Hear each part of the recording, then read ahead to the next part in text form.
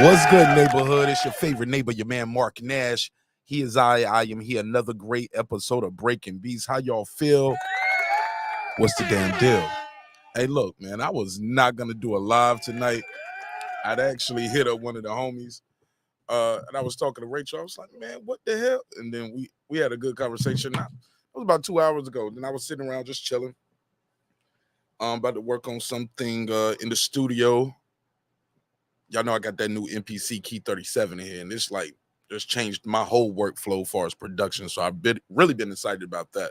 But man, oh man, there's so many conspiracies going around today. I couldn't let it pass, man. I couldn't let it pass. I couldn't pass up the opportunity to talk to you and the neighbors. Shout out to all my neighbors. You got much flavor. Let's talk about it, baby.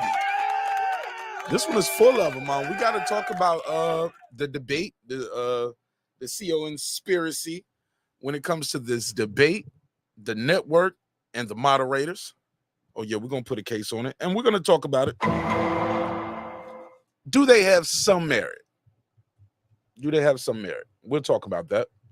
Also, we got to talk about Shakur Stevenson. Boxer Shakur Stevenson got a hand injury leading up to his upcoming pay-per-view, and man, oh man, these dudes brought out the nail emojis for this one, boy. Put a case on it. So we're going to talk about that as well.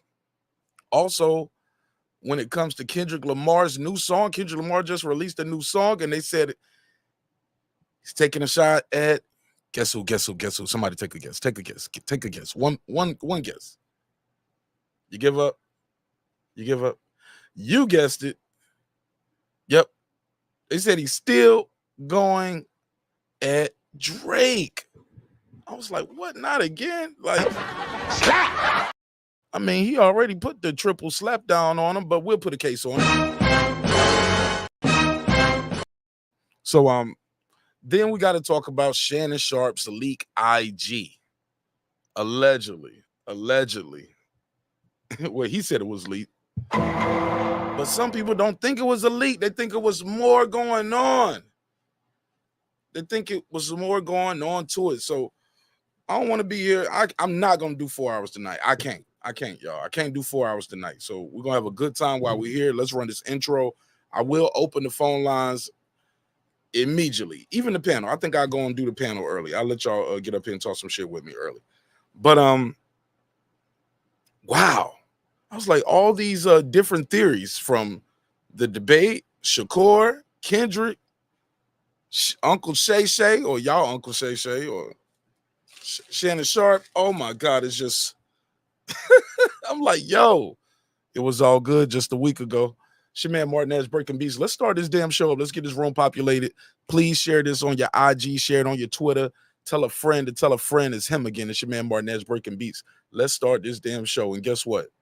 You gonna love it. Let's start it. This is my passion. This is what I love to do. But some days, sometimes, I'm just like you, man. I hate this job. Damn, I hate this job. Damn, I hate this job. Damn, I hate my job. Damn, I hate this job. I'm just like you.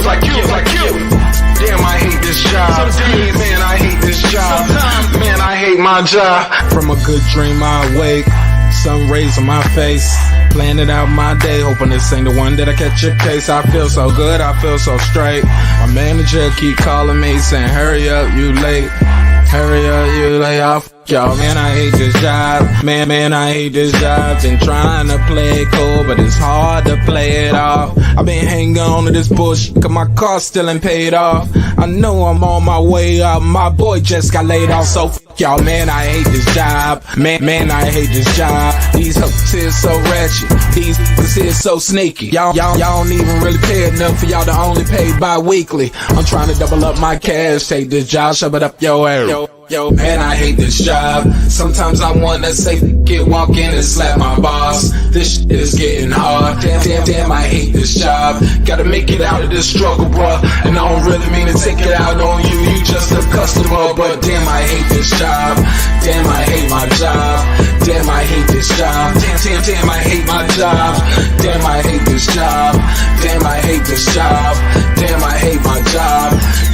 hate this job. We're the reason why your stockholders always stay afloat. Yet I'm asking, are they hiring? Like everywhere I go, schedule will say 9, but I think it's fine if I clock in at 9:04. I work 40 hours a week plus overtime just to be broke. So y'all, man, I hate this job. Hate that I applied. So much has transpired since the day that I was high. Told me I could advance, but you were telling me lies. Gotta give your notice before I quit, but you don't say shit right before I'm fired. Damn, man, I hate this job. Sometimes I wanna say, walk in and slap my boss. This shit is getting hard. Damn, I hate this job. Gotta make it out of this struggle, bruh. And I don't really mean to take it out on you. You just a customer, but damn, I hate this job. Damn, I hate my job. Damn, I hate this job. Damn, I hate my job. Damn, I hate this job. Damn, I hate this job. Damn, I hate my job. Damn, I hate this job. You and your procedures. You and your protocol. You and your policies. None of that shit don't apply to me. You and your quotas. You and your standards. You and your 2 sick days a year. Y'all niggas bananas. Wonder why the postman's posted with hammers. Going postal with Popo on camera. His wage got him enraged. Stressed out, it's hard to maintain. He flips the middle, grabs his. He said, if you don't get the picture, I quit. You ain't shoot, mother. Man, I hate this job. Sometimes I wanna say, walk in and slap my boss. This shit is getting hard. Damn, I hate this job. Gotta make it out of this struggle, bruh. And I don't really mean to take it out on you. You just a customer, but damn, I hate this job. Damn, I hate my job. Damn, I hate this job. Damn, I hate my job. Damn, I hate this job. Damn, I hate this job. Damn, I hate my job. Damn, I hate this job. Look, man, I hate this job. I put my pants on one leg at a time, just like you. I'm out here trying to take care of my family. Damn, I hate this job. It's not always glamorous, for real, but I do what I gotta do for me and mine, you know? Damn, I hate this job. Damn, I hate my job. Damn, I hate this job. Damn, I hate my job. Damn, I hate this job. Damn, I hate this job. Damn, I hate my job. Damn, I hate this job. Damn, I hate this job. Damn, I hate this job.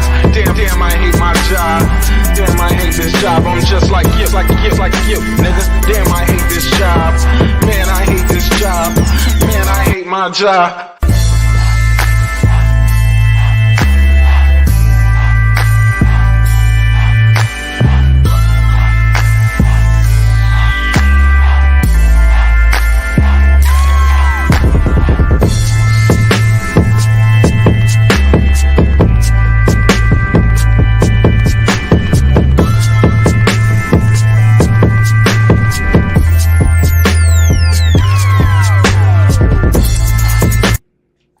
The views and opinions expressed in this program are those of the speakers, commentators, experts, and or the hosts.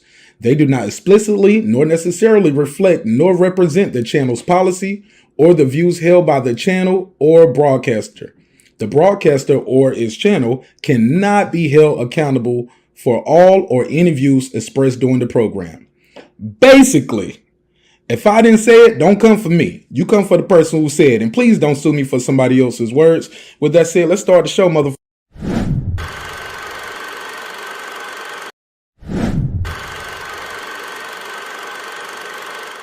This that squad sound.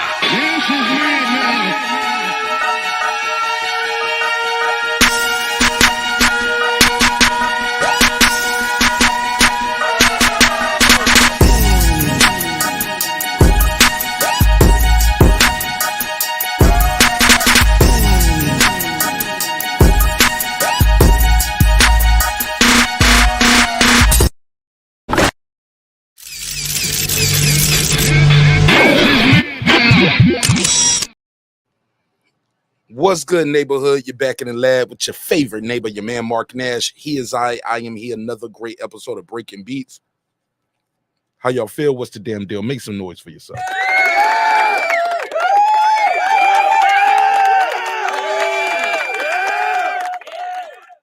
Oh man, unless you've been under a rock for the last 24 hours, oh my goodness. Let me feel you what's been going on. maybe you just woke up out of a coma. Maybe you have been drunk and you had a rough night of drinking last night and you spent all day recovering. So you don't know what the hell just happened in America. Excuse me. Man, oh man. So as you know, Donald Trump versus Kamala Harris went down last night in a major way. And shit, she was in there at times looking like Terry Silver in there, just had him punching the board, in my opinion. Now, I did hear some people have some conspiracy theories, but I love it though. Here we go. And this episode is going to be full of those kind of things, and we're going to get our laugh on. We're going to have a good time, and hopefully I can keep this show under 2 hours. Under 2 hours. Let's keep it under 2 hours. Because I can't do 4 hours with y'all tonight, man. I can't, man. I can't. Not back to back. I need a break in between. And you know, yesterday was not a regular day. Shit, I ain't really had a lot of regular days. I've been falling off, man. But I'm trying to get back on point. And put y'all back on some kind of schedule. So I'm going to try to get back to my Monday, Wednesday, Fridays, all right? So trying to get back on some kind of schedule so you guys will know what's going on. All right, let's talk about it. So I saw this theory going around. Hold on, let me get my, where my cam at? My cam ain't on. Hold on 1 second. Camera. There we go. Hold on 1 second, man. Let me get this damn light and camera. Hold on.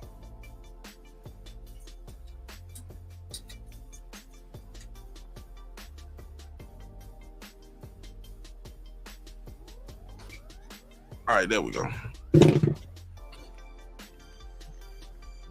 There we go. What's up, Deuce? Yeah, Deuce. We got some conspiracies out there. Where we at? The camera at?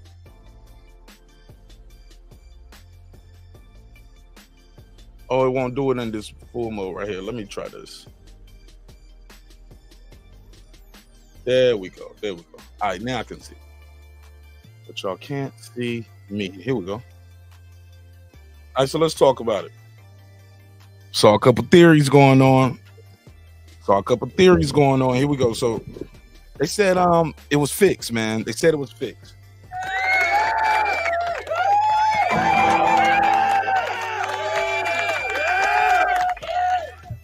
My question is for the people who said it was fixed against Donald Trump, and I'm like, but he agreed to it. And when you see the poll saying he lost, I heard people say, well, you can't trust that poll. It's a CNN poll. It's a biased poll. To be fair, this is the same poll that said he won last time when he put Joe Biden in the dirt. Just saying, it's the same poll.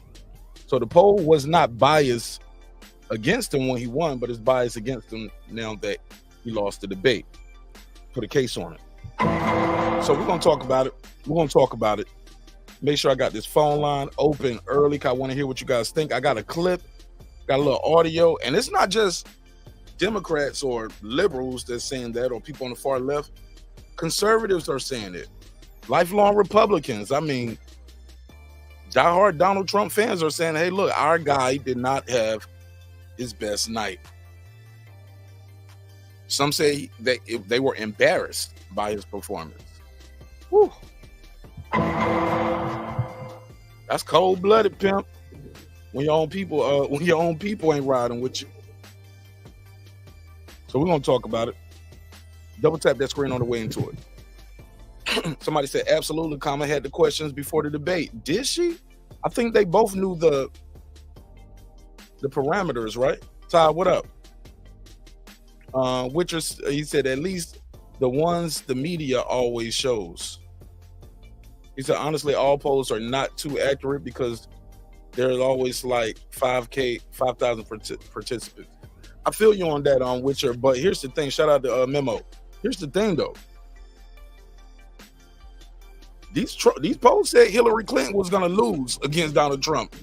Remember, Mika from Morning Joe went on TV and she said the Hillary team used to call them and fuss them out, like, stop saying that shit. I ain't about to lose. We're gonna win this thing. They were so arrogant that Hillary was gonna win that they didn't even campaign in certain things, certain places, battleground states. They just knew they had it in the bag. Nah, shawty, you ain't have it in the bag. Got your ass kicked. So I I definitely want to know y'all take on some of these topics. But like I said, it's full of conspiracies tonight. People said it was fixed for her to win. Donald Trump did seem like he was open to the rematch being on Fox. Fox sent out 3 days. Donald Trump, while interviewing with Fox, because he called them this morning and went in, he said he thought he did a good job. He actually dunked on them. He was like, nah, I don't want Brad to do it. I don't want Martha to do it. He said, let this other guy do it. He got it right. He said, I won last night, so I want him to be the moderator on the debate. Of course, you want the people that said you win. But I'm going to be honest. There's been a lot of crime from the Trump teams, the Trump supporters out there, the trumpets. All the trumpets out there losing their mind. And I'm like, bro, I have not seen this many excuses after somebody get their ass kicked since Errol Spence Jr. I'm just saying, keep it a buck. Shout out to Errol Spence. He probably like, man, leave me the hell up out of this. I ain't got nothing to do with this.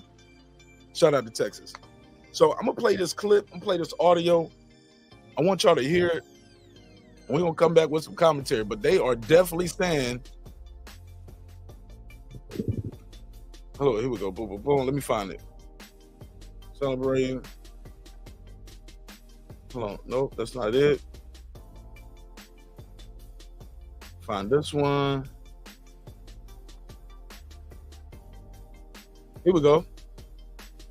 Tommy Lauren. She go. Matter of fact, before I get to that, let's get that. Before we get to that, let's rewind. Let's play the other one first.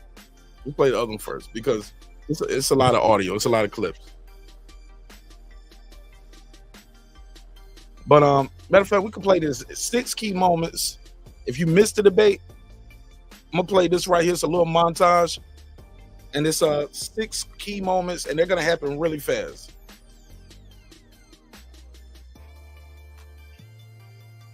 Here we go. So they said these are the 6 key moments. Let me plug this phone up, man. I can't wait. Plug this phone up. Get these phone lines open too. Now, the 6 key moments, I didn't realize this was, hold on one second. Didn't understand this was such a key moment, but when you go back and look at it, the body language, right? I forgot, people's like body language matters, right? Especially false claim that you yourself have talked about in recent days about. Okay, the optics. He looked like he was walking straight towards the podium. She walks across the front of the stage in the middle, walks right to him, meets him over there. Let me share the screen so y'all know what I mean when I say these things. I don't know why the screen is doing that, but y'all better figure it out. Y'all better figure it out. All right, so here's one. Kamala Harris. So, Have a good debate. Thank you. He said in Springfield. Okay, so they thought that was one key moment. She walks up to him. She's all the way over there at his podium. She said they said it was an awkward handshake. I don't know if they got to characterize it as awkward, but here we go. Have a good debate. She said, good debate. Have fun. Thank you. Thank you. In Springfield. All right, here's one. Now, when Trump repeats the claims which authorities have disputed about the immigrants eating pets, this is one of the ones that made the headlines. This is that look where she kind of like, damn, man, I kind of feel sorry for you, bro. Oh, man, this was kind of sad. But let's play the clip. This is one of those moments. Eating the dogs, the people that came in. She like, oh, my God, nigga, please. Never heard of it. They're eating the cats. She's laughing. She didn't even know this was, she like, don't even think this is real. They're eating the dogs, the people that came in. They're eating the cats. They're eating the pets of the people that live there. And this is what's happening in our country. I just want to clarify here. You bring up Springfield. Then they're going to fact check them on this, and which leads me to my next clip where people are having issues. Ohio, and ABC News did reach out to the city manager there. He told us there have been no credible reports of specific claims of pets being harmed, injured, or abused by individuals within the immigrant community. Well, I've seen people on television. Let me just say here, this is the people on television say my dog was taken, and he said the people on television are saying, the people on television. He's like, yeah, but I'm talking about the city managers and the people who are in charge. They're saying, look at his face right here. He was like, bruh. Even that little smirk right here. I don't know if y'all can see the green circle right here. Even that little smirk, not even a smirk, is a little contempt right there. Like, man, used for food. So maybe he said that. And maybe There's been no credible reports of specific claims of pets being harmed, injured, or abused by individuals within the immigrant community. Well, All this Within the immigrant community, he was like, yeah, it ain't in their community. They stealing our cats. people on television. Let me just say here, this is the people on television say my dog was taken and used for food. So maybe he said that, and maybe that's a good thing to say for a city manager. We hardly make chips anymore because of. Now, Trump had a good point there too. Like, now, if I'm the city manager, I don't want people to know this is happening here. I'll say, yeah, it's not true neither. Right? Isn't it in his best interest to say, hey, look, that's not happening in our city. We wouldn't do that. So he does have a point there. BVO, what up? All right, so let's play this next clip, man. Yo, like I said, this right here is in less than 3 minutes. They're gonna give you 6 key points of the debate. So this was funny. Told her, you like, Shorty, I'm gonna give you a MAGA hat. Let's go. That's a good thing to say for a city manager. We hardly make chips anymore because of philosophies like they have and policies like they have. I don't say her because she has no policy. Woo! Everything that she believed 3 years ago and 4 years ago is out the window. She's going to my philosophy now. In fact, I was going to send her a MAGA hat. She's gone to my philosophy. Shots fired. If she ever got elected, she'd change it. She's a Marxist. Everybody knows she's a Marxist. Her father's a Marxist professor in economics, and he taught her well. The government and Donald Trump certainly should not be telling a woman what to do with her body. I have talked with women around our country. You want to talk about this is what people wanted? Pregnant women who want to carry a pregnancy to term, suffering from a miscarriage, being denied care in an emergency room because the healthcare providers are afraid they might go to jail, and she's bleeding out in a car in the parking lot. She didn't want that. Her husband didn't want that. A 12 or 13-year-old survivor of incest being forced to carry a pregnancy to term. They don't want that. They have abortion in the 9th month. They even have, and you can. They don't want that, nigga. Might as well say that. They don't want that, motherfucker. Yo. But a lot of people missing some of those points that was highlighted too, though, where Trump did refute some of the things that were said. And she didn't say shit. She just like, well, I tried to get it by you. Because here's the deal. In real time, people, if you know, but it takes some time, some research to fact check. So people don't know the facts sometimes in real time. You have to Google or you have to know. It's all about optics. That they how have, you get off with it.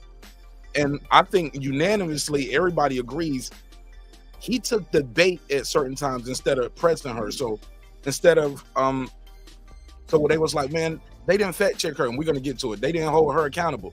They really didn't have a lot of time because as soon as she was done, he was jumping right back in. They was like, well, Senator Harris, let me hold up. Trump was like, I gotta check this bitch. You got me fucked up. Donald Trump was like, you got me fucked up. Hold up. You think I'm going to just let that slide? Donald Trump was like, you think I'm going to let that slide? He was about to. So he jumped right back in. So I was like, damn, man. Maybe they was going to. If you listen close, it was time they were trying to get a yes or no answer from her. But he was already jumping back in like, nah, I got something to say to her, homie. I ain't letting that shit go. I was like, all right, Trump. I thought they was fair. They even let them overtalk each other at times where they didn't supposed to do that. I thought their mic was going to be cut off, but their mics were off. But I guess we could still hear them. All right, but here we go. Play this next part, then we're going to keep it moving. I got something else for y'all. Abortion in the 9th month. They even have, and you can look at the governor of West Virginia, the previous governor of West Virginia, not the current governor, is doing an excellent job, but the governor before, he said the baby will be born and we will decide what to do with the baby. In other words, we'll execute the baby. Oh! And that's why I did that, because even the way he said it, he put that emphatic on execute. Like, oh my God, he's graphic. That predominates because they're radical. The Democrats are radical in that. There is no state in this country where it is. She checkmate this nigga right. She was like, there's no state where you can kill a baby after it's born. Legal to kill a baby after it's born. And that's a fact, though. What state can you do that? I didn't know you can do that in no state. I'm going to actually do something really unusual. And now this part right here, this is when she got him. In my opinion, this was the beginning of the end, even if you're a Donald Trump fan or supporter, and I've seen many of them all day long. I've been watching all the pundits. When she did this, he took the bait, man. She started talking about the size of his crowd. Oh, he got offended. Oh, he was offended. Let's hear it. I'm going to invite you to attend one of Donald Trump's rallies because it's a really interesting thing to watch. You will see during the course of his rallies, he talks about fictional characters like Hannibal Lecter. He will talk about windmills cause cancer. And what you will also notice is that people start leaving his rallies early out of exhaustion and boredom. That people don't leave my rallies. We have to look at that face right there. She was like, got him. Got him. You ain't even. So she was able to spin the question, not answer the question, talk about her values. Then from there said, well, let me do something different though. Let me tell y'all, he's bitch ass niggas. His rallies are whack. His crowd is whack. The record label, the crew, the staff. Like, she started clowning and he took the bait, man. Hey, look, I told y'all that last night in real time, soon as the debate was over. And if you go around and watch most of your favorite, even you watch Fox, ABC, CBS, CNN, MSNBC, whatever you watch, BET Plus, nigga, whoever you watch, they're going to tell y'all the same thing I told y'all in real damn time last night. She threw bait down, she threw the hook down, and he ate it. He chased the ball around. It's like putting a laser on the wall with a cat, man. He just kept jumping at the laser all night. I was like, damn, bro. And I'm not even no Trump supporter, but I was like, I don't like to see elderly abuse neither. That was getting bad. That was kind of bad. Somebody said videos, rally car. He said videos, rally was empty car dealerships. And she didn't even do rallies, barely came out for interviews. I think she only did one real sit-down interview. Right Side Broadcasting broadcast a wide audience at Trump. I'm trying to read that memo. I'll send you the link though. You could just tell me. She said she doesn't do rallies because she's not a child. Somebody say rallies for making your supporters even more stronger supporters, but Trump does it for his ego. Interesting. Jerry said that's absurd. Trump's rallies blow hers away. Hey, look, that's my thing though. I think y'all missing the point. It's not about if his rallies are better than hers. Instead of replying to her and saying, hey, look, you didn't answer the question they just asked you. It's a layup. Are Americans better off now than they was 4 years ago? Whatever that question was. Like, he got distracted. That's my thing. He got distracted and let her off the hook without answering the question because she ended it with a little jab at his ego and he couldn't take it, man. He couldn't take it. He went off. So let's do this though. Let's do this. I'm gonna play this other clip real quick of some diehard Donald Trump supporters and them giving their assessment of the former president Donald Trump. 1 second. Let's cue that up. While I do that, let me put this in send mode. Sidebar, I heard the VMAs is going off tonight. Let me see.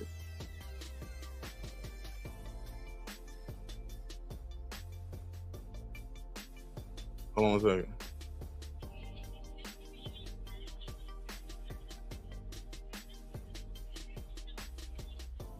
Okay.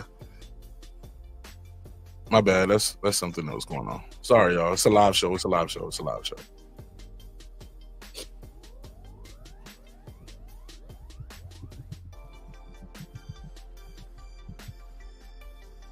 Okay, so look. Boom. Let's go over here. Let's share this screen instead. It's a lot of moving parts over here, man. It's a lot of moving parts. Where do I go? Where's the clip? Trying to find my video. Folks. Okay, here we go. Let's go to video 2.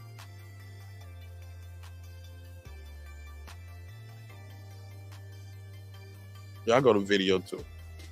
Nah, I want to play video 1 first. Let's do this. So scroll back. Where is it at?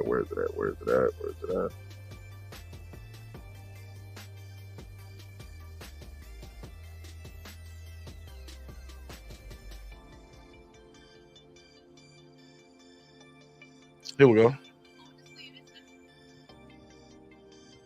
I want y'all to hear this. Look, here we go. Let's share the screen. I got one for you. Yeah, it was kind of bad, man. It was kind of bad. Let's go right here. Let's share this.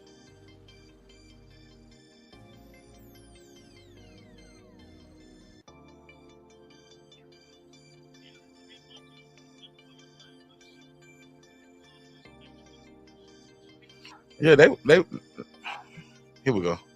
Listen to, these are Trump supporters now. Conservatives were disappointed. Here we go. Was what did you think his best answer was tonight? I asked several of his surrogates like what they thought, and the number one question I asked them was, what did you think his best answer was tonight? None of them could come up with anything. Donald Trump looked old tonight. Donald Trump was foolish at times. And then I saw my old friend Lindsey Graham. We were at U Street Panels in 2016. He looked at me and he was just like, "You are right about one thing. That was a disaster. He was unprepared, and we should fire the debate team." I mean, they talk about migrants eating dogs and cats. I mean, that's something Saturday Night Live would do. Why would you even bother to do that? Now, keep in mind, that's O'Reilly. That's Bill O'Reilly right there. Y'all know he ain't rocking with no Democrat, especially Kamala Harris. Dogs and cats. I mean, that's something Saturday Night Live would do. Why would you even bother to do that? I didn't think I was ever going to witness a debate as devastating as the one that you and Dana moderated back in June, where Joe Biden basically tanked his re-election campaign. I think tonight was just as devastating. Wow. These are conservatives, Republicans, man, saying he lost. Now, Trump was asked about doing a rematch debate, and it seems like he pretty slid up out the back door. But we'll come back to that. Let's play this. Somebody said 817, you got the weapon. What's your name? Where you from? It's Philip again, from Texas. Philip from Texas. How you doing, my guy? I'm good. How you doing? I'm back like I said I would be, and you are too. How are you, man? I'm great. Yeah, I was just listening a little bit.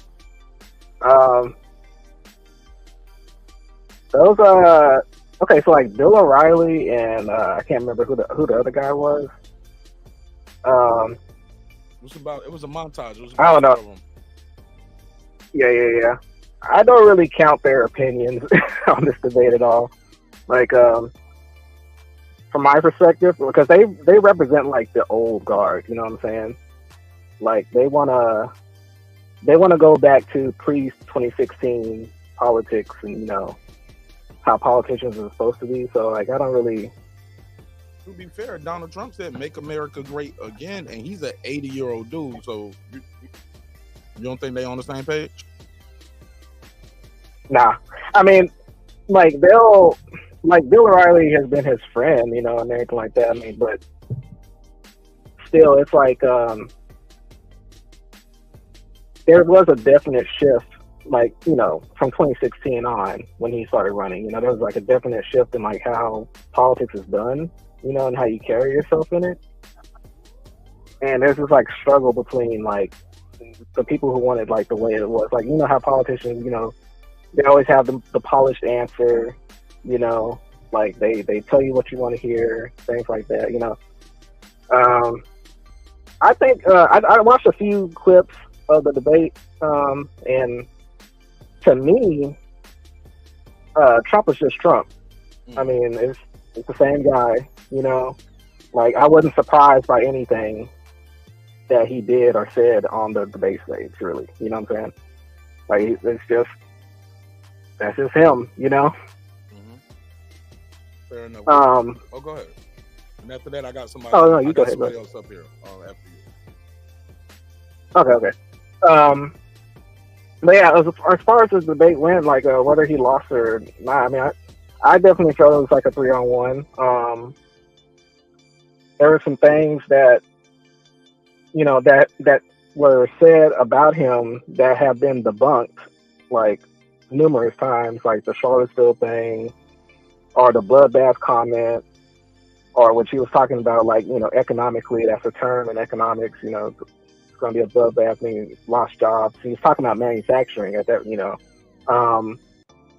the Ukraine question, especially, I mean, like, he answered the question. It's the same answer he's given whenever he's asked about it. He just wants to end the war. It would have never started if he was president still, which it didn't when he was, for 4 years he was president. So, I think, it was a 3-on-1, and so of course it's going to look like he was on the defensive. But, I mean, but again, like, for me, that's expected.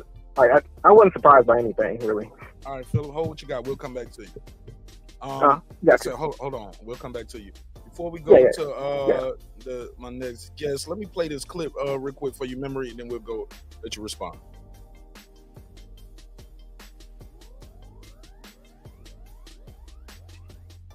He's like, I don't say her because she has no policy.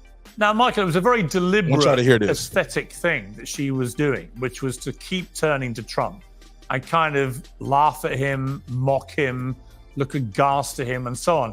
And, you can look at it two ways. You could say she overhammed it, but I did think it was quite effective to viewers watching at home.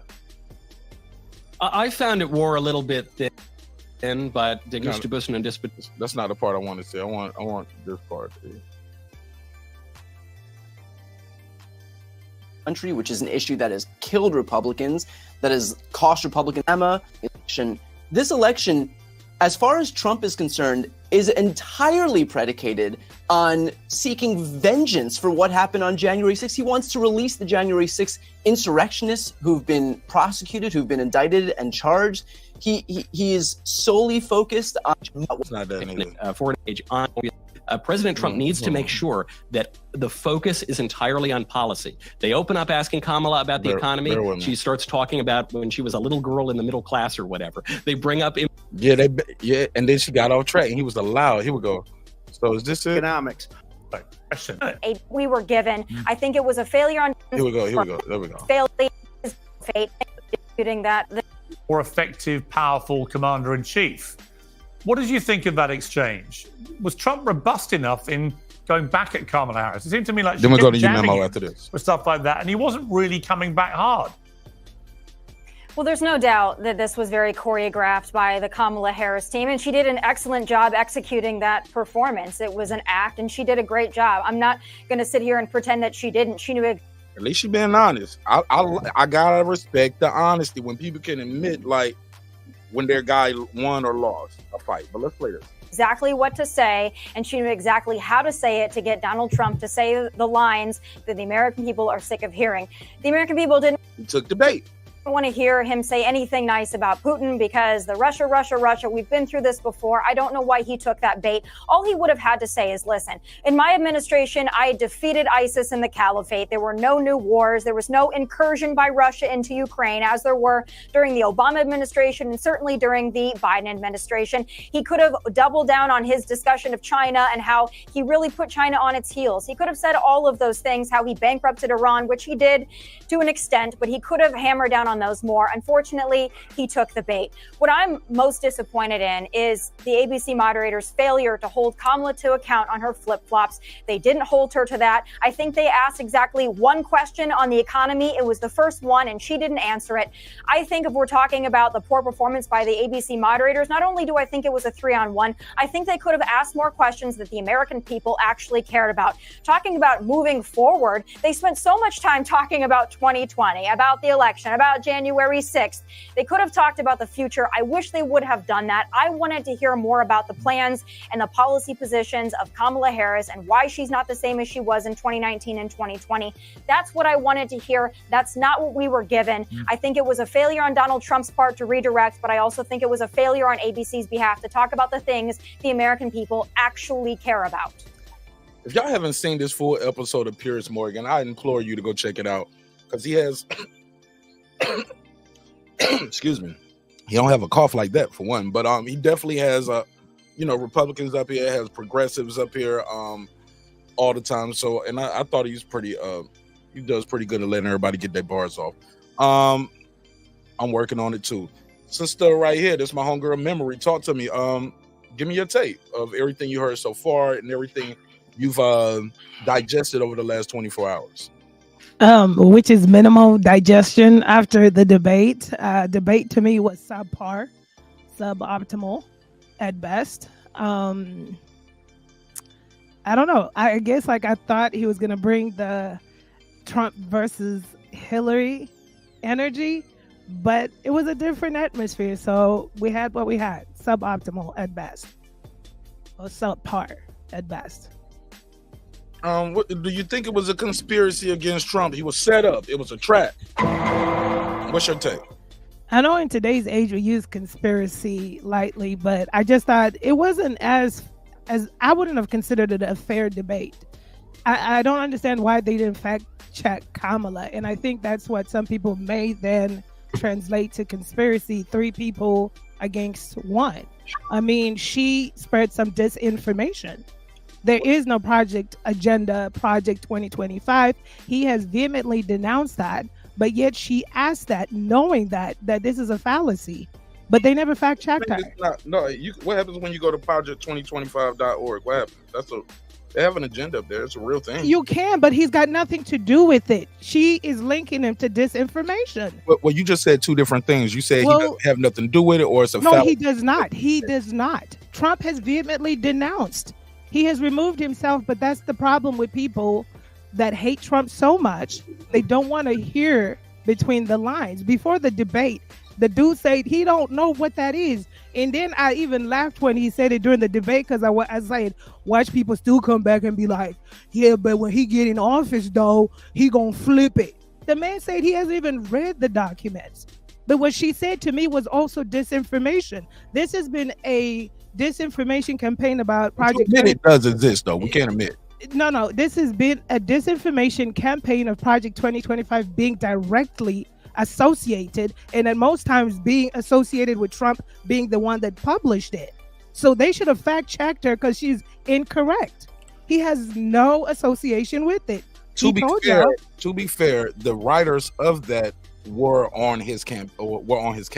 To be fair, okay, right? To be fair, but if you have a if you have a company, you have a company, you dissolve your company, your ex-former employees start a movement against Mark Nash Productions and everything against it or whatever, are they associated with you? No.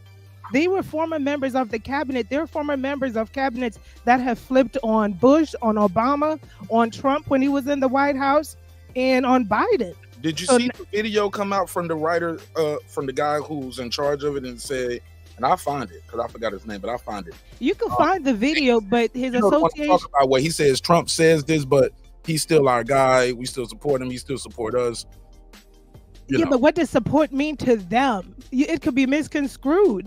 But what I'm saying is, how come people don't have the same grace and respect to take him at his value yesterday when he said to everyone in America and the world that I haven't even read it, and he said that I don't even know what you're talking about? I believe that because all his reports say he doesn't like to read briefings. Most presidents don't like to read briefings. Is not the only one that has been made fun of. Bush Jr. didn't like to read nothing. I can believe that he didn't read it though. That doesn't mean he won't get down. Yeah, Bush Jr. didn't like to read either. If we're gonna make fun of presidents not reading briefs, but fair enough. But yeah, fair enough. He said no, so let's take him at his word. The point being, once again, we're missing the point. Why wasn't Kamala Harris fact checked on disinformation? Fair enough. All right, let's go to a caller. Caller, what's your... hold on, Philip, not you. We got a new caller. Caller, what's your name? Where you from? Yes. This is Tavares out of Greenville, North Carolina. Shout out to G Vegas.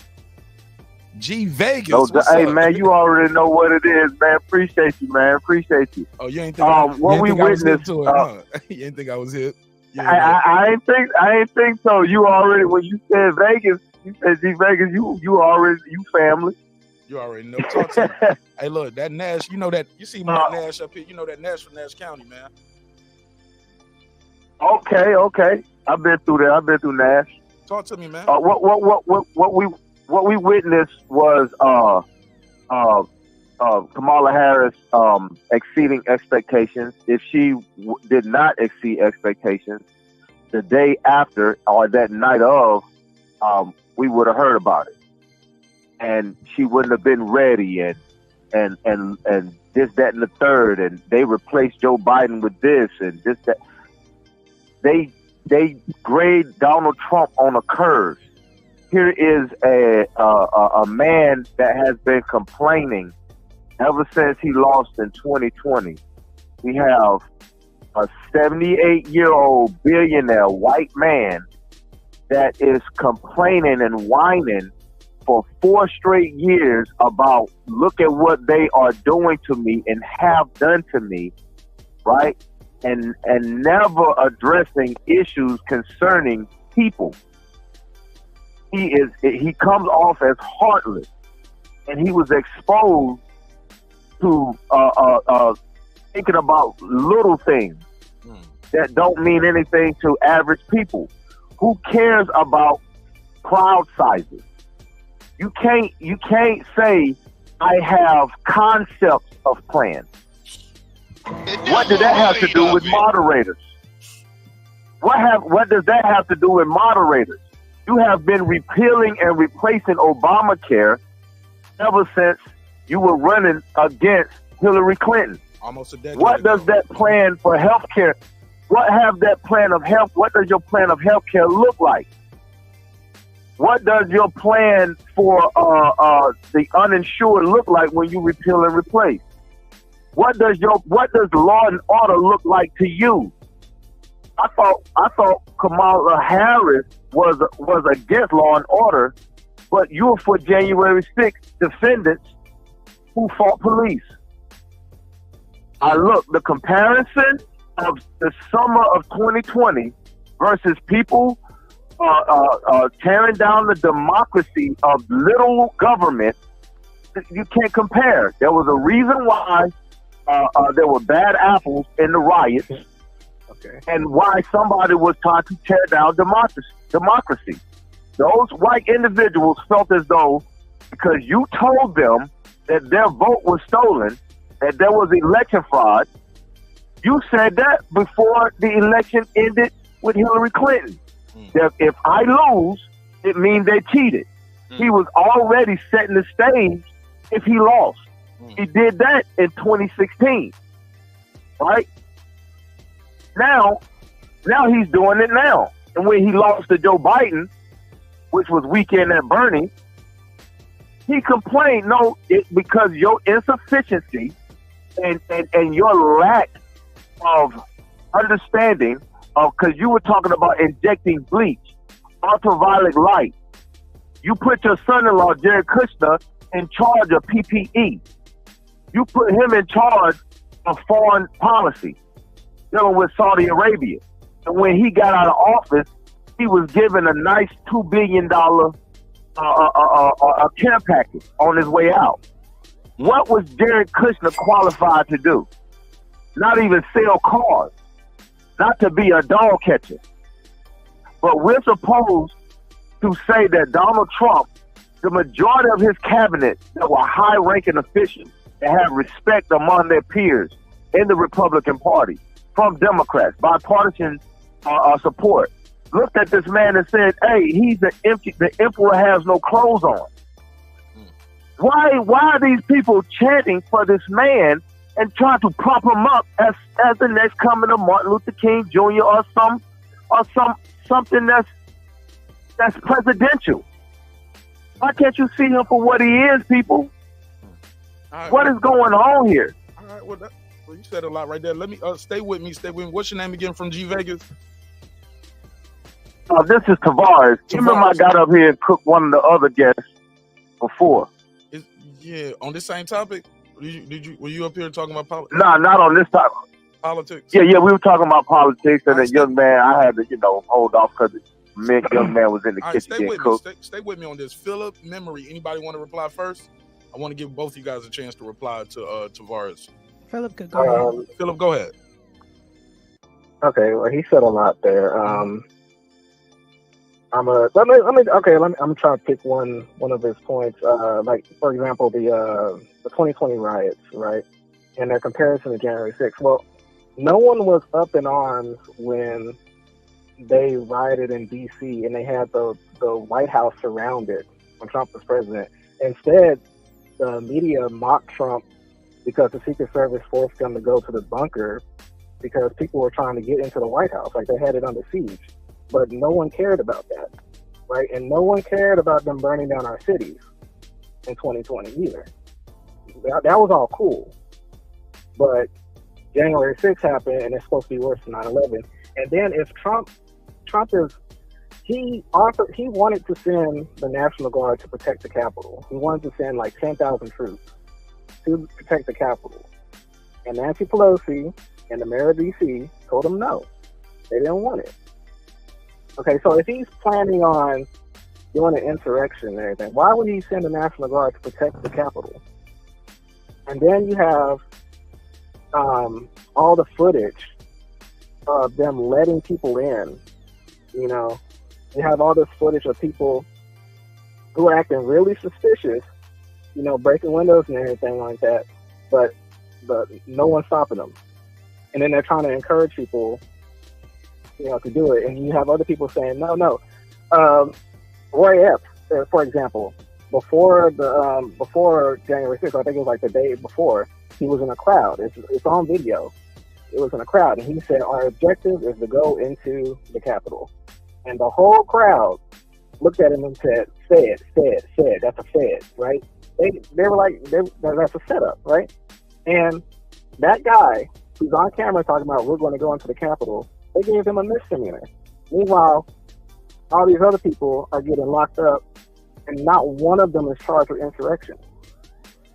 You know, so it's like, plus the January 6th committee destroying evidence, destroying video footage. Like it's like there's like these people have been against Trump since he got off the escalator, right? Obama set him up way before he became president, with the FBI and the Russia shit. Like, it's no wonder why he's so, like, you know, why he keeps talking about it. It's because people don't remember all this stuff happening, you know. And then he was about the 2020 election. Well, when we talk about election fraud and everything like that, when he won in 2016, I remember it was the Democrats who were claiming fraud. What was her name? Jill Stein, who was the third party ticket. She called for a recount. And the only reason they stopped the recount is because they kept finding more votes for Trump. But all the stuff that we were saying that was happening during 2020, they were saying that happened in 2016. But it's okay for them to say it. It's okay for them to claim fraud. You know? Fair enough. But when it's the other way around, fraud doesn't exist. Fair enough. You know, and I'm sorry. You got one more thing? No. You can go. Tavares, respond, and then we'll go to memory. Okay, Hillary Clinton conceded the night she lost. Donald Trump, to this day, has not conceded. The man hasn't conceded in 4 years. Think about that. Now, I can say I disagree. Go ahead, brother. You'll have a chance to respond. I want to finish his thought. Like you were waiting. Go ahead. That's a key point. The peaceful transfer of power for the first time in American history. Now it was still a peaceful transfer of power with Al Gore and George Bush, but they had to correct the election in Florida because of the hanging Chad, right? They had to do it. He had to not concede because of the insufficiency. Both parties agreed to it because it could have been a vote for George Bush. It could have been a vote for Al Gore. It was up in the air. So nobody conceded, right? Both sides had every right to be like, hey, we got to stop. And they agreed to it. That's true. But that was the only time in American history where you didn't see a peaceful, and because both sides agreed. Donald Trump Donald Trump like a petulant child. He brought the fact that if he does not win, it is election fraud before the election happened. He was prompting his people before the summer, telling them, if I do not win, it's because of election interference. They have to cheat. That's what he was already setting the stage for it. You get what I'm saying? That's Russia. If you have any evidence, let me see it. Right? He was asking a foreign nation to interfere. Oh, that's just Trump being Trump. Why do they keep allowing him to and then throw off as if it's just Trump being Trump? For everybody else, you have to be this stern politician. You cannot, but Trump is allowed to just, go about. You remember Obama's tan suit? It was World War III. But now we fast forward to grabbing them by, they're what? 34 felony, waiting 2 hours to issue a statement about your individual, your supporters, right? No one was let in. By the time you saw people walking through, they had already broke into the Capitol. How did they get into the Capitol? They broke in. It was a violent takeover. If you look at it, they were beating people upside the head. You get what I'm saying? They were beating people upside the head. And listen, and I'll make this last point. When he went across the street and held the Bible upside down, his favorite book, 2 Corinthians.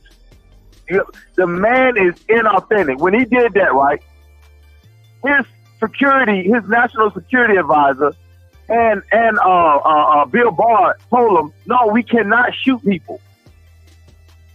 He wants to be Vladimir Putin so bad. He wants to be Kim Jong-un, who sends him sweet letters, and they pass along sweet letters. He wants to be a dictator so bad, a strong man so bad, but he's weak and inefficient, and has been. He was given an economy. Hey, you're getting a little. I'm sorry. Yeah, you got to keep. I'm sorry, brother. Go ahead. Other people trying to get into.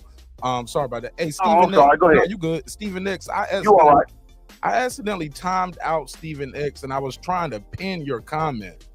So I'm so sorry, Stephen X. My bad. Damn, I messed up. I was trying to pin his comment, but he was telling everybody hit the like button. I put him in timeout. Damn, my bad, Stephen X. But definitely hit that like button if you just got here. Even if you disagree with me, disagree with the panel, hit the like button for this opportunity and the platform being here for you guys to either being able to call in and exchange ideas, whether we agree, whether you vote for Trump, whether you vote for Kamala. I want you guys to have a peaceful dialogue, not go tear down the city and riot because you disagree or cuss and fuss each other out. So Stephen X, I do apologize for that. And hopefully you'll stick around. I cannot. Oh, it said he was banned. Oh, let me fix that. But Memory, you jump in, Memory, while I fix this. And okay.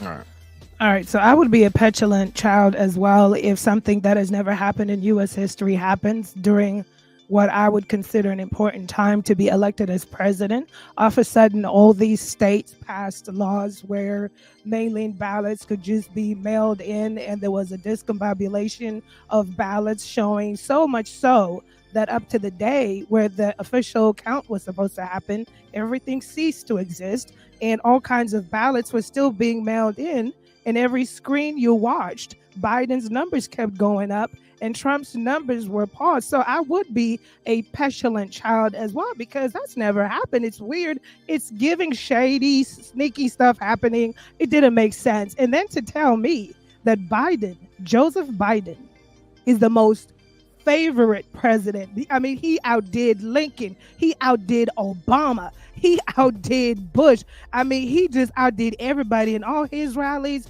He rallied at empty Jeep dealerships, while Kamala want to talk about Trump's rallies, you barely come outside the house. So what you talking about? And Biden, he was talking to cars. There were no people in those cars. So excuse me for him being petulant for something that's never happened. And that kind of gives a little weirdness going on. I would be petulant too.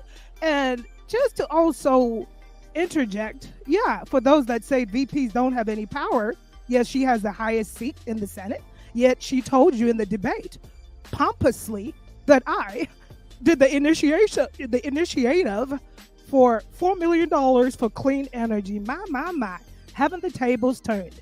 But this is the same person who reminds me of somebody in a very crazy relationship with somebody, going upside their dome for 3 years and then try to propose and say, babe, I'm going to change for you once we get married.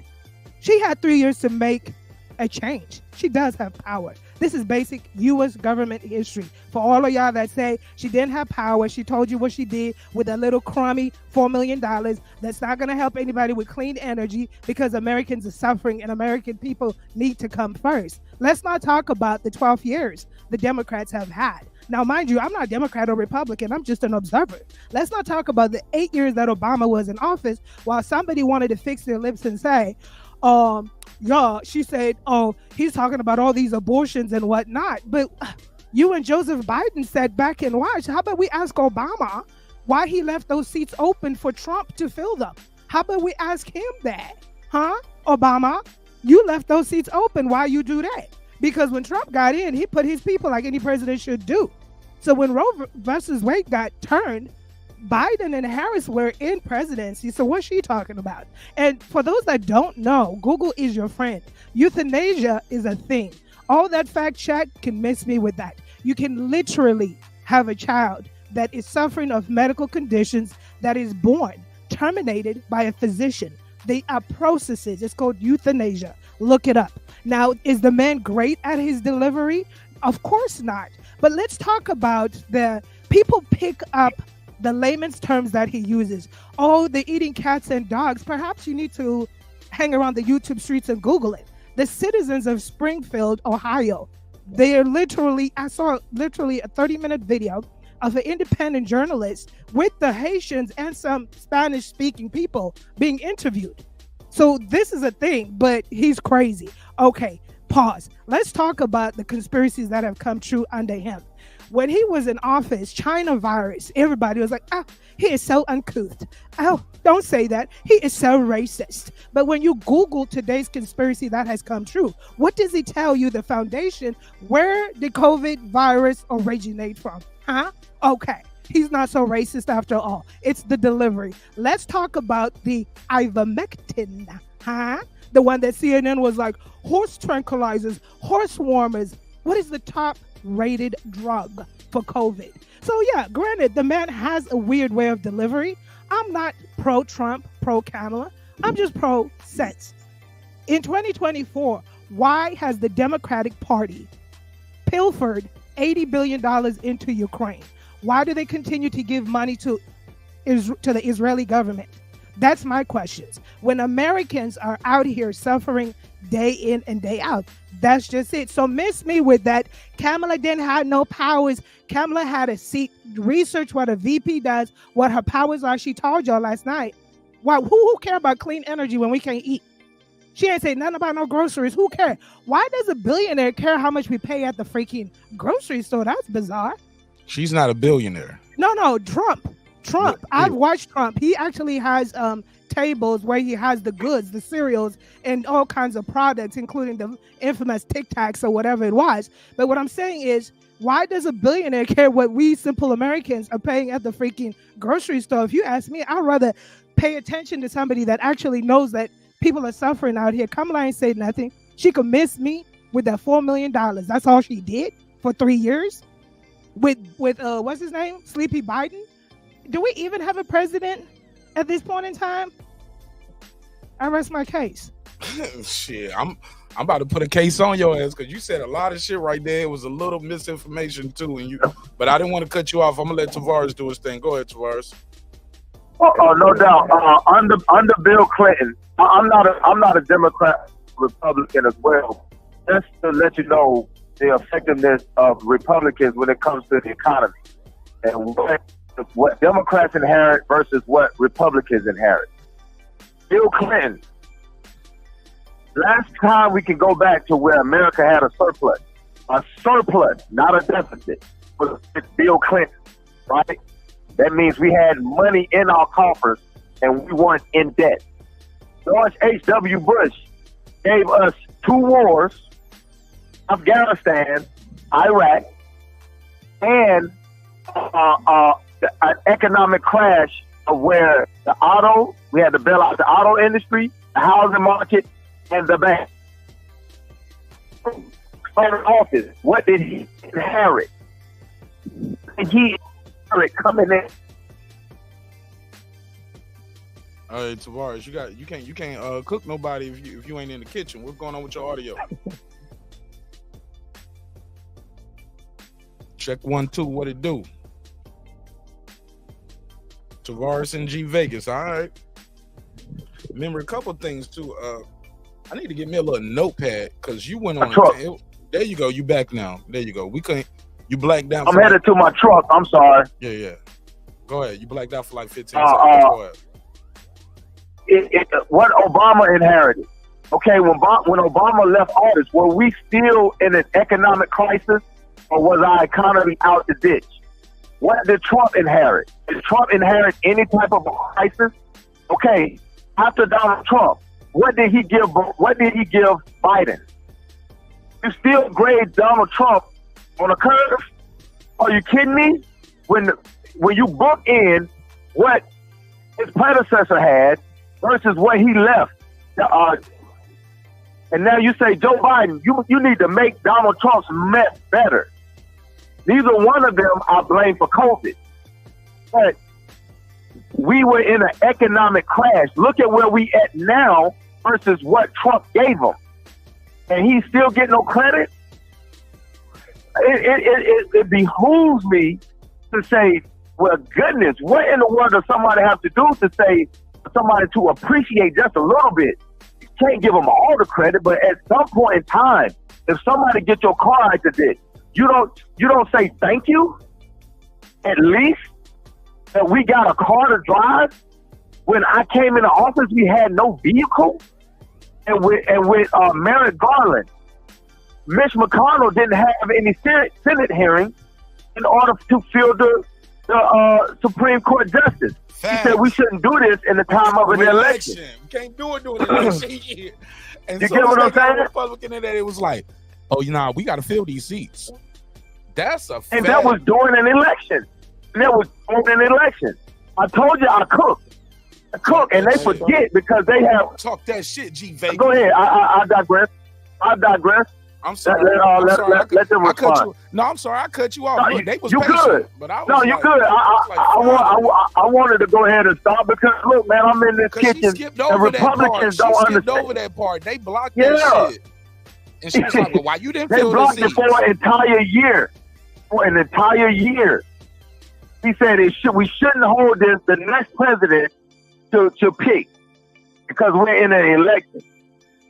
Donald Trump, it was within, matter of fact, it was less time.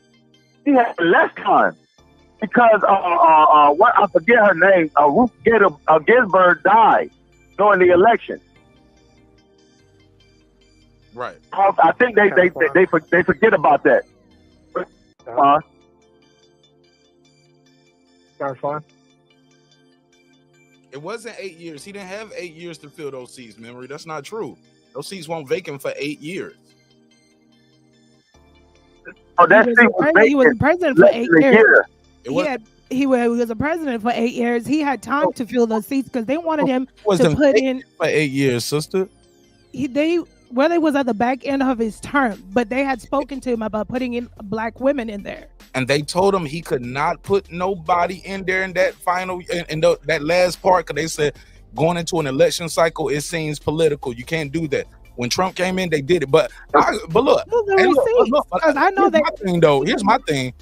He could have did what he wanted to do. The Democrats are weak. I'm gonna be honest. They be weak on a lot of shit, and I get so frustrated with it. And I'll be like, oh man, They always want to reach across the aisle. Like when Kamala said last night, she had a good chance to slam dunk, and what she did, I mean, she let the time clock run out. Just dribbled the ball to the time clock run out. And she said, I have over 200 Republicans supporting me. Dick Cheney supports me. Liz Cheney I was like, shorty, like that's not a good thing. Dick Cheney, who put us in an unnecessary, endless war.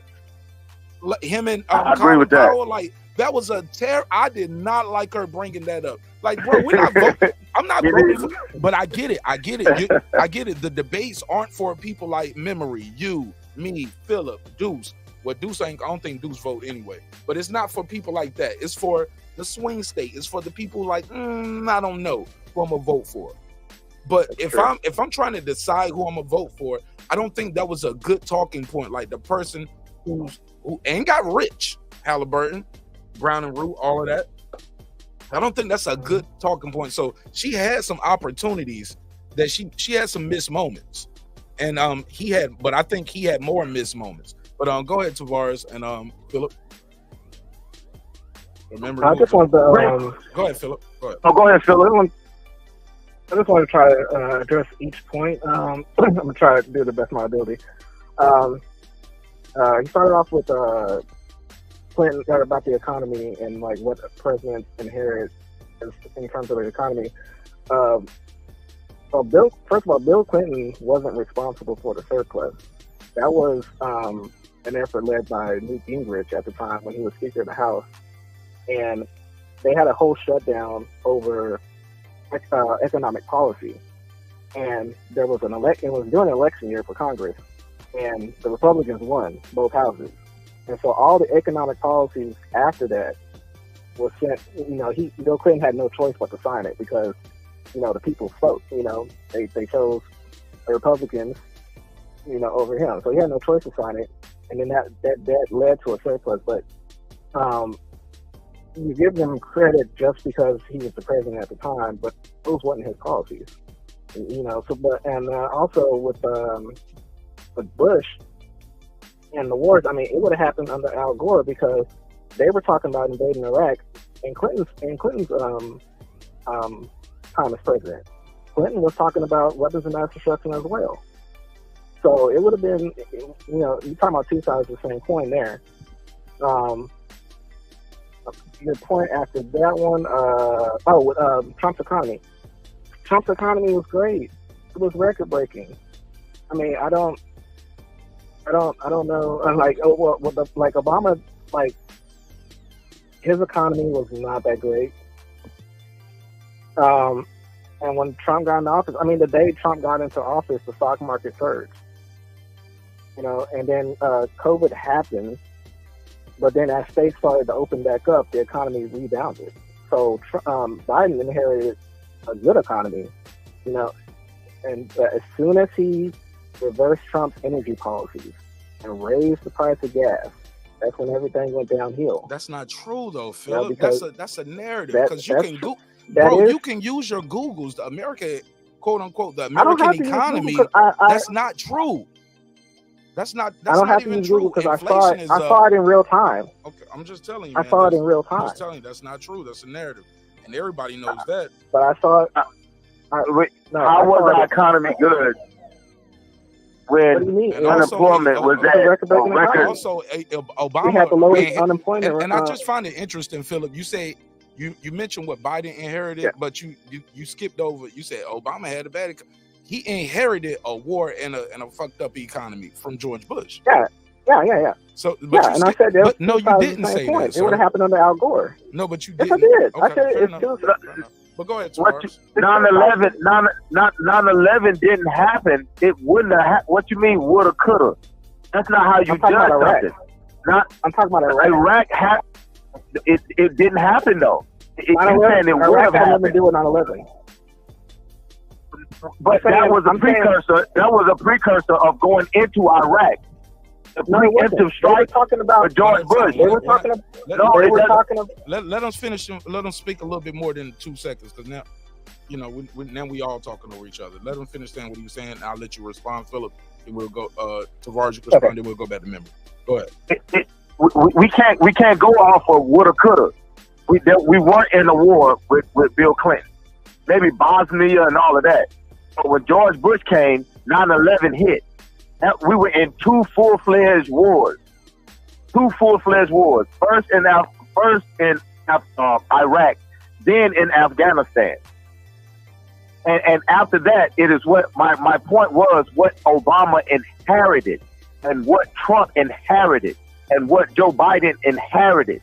Joe Biden did not inherit a good economy. The government was the planet was shut down. America was shut down. Nobody was working. We had a $6 trillion bailout.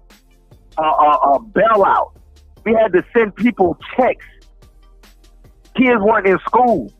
We were in a pandemic. 6% unemployment rate. What do you mean Joe Biden inherited a good economy? He inherited COVID. Everybody was home when Joe Biden was in office. That's why he couldn't go nowhere. We were standing 6 feet apart with masks. Go ahead, Philip. Go ahead. Okay, so to understand why we went to war in Afghanistan and Iraq, you have to understand, like, we have these economic downturns regularly because of the Federal Reserve, and they use these wars to cover that, to mask that, right? To blame it on that. Like I said, hold up, say that again. I'm sorry. Say that again, Philip. Let me try to turn his music down or turn you up. Say that again. About they use wars for what? So they use wars to mask why we have these economic downturns, why we have these recessions and everything. It's because of the Federal Reserve System. They use these. That's why we're always in conflict. That's why we're always at war. According to what? Where do you get that information? Why? It's just a pattern.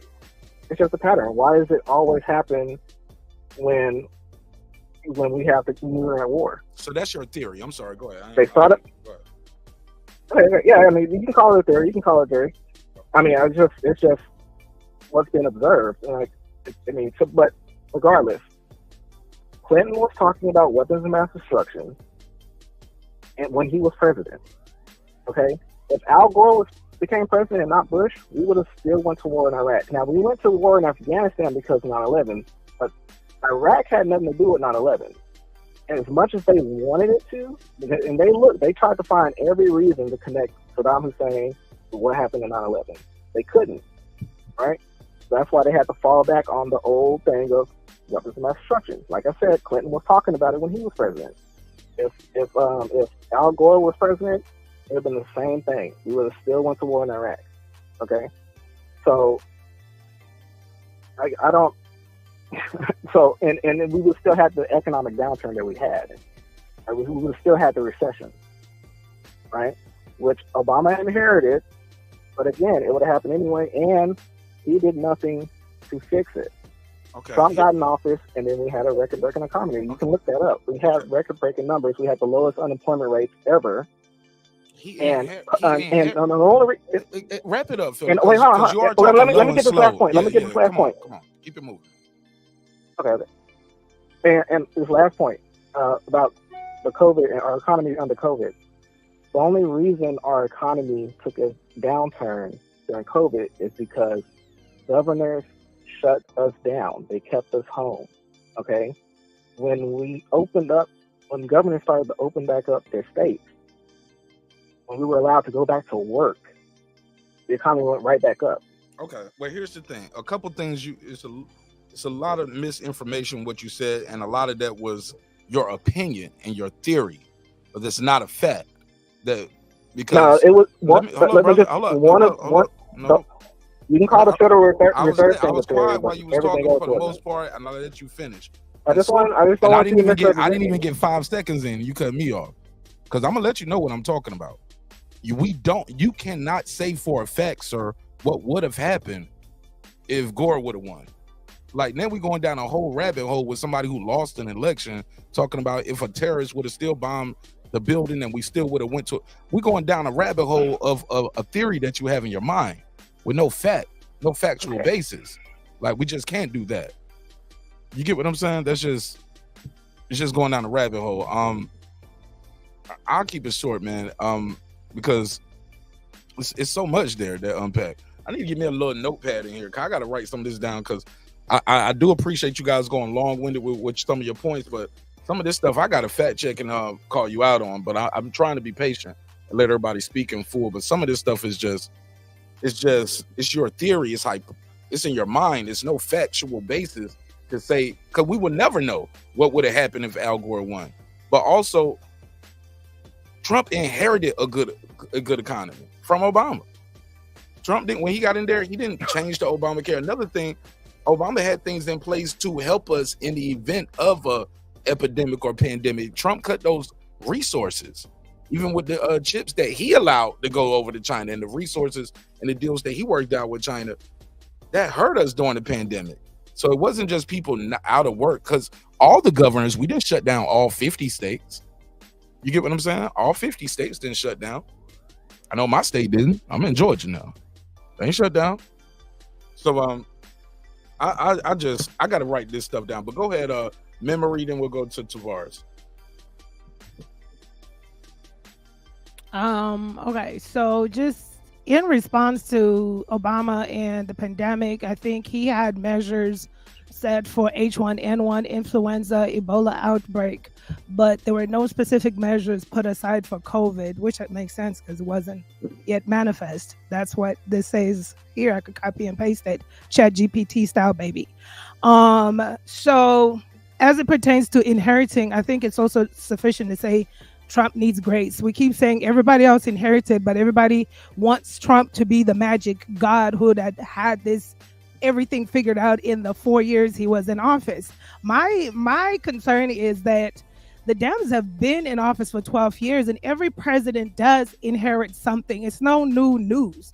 It's no new news. But it's, to me, a leader is how they respond and react to the crisis at hand.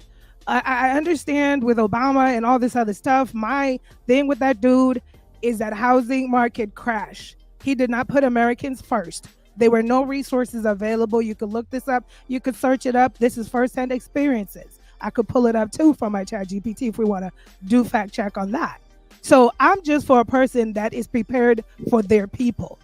I saw under Trump's administration, him putting Americans first.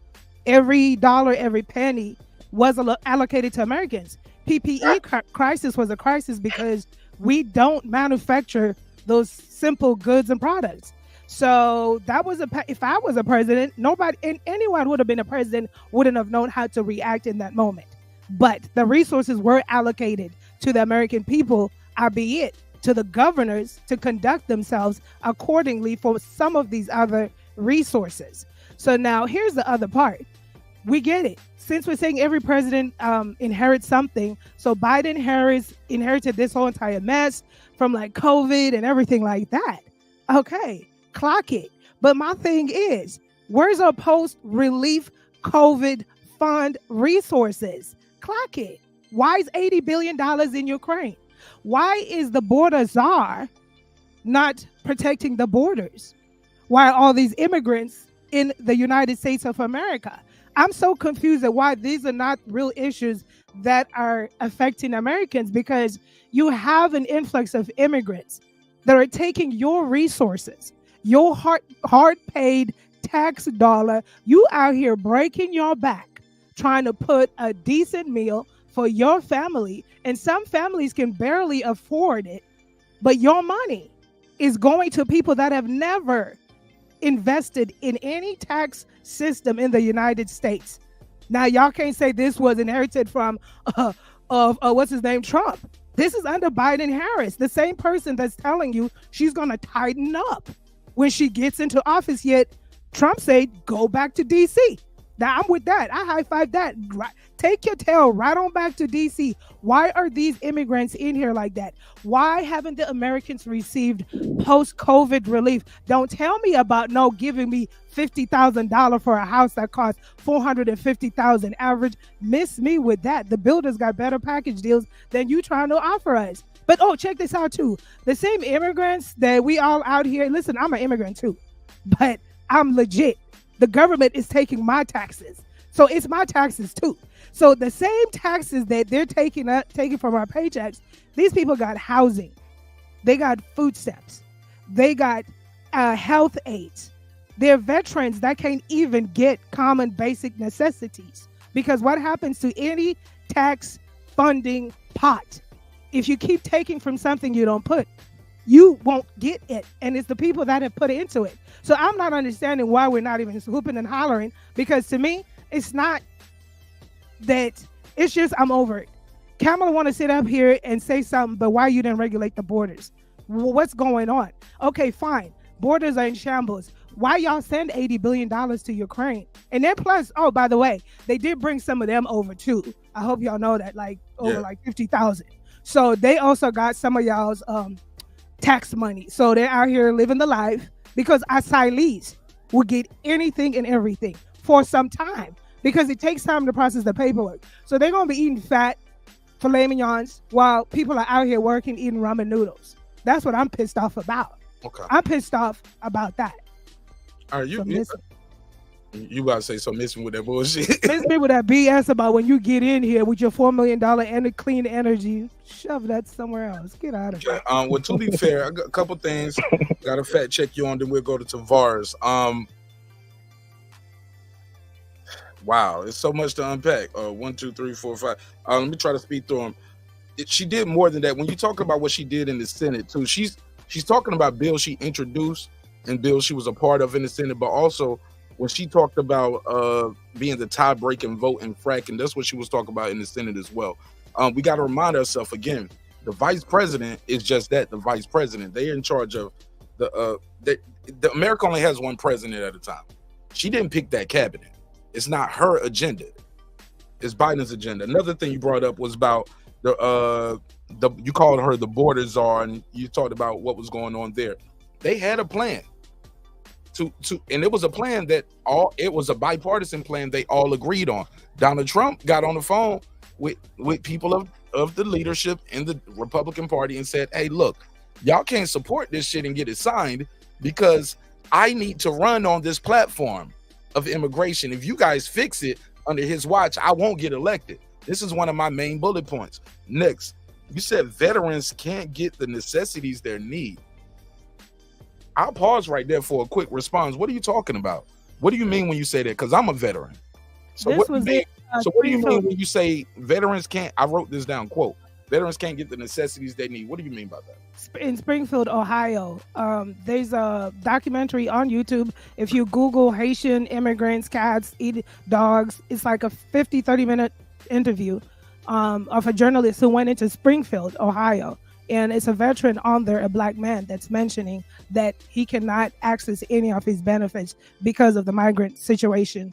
How? They don't have it. Resources for him. I'm asking you, no, that's what he said. He said they don't have state. Go ask him if our footsteps. You because you said it, and I'm just saying that's I don't even right, but that's his testimony. He said he can't. He's got no access to it because of the federal. I'm gonna start pulling out my information right now. Put it in the chat. But no, he said it. It's because I'm a veteran, and even if I lived in Springfield, I don't even have to live in America to get my money from the veterans, from VA. You get that? You know, I can live in China right now. That's what that man said. He can't access, and that money's still gonna come to my account every month on the 1st because I'm a veteran. It's a pension. I work for it and I get it. It doesn't pull from local and state resources. So when you say veterans, even in that situation you're talking about, you've narrowed it down from veterans can't get the necessities they need to. Well, I saw it on a documentary and it happened in Springfield, Ohio, to one guy. Well, I'm about to pull it up because the federal pot is also within the state. They give the federal allocations to the state. No, that's not how veteran benefits work, sister. I'm not talking about, I guess, veteran, but I'm saying this is what he said. Let me pull my information up, but this is what he said. Fair enough, but I love it. You're loud, but you can't be loud and wrong. No. This is in Springfield, Ohio. Yeah, but I'm gonna pull it up. This is what he said. Yeah, that's one guy in Springfield, Ohio. That's not veterans can't get the necessities because I'm a veteran, and if I need to go to the VA, I'm going. If my kid need to go, I'm going. Like I my medicine comes, I can go to the doctor, I can go to school. That's not true. That's what I'm saying. What he said. So let me pull my information up on that. But you can't knock the whole statement from the immigrants, which is true. The immigrants are draining from the system. I'm not done. But what I'm challenging you, because you can't say, well, that's what he said, and just talk about one person, and you're so passionate about it. You got to do checks and balances. Check other cities. Check other states. Shit, I'm your homie. Call Mark Nash. And well, that's what the man said. It's firsthand. But you don't know that man, but you know me. Okay, Mark, scratch that. Let's lean into the most. What's the most important T? No. The most important part is immigrants are robbing from the system. Take the one veteran out. Boom, kick to the curb. What about the immigration taking all the resources? Let's keep going. That's more money. That's now we're talking. Okay, let's keep going. Take the one person out. I got you. But I think that's important because we have men and women of veterans out there to watch the show, and we can't just say, yeah, and veterans can't get necessity. What? All right, so anyway, you say immigrants. You said they taking immigrants who never invested into the country. I saw a documentary about Springfield, and we can keep it at Springfield if you like. And I could play the clip. The guy in Springfield say, look, it's a program. The Haitian community there that they're talking about, and people are upset about, these people aren't illegal immigrants. That's a myth.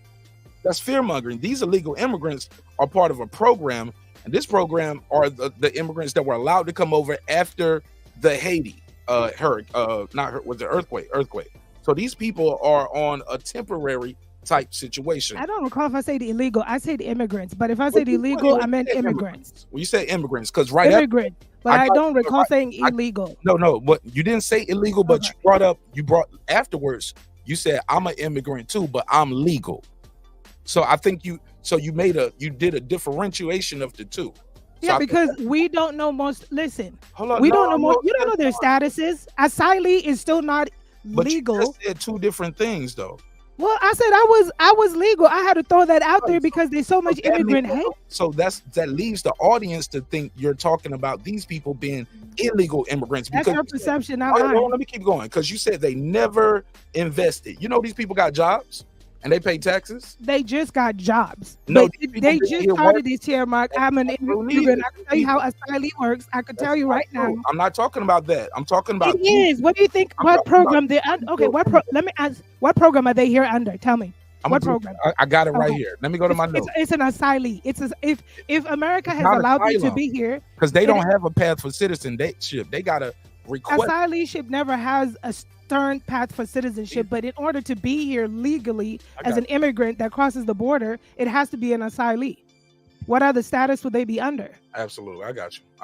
And when you're under here as an asylee, you don't come in. But the point is, you said immigrants. The point. The point is, you say immigrants who never invested. These people, they haven't invested years. They've been here since the Haiti earthquake, and they've been allowed to be here. These are some of the ones that have just recently crossed. They're not doing drugs. The guy who said, man, I got 30 of them here. This is about 40% of my workforce. I wish I had another 30. Okay, let me tell you, we want to play semantics. Let's play it. Even if the asylee has been here 3 years, majority Americans have worked most of their life. Majority of the ones that have worked 20, 30 years. Let me get my bars off. The ones that have worked 20, 30. When I was trying to because then it's like I wrote down all these notes, and now I'm not even getting to go through. It's not true, though. It's not true. Asylees still haven't added to the pot. They're getting free housing. They're getting free food.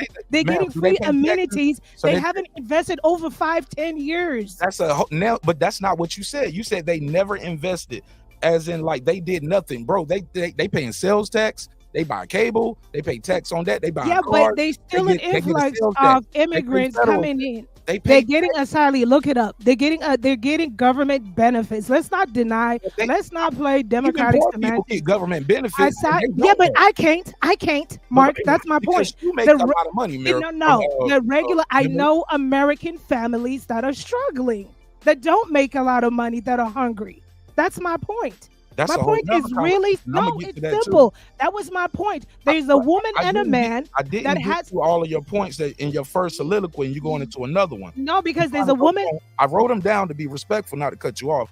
And now I'm trying to. Yeah, but be factual. Be factual, not semantic. These semantics are weird because facts. You say immigrants never invested. They don't. These are totally untruths. They're not. You come here as an asylee with your bag and clothes, you get benefits automatically. Have you invested in any of that? No. Day one, no. They give you a job. Day yes, one, a few months, you get housing, I got people on asylee. I know this Homeland Security stuff like the back of my head. That's what I'm trying to tell you. I've seen what they get. Taxi cabs, they get free handouts. And my point to that is that the basic American person, and not calling that person basic, but let's say the average American household, a woman and a man with kids that are struggling to feed their family, they're being told they make too much money to put more food to give them food stamps, to give them resources, so they're suffering. And that's my point. They're suffering, but yet we agree. We both agree on that. A person can cross the border. Asylee shit takes about 5 to 10 years, a whole process. So while you're in that process, you could pick up a construction job or a little part-time job, but that's not the same money that these Americans are putting in a year and being denied bare necessities. That's my point. So they're getting benefits out the gate. Miss me with all of that. When they walk through this border, you get cab rides for free. You get medicine cards for free. You get food stamps for free. You get housing for free. These are things that Americans have to wait on waiting lists, and some are being told they can't. Even if a household makes $25,000 a year, they're being told you make too much. That's not fair. That's my point. It's not fair. All right. I ain't gonna get to go through them right now. I'll just come back to it later. Go ahead. Let me go to Tavares. Go ahead, Tavares. People forget that this is what America does. America does not have an immigration policy that is law. When Donald Trump came into office, and he had the House and the Senate and the executive, they didn't pass an immigration law. You know the major thing that they passed, the major legislation that Donald Trump is known for? You know what it was? It was the $4 trillion tax break that he gave to the top 1-2%.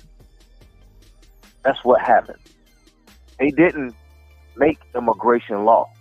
Now, through executive fiat, he had remained in Mexico policy. But our policy currently, and that had been on the books because there was no law, was when you come seeking asylum, I'm sorry, I'm not sure if my truck is loud. I'm sorry. Can you hear me? Yeah, go ahead. So when they come seeking asylum, they have the right to see a judge, right? And what happens is they allow them into America to come see a judge later on. That's just a policy. That was a lot of administrations were doing that. You get what I'm saying? And I'm with her, and I'm with the majority of Americans. I don't like the fact that somebody comes here and gets certain benefits, but America always allocates billions of dollars to police the world. And when you have a hand in destabilizing certain countries, and the first thing that happens when you stabilize foreign nations' governments and mess up their economies on purpose, you get poor individuals that reap the benefits of when you destabilize their nation. The rich are not affected. So what happens in these South American and to our South American neighbors, when we because through our policy, the CIA and our government actively destabilize these nations, cause strife in the mix of their government, right? We get an influx of people in need. They're unstabilized. We can't have our cake and eat it too. So they come rushing to our border saying we need help. What'll happen if America is unstabilized? What happens? You're not gonna stay here. People gonna migrate and go to the next best thing. When I work in transportation, I don't see anybody that is black and white that between 18 to 40 years old working in hog houses, working in the chicken houses, picking anything out of the field when it's 90 degrees outside. I don't see them picking the turnips, the cucumbers, the potatoes, dealing with our food, working all of these manual jobs for peanuts, because you have to pay Americans. The jobs that are being taken are what? Lower jobs, I guess. Black jobs. We blame the immigrants. They're black jobs, like Donald Trump said. They were black jobs. That's what a black job look like in the service industry. We don't see secretaries. We don't see them taking executive positions. But at the end of the day, they give what the reason for inflation. I'm gonna be quick. The reason for inflation, all this money that was made up, printed through all administration, and then all of a sudden there's a demand. There wasn't a demand for gasoline because wasn't nobody going anywhere. But now you get millions of people get out back into the economy, back into the workplace, back into going and visiting people now, and you open it up. We live in a capitalistic society. Of course, the price is gonna go up. Supply and demand. It's not the cause of any. It's not the cause of a president. It's because before you didn't use it, now you need it. I'm going to jack the prices up because we live in a capitalistic society. The prices automatically go up. Right. $6 trillion was initiated into our economy. Nigga, they charge $50 for haircuts now, nigga. I was just paying 24 years ago. It's the same face, you know why? Same liner. Hey, look, and the barber ain't even at the barbershop anymore. That nigga cutting hair out the crib and the price don't went up. I'm like, nigga, I used to pay for the experience of the barbershop. Now I'm over here, your kid over here trying to, I got to take my shoes off to come in and get my hair cut now. You know what I'm saying? Take your shoes off. I'm like, nigga, your carpet getting my socks dirty. Motherfucker. And check it out. And you got a dog in here. I don't even like this dog barking at me whole time I'm getting my damn fade. Got your damn dog. For 75, if you got a beard like me, I got a bald head though, so I don't have to pay all of that. And I do my own grooming. But at the end of the day, people forget about what we inherited under Donald Trump, what we went through. They just forget. Like I said, he's graded on a curve. And at the end of the day, it was the way he. Go ahead. Oh, I'm sorry. It was the way the economy was handled. It was how he handled it. How did Obama handle H1N1 and any type of pandemic? How did he handle it? Like a professional. How did Donald Trump handle it? Like a petulant child. Like he was confused. Inject yourself with bleach. People were like, what? What are you talking about? You sound dumb. Well, how did Joe Biden handle it? About the past, pandemic. They be like, don't talk about the past. I'm like, the nigga running again. Like that's important to mention that shit. I mean, they bring up stuff, but you flip flop and Kamala, you changed since 2019. I was like, well, he's changed since whatever. Brim Reaper, what's up? I don't know. Let me go. Go ahead. Let me go to the next caller. We'll come back to you. You got it. Brim, what up? Talk to me.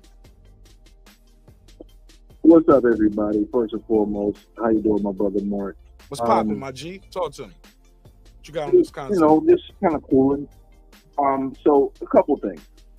I remember when I lived in New York and when I advocated for prisoners' rights, for those who, the $1 million blocks, which is called. I was very, very active at that time.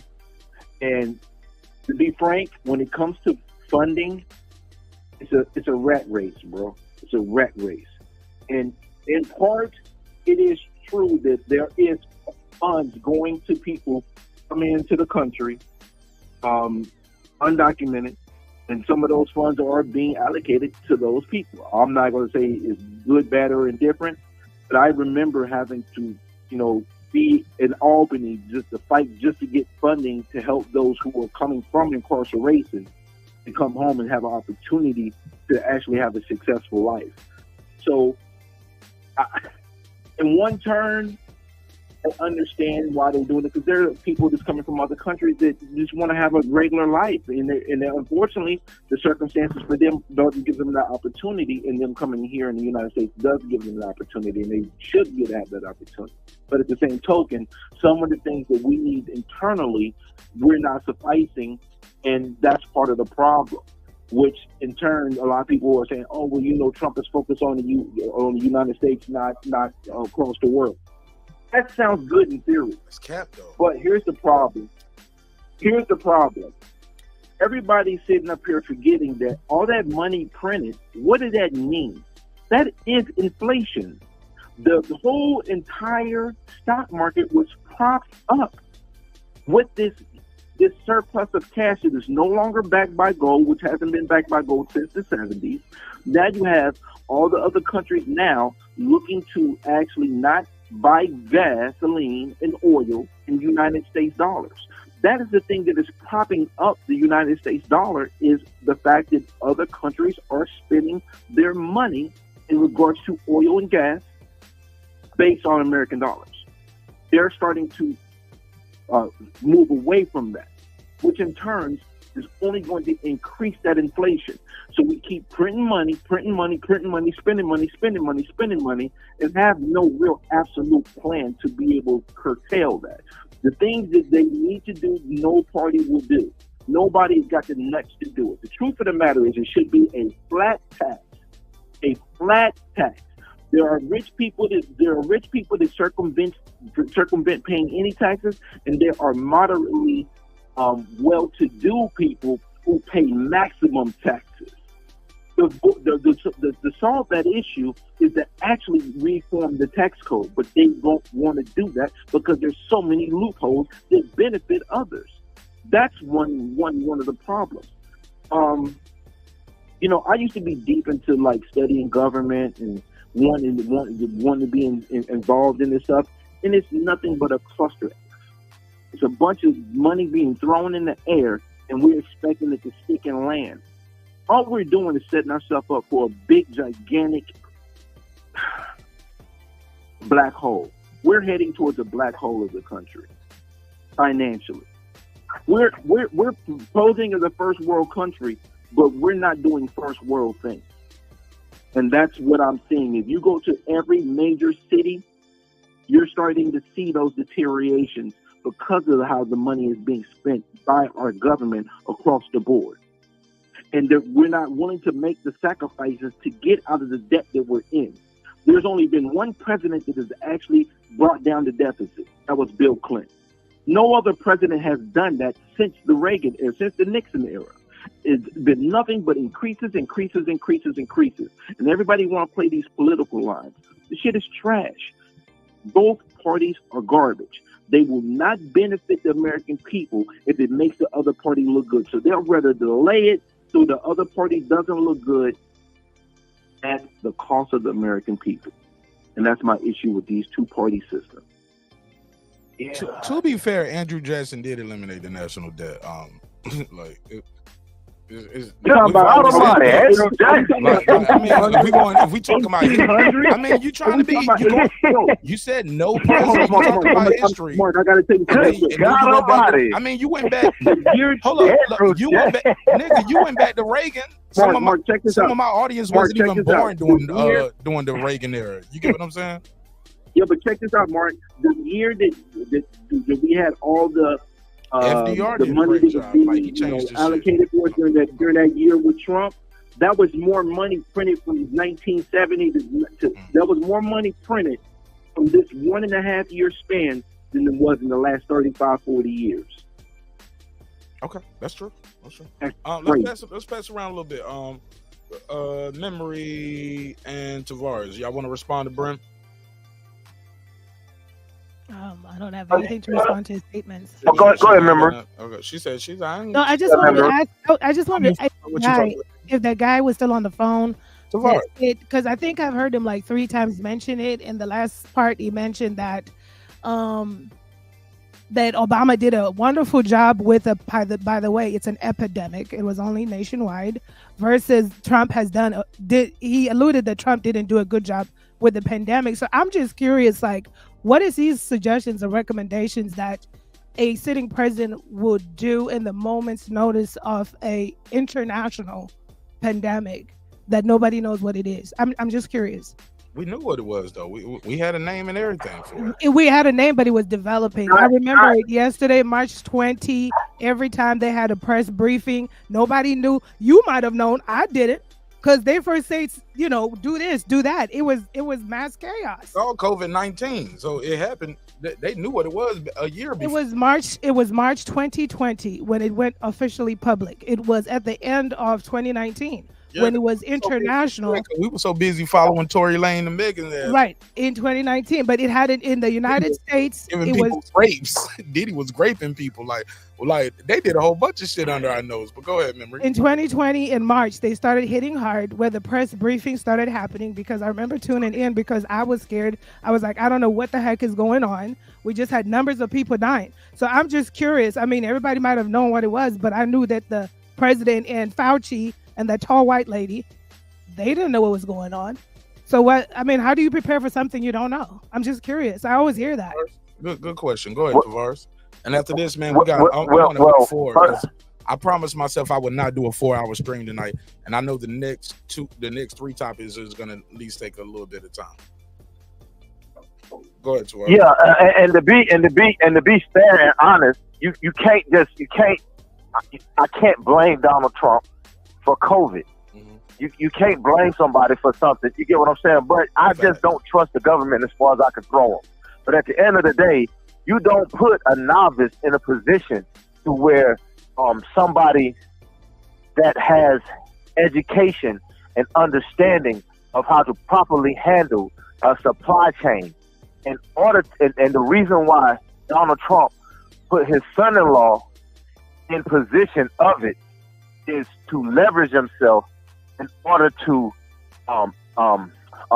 somehow help himself financially. You get what I'm saying? Because when you have these PPEs and all of this equipment that people need, now because I have it, I allocate it to you and I say, this is the price. Because they say Trump is a businessman. His first inclination was to put somebody that is close to him in charge of billions of dollars of personal protection equipment. All right? He funded his own pockets and people that he knew. He funded his own pockets. He charged us. He charged us, the American people. When he goes and stays at his establishment, he puts up the rates and charges himself. Charges us. You get what I'm saying? At his own golf course. Could you imagine? That he puts the charge on the golf carts that he's riding in that are his? Yo, that's but he gives you the bill? Tavares, if Obama would have had, it's like, nah, I ain't staying here at the White House. I'm gonna stay over here. I'm gonna buy a new mansion, or I'm gonna stay over here at my other property. I'm gonna make Secret Service come over here, and y'all gotta pay me for the Secret Service to live at dignitaries to live at the Obama hotel. Y'all will lose your fucking mind, man. Dignitaries that come in to meet the president. That's where he wanted them to stay at. In his hotels. That's the price that they were paying. Extra, whatever it was. Millions of dollars. Millions of dollars he raked in during his presidency. When his daughter left office, right? She inherited hundreds of millions of dollars, y'all. So when this man, where did you get that from? He had she got copyright China, all the patents. Copyrights with China, certain rubbing shoulders with certain dignitaries and people with financial interest. But to be fair, she didn't quote unquote inherit. She created relationships, and to be fair, I believe a lot of administrations do that. Like Hunter Biden didn't have no reason to be an energy consultant to Ukraine or whatever that was. Like Come on, bro. Everybody do some shit. I agree. It's called nepotism. agree. Like Liz Cheney. She got a seat. Like, you know what I'm saying? Like McCain's like they do that shit all the time. It's called nepotism. True, but when you get actual funds from it from other governments because you are who you are, you do not put your brother in charge of foreign relations when it comes to Israel and Saudi Arabia. I asked you what you would do on a pandemic. You don't put. I'm sorry. I asked you what you said 3 times that about what's his name? Trump didn't whatever. He didn't do a good job during the pandemic. So my question to you was, what would you do given the circumstance of that information? Take it serious, which he didn't. Do what? No, give us more than give us more than taking serious. Yeah, because he had press briefings every day. I would put someone in charge of distribution that is known for distribution, known for transportation, sound like known for I'm gonna logistics. add somebody to it. Hold on one second. 815. What kind of distribution?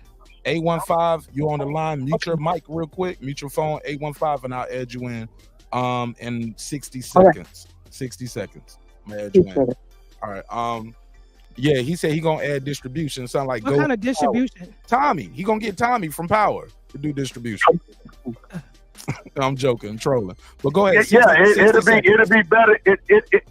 It'll be better than Jared Kushner, who just fell out the sky.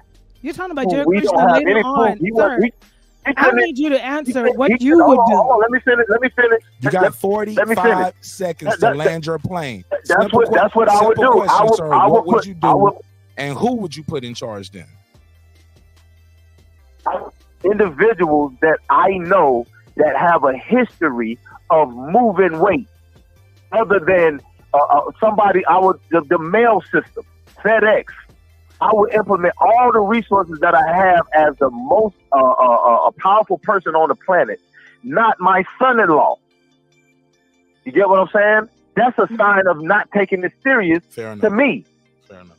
All right, fair enough. 815, you on the line. What's your name? Where you from? Hi, I'm Tatiana. I'm in Illinois. Shout out to Tatiana from Illinois. Y'all make some noise.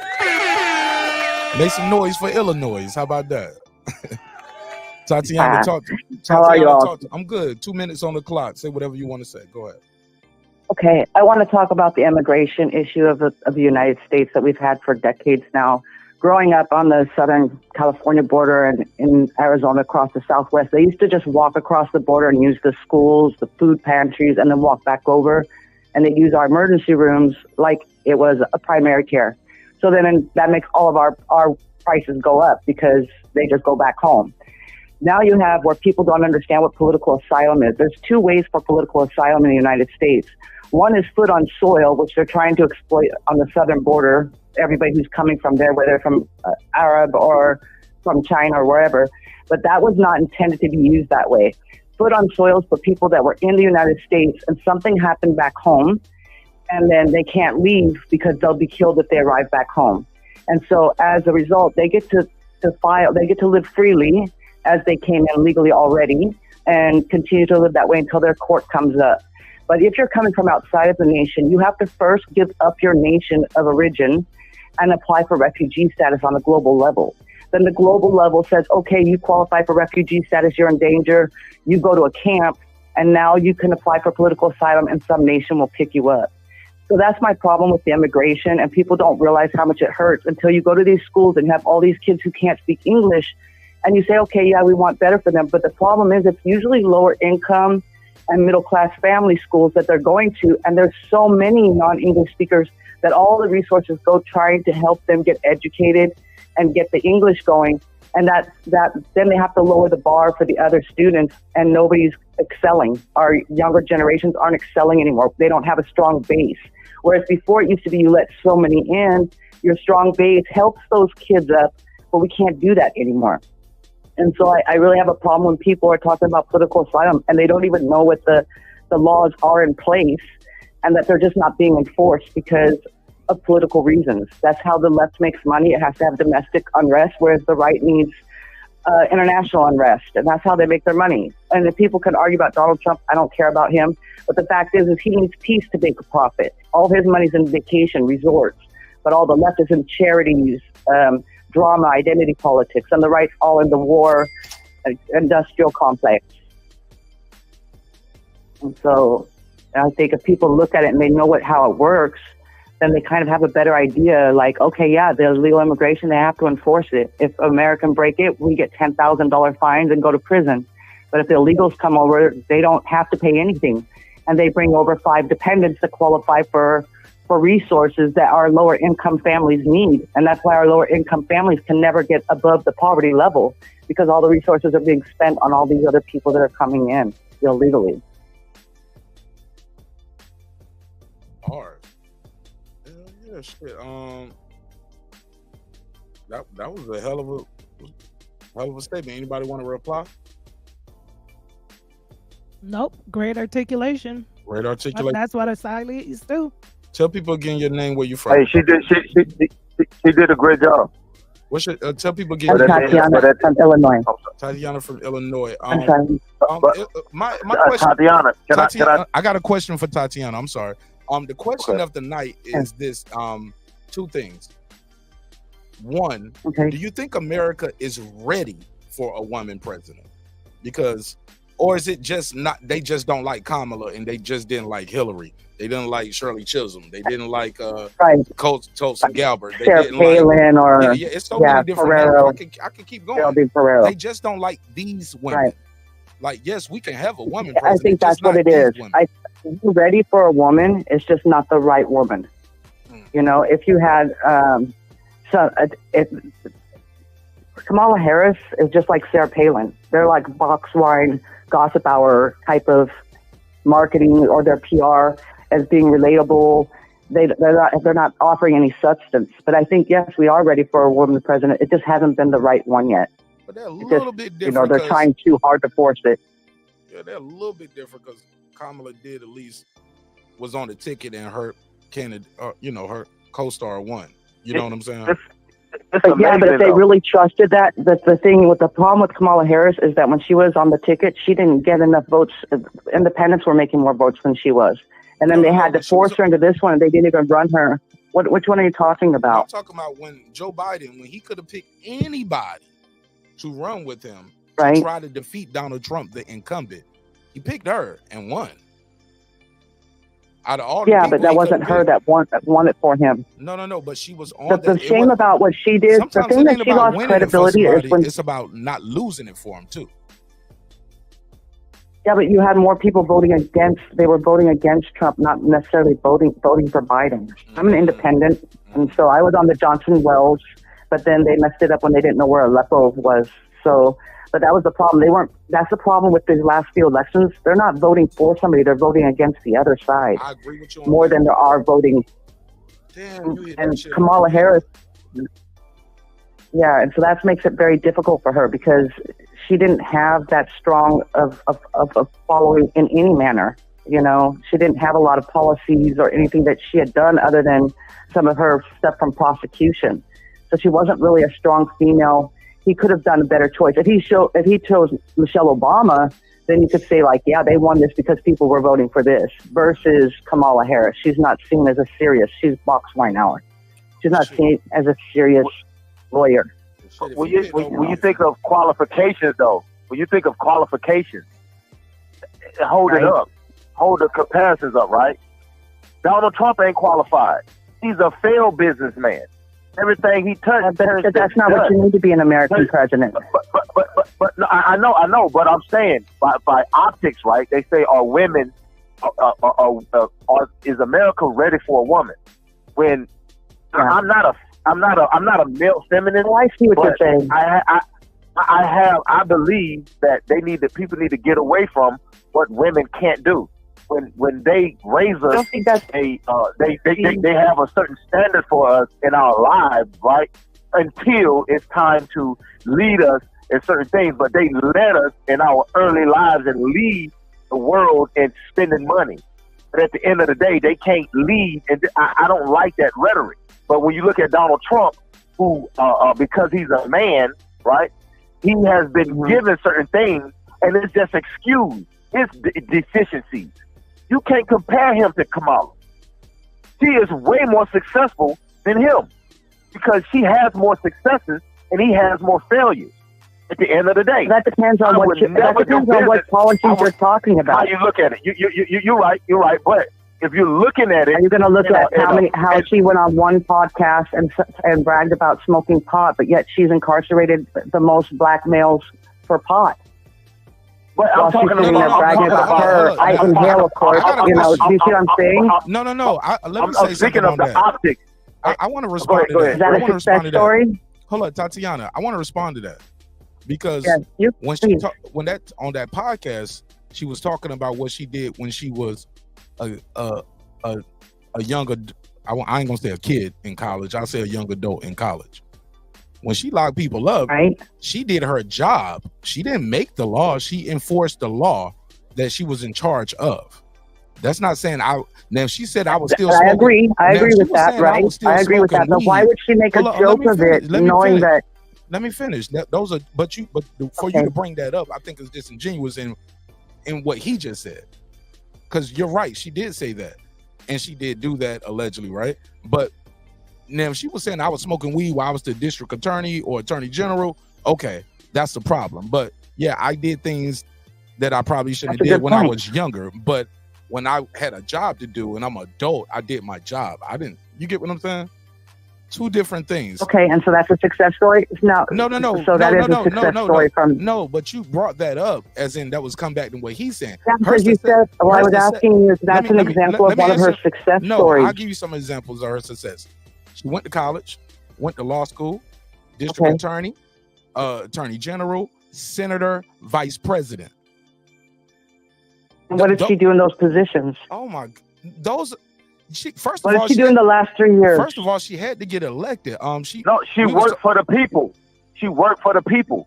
What did Donald Trump? She was supposed to take care of immigration. What happened to the border? Did she go to the border? Hold on. You asking many questions. Now compare her lifetime of working for people and what Donald Trump versus Donald Trump. It's one man, it's a person for himself versus someone working for the system.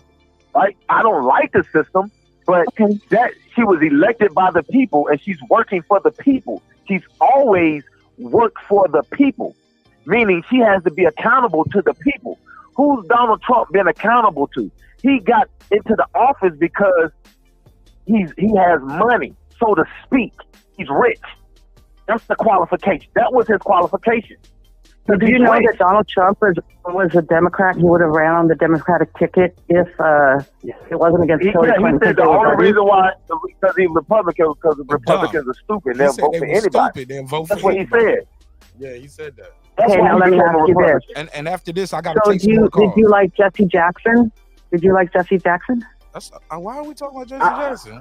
I don't like. I don't like politicians. Because Trump tried to help him get elected as the first black president. Yeah, but that's a whole other conversation, though. That doesn't give him any kudos. That doesn't give him any kudos. Hey, yeah, but I think it's also black colleges. I respect that. All this money he's given to black colleges for the future and for the present. Tavares, did you check your text message? You see what I sent you?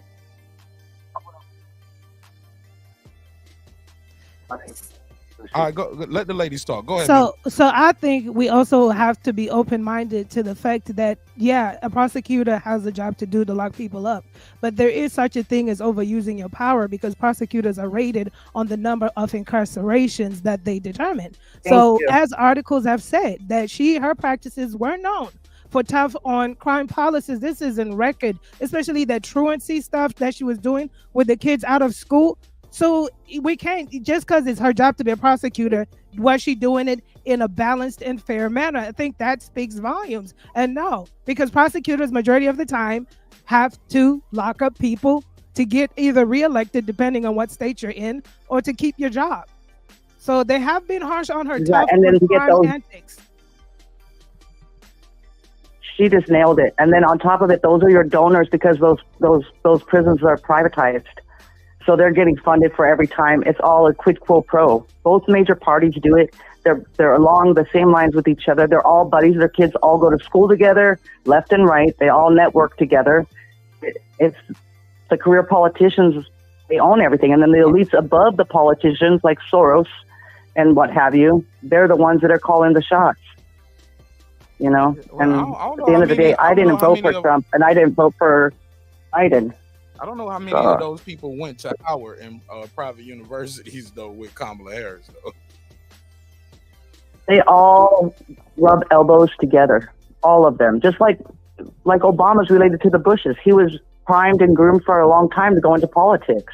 They related? He's part of the Bush family. Is that they're cousins. Or is that true? No, that's a fact. You can look it up. All the presidents. Tell me how they related, Tatiana. Tell me how they related, they're cousins. Tell me, who married to who? I want to say is on his mother's side that they are. You can look it up and find it. They'll tell you, like Obama, they admit it. That's why you always see Bush with him. It's because they're cousins. He was raised with them.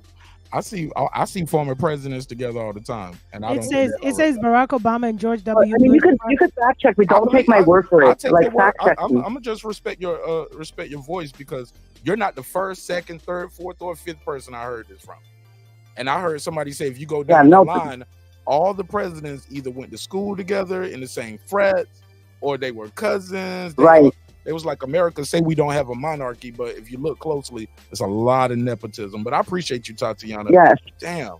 No, I really appreciate your guys' views, and I really like that you gave me a chance to speak. And I was listening, and although I don't express myself well, you know, I was learning from you too, and I really appreciate it. Hell no, you did a hell of a job. What? Hell yeah, I think you did a great job. And I ain't hanging up on you. I just cleared off one line. I'm trying to keep the rotation going. But I want Memory or to want Tavares to respond, and I'm gonna give you another chance to respond because you're doing a good job. This your first time? Yes, I've never called in before any show. Any show. None. Well, according to Donald Trump, that's why I feel strongly when it comes to according to veterans Trump, and the immigration. You know what? And I just took it. No, I'm joking. No, it was your immigration. It was something people were saying about immigration, and they had it all wrong. And so I was like, this person really believes that's how it works, but these laws were already there. They're just not being enforced. And here's my thing, too, with the immigration, man. Like, I'm just shocked at my homegirl's memory position, like, because I love her to death. If y'all know me, y'all know the show, I love Memory. And she's the immigrant. And she going bodyguard hard on the immigrants, harder than me. It reminds me of seeing like the Mexicans, like who are Mexican Americans. Or I remember being on vacation. And I was talking to I was in what island? I think we was in Jamaica. And I was talking to this white lady. She was there with her dad. He has dementia. We were talking about that and this, that, and the third. And she was like, and I was like, oh, was he in the World War I, World War II, Vietnam? She was like, nah, he actually avoided all of that. I was like, really? How? And then she tells me, she was like, he was an immigrant. He came over, and then she's telling me a story, and I'm sitting there. She was like, he did it the right. The first thing she said, he did it the right way. He was an immigrant, came over, but she felt it was important to tell me that, and I'm sitting there thinking, well, I'm black, and so what do you think of my people? Like, did we do it the right way? Like, or because we didn't have, like, my mind went somewhere else, but I empathize and sympathize with her story about her dad with him having dementia. Well, it's like me, I'm naturalized. But I'm like, why did she go straight there? My dad did it the right way, and I think her dad had a skill. He was a musician or something like that, and somebody heard him play. When people say that, hold on, let me ask. Yeah, when people say that, they're talking about the illegals. Tara from Texas, I got somebody in front of you. Mute your mic, and I'm gonna add you in. Okay. Oh, lost him. But go ahead. You said you said your dad said what now? I'm sorry. You said. What did you say? Those were like, I'm a naturalized immigrant, even though both of my parents are American, because my parents had to follow the law. Mute your mic and I'm gonna add you. You said I had to naturalize. Had to follow the law, and you had to get naturalized. So you were born here, right? Neither one of your parents. No, I was born overseas. Oh wow! Both of my parents were born in the States. Yeah, my mom's first generation American, but she was born, her father came. And when people say that they come here the right way, they're talking about that they didn't hop the line and exploit or cross the border illegally.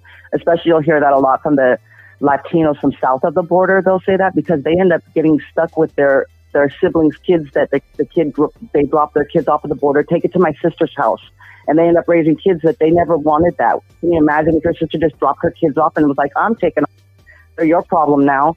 And they're just forced into it, and it just causes a lot of problems. So you'll usually hear that in like the Armenian community, the Arabs, the Chinese, or whatever. They'll be like, "We came here the right way." It makes it when somebody. All right, I got you, Tavares. We're gonna come to you because you're on the panel. Let me get to the call. We're gonna clear it out of that. Terry from Texas, go ahead. New caller, Terry. Oh no, I'm sorry. This ain't Terry from Texas. Caller, what's your name? Where you from? This is Joshua from Texas, from Brownsville. Joshua from Texas. Shout out to Joshua from Brownsville, Texas. Go ahead, Joshua. What you got for me? Is America ready for a woman president? Or yes, we are, just not Kamala? Okay. I was... I think... Hello? Hello? Yeah, speak up, Joshua. Can't hear you. Okay. It's Cameron from backstage. Okay, you might have to call back then, sir. Oh, okay, that's better. Okay, I got it. All right, call back then. Go ahead, Tavares. What was you about to say?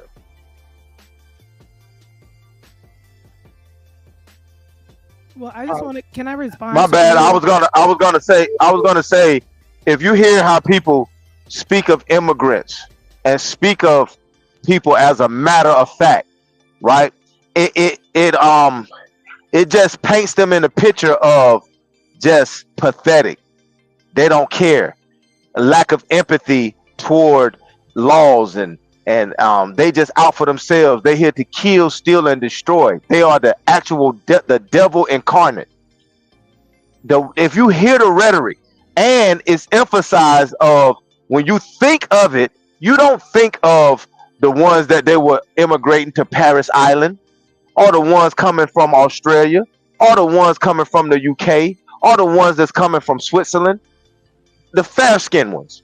They think of someone of color because of the rhetoric and the vitriol. When they speak of it, they speak of these people as coming in with a handout. These people are literally, if they stop working today, our economy will crash. There would be no fresh groceries. There would be no buildings going up. That cheap labor will fall. That cheap labor will fall when Ron DeSantis implemented certain rules and regulations concerning immigrants. They stopped and jumped off those job sites. What happened? What happened to Florida when they walked off the job sites by the thousands? Right? You can't pay somebody $10, $12 an hour, and you got to get a skilled American carpenter who you got to pay $28 an hour. Right? That's a big difference. That's a big difference. And we live in a capitalistic society. We take advantage of the financial gain coming from these people because they're workhorses in the service industries. We want that work, but we don't want the people. America is gargantuan appetite of we want to consume. Somebody got to take care of the trash. And the people taking care of the trash get talked about as if they're dogs.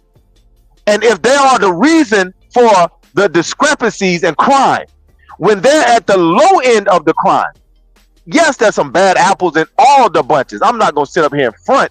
But at the end of the day, my God, how do you think this stuff gets on the shelves?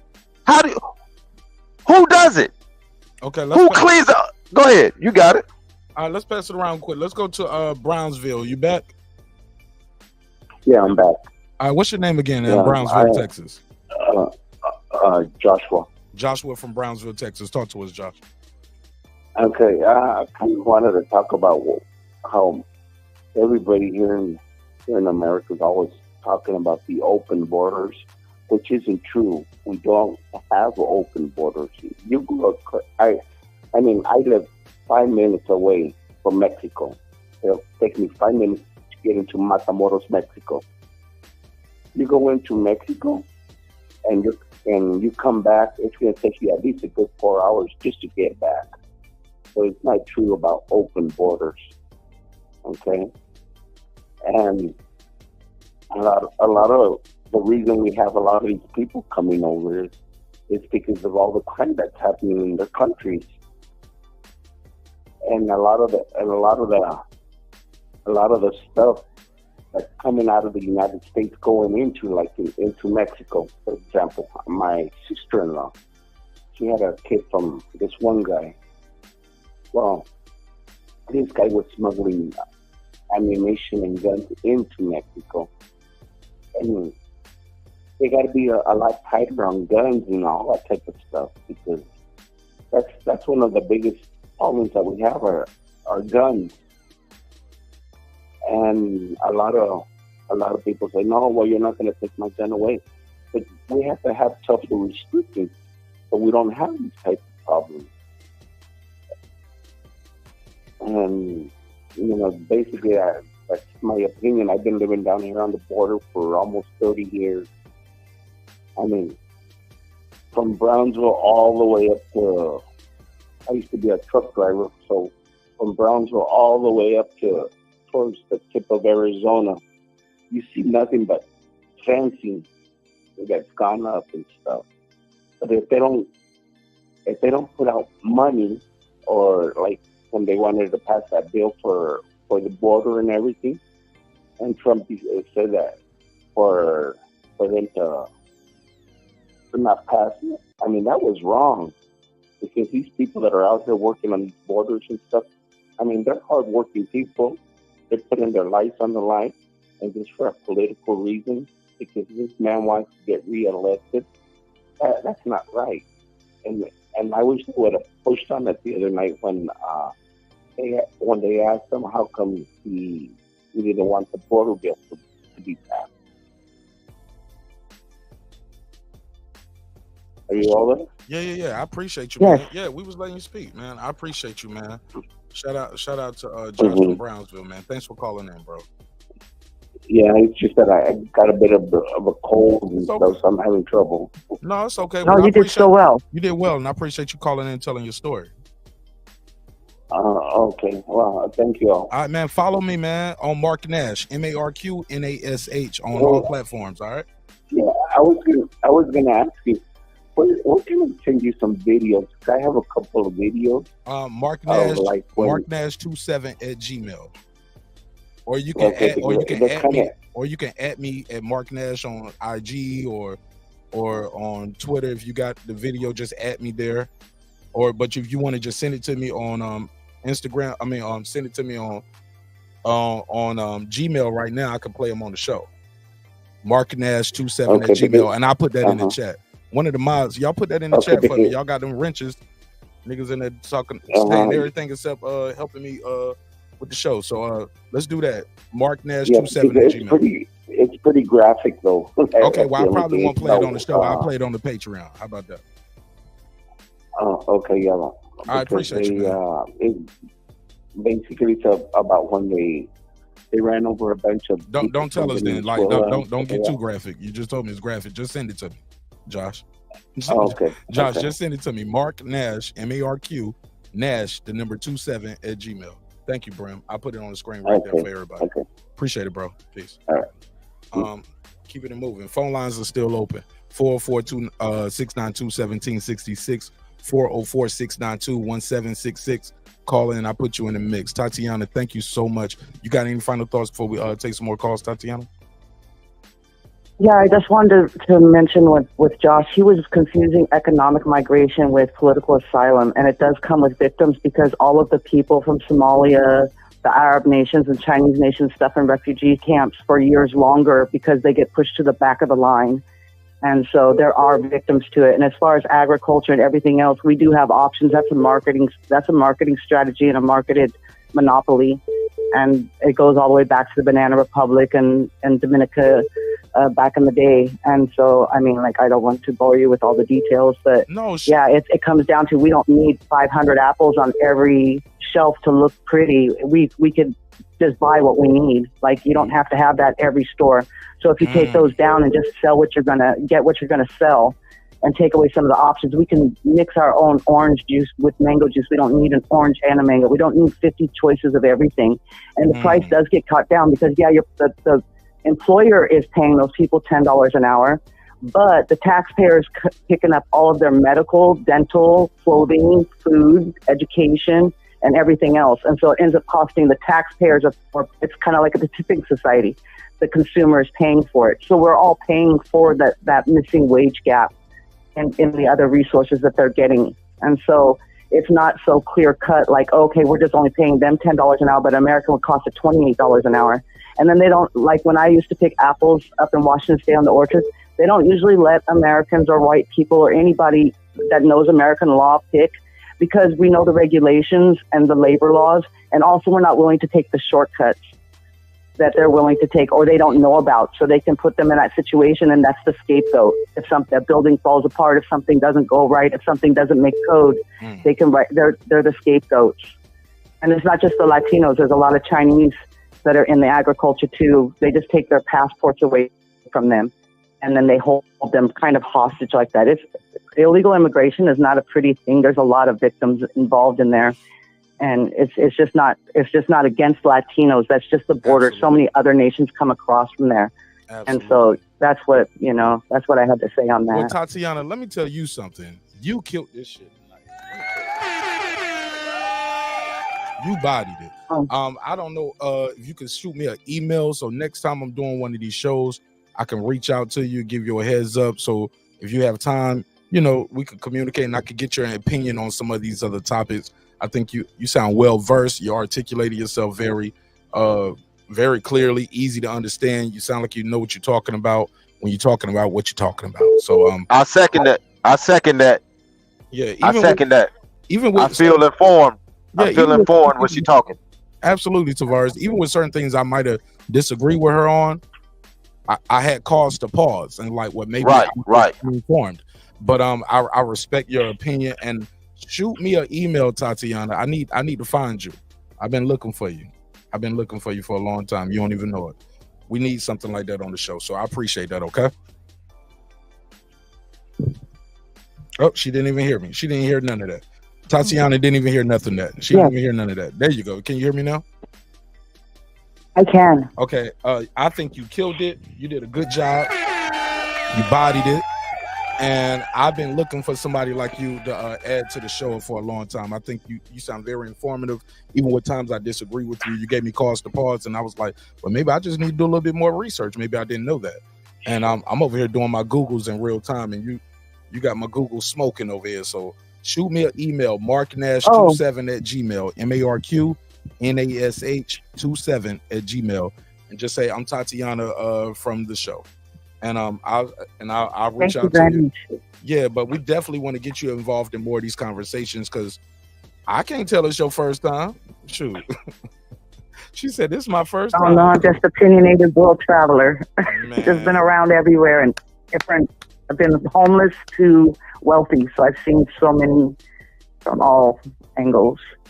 I feel you on that. She said, I've been from homeless to wealthy. I'm going to let you know, sir. Now you talking my language because, I got to say. Yeah, now I'm just a disabled veteran. Ditto. I went from homeless to wealthy too, and I'm also a disabled veteran. But my mom left the hospital with nothing, everything we own in 2 garbage bags, man. So, and from there, I'm living the American dream, man. But talk to me, man. Shoot me an email. Don't forget that marknash27@gmail. I'm gonna take some more calls. MARQNash27@gmail. Thank you, Tatiana from Illinois. Y'all make some noise for her. Thank you, everybody. Thank you. Appreciate it. Good job. Terry from Texas, talk to me, my G. Mark, what's going on, my brother? What's good, Terry? You live on air. Talk to me. Hey, all I want to say was that young lady you just had on the line. She didn't tell a lie about nothing. Everything that woman said, from my experience and from my own personal research, she was spot on. And I did want to speak on the illegal immigration. Everybody say, everybody want to look at the emotional side of it. Illegal immigration. These people are breaking the law to get into the country. If anything happens, if I kill somebody today, they're gonna take my fingerprints. They got my fingerprints at the hospital right now. If the FBI wanted to, they can find out who I am. I don't have nowhere else to run to. They can just go right on back across the border. We don't know who these people are. We don't know where they from. We don't know if they child molesters, rapists, kidnappers. We don't know any of this about these people. They illegal immigration. They clogging the schools up. The other fella you said that you talked to a second ago that said he's from Texas. I don't know what part he's from. But the part of Texas I'm from, they getting the food stamps. They clogging up in the black community. They clogging up when they land in communities. They land in the most poorest part of the community where black people are at. In Mexico, black people are second-class citizens. You can look it up. They're second-class citizens. So when they land over here, they fight with the black kids at school. They fight the black kids at school. They not turning down no fight. They not scared. They gangsters in Mexico. They come over here with the smoke. It's violence and it's bloodshed, and that one particular party want them votes, and they don't care what go on to the poorest people in the community. It is my personal opinion from what I'm seeing. Shit. Memory, you want to respond? I want to talk because I wrote these points down. Just my juxtaposition on this whole immigration process since I'm an immigrant, so that we get clarity here. I'm going hard. I'm not against immigration. My whole entire point to everything was the simple fact that America first is making sure that Americans are taken care of. Take care of home first. That's my point. And my passionate cry was, these are laws. Asylum laws have been around for a long time in America. So I'm not fighting that. I'm just fighting, to me, what doesn't make logical rationale. Like, we have people here. I know families that are struggling. Food pantries barely have food. But they cannot go down to the administrative building and get food stamps because $30,000 a year as a family unit is way too much money. That's not fair. Versus the asylum process is long. The asylum process is long, and that was just my thing. It's like, yeah, literally when you get here, America does have a due diligence to asylees, but it's like all these benefits you're allocating to asylees, cool. It's in your laws. Hook the American people up too. They're literally American people here that need all that aid. Make a way for that. That was my thing. So, and then my thing in reference to that is also going to the current people that are responsible for this influx of immigrants. And then it's just interesting that that is the choice, because whether some people are super wealthy out here, there are people that are struggling, but will still vote against their own interests. And I wanted to chime back on the immigrant wage thing. Somebody said that, oh yeah, we need all these immigrants coming in because, the wages will be, we need these people doing these jobs. Incorrect. Understand that as so for all the influx of immigration that comes in for the service jobs, you're keeping the pay rate low. So it'll never raise to a certain comfortable or a competitive salary because so-and-so can do it.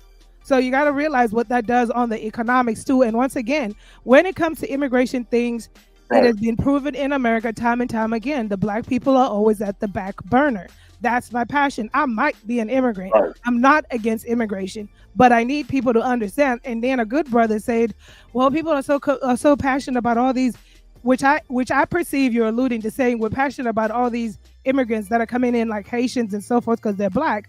How about the Finland, the Swedes and so forth? The Finlands and the Swedes are not the people being withheld. They're flying in. We know that it's not set up for them. They fly in and they're taken care of. It's the minorities that are crossing the borders by the droves that are being encapsulated in this. So that's the reason. And so there's no lack of compassion. It's just that I wish Black America would understand what an influx of immigration does, not only on an economic status, but what it does for the Black community. And why you sit back and you wonder why the Black community is not getting caught up. That's just all. Plus, we need our resources. Forget Ukraine. All right, let's go to. Hold on. Let me go. Hold on. Let me go to 331. What's your name? Where you from? Hey guys, how you doing? My name is Sean, and I saw your podcast. Sean, where you from? Can you hear me? Yeah, speak up a little bit, Sean. Sean, where you from? I grew up in Jamaica. I can't hear you. Jamaica. My people migrated. Can you hear me now? There you go. You grew up in Jamaica. Your people migrated. Yeah, just move. What are you on a headset or a Bluetooth or something? Or are you in the car? Oh, I'm on my speaker. Yeah, take it off speakerphone. Take it off speakerphone so we can hear you.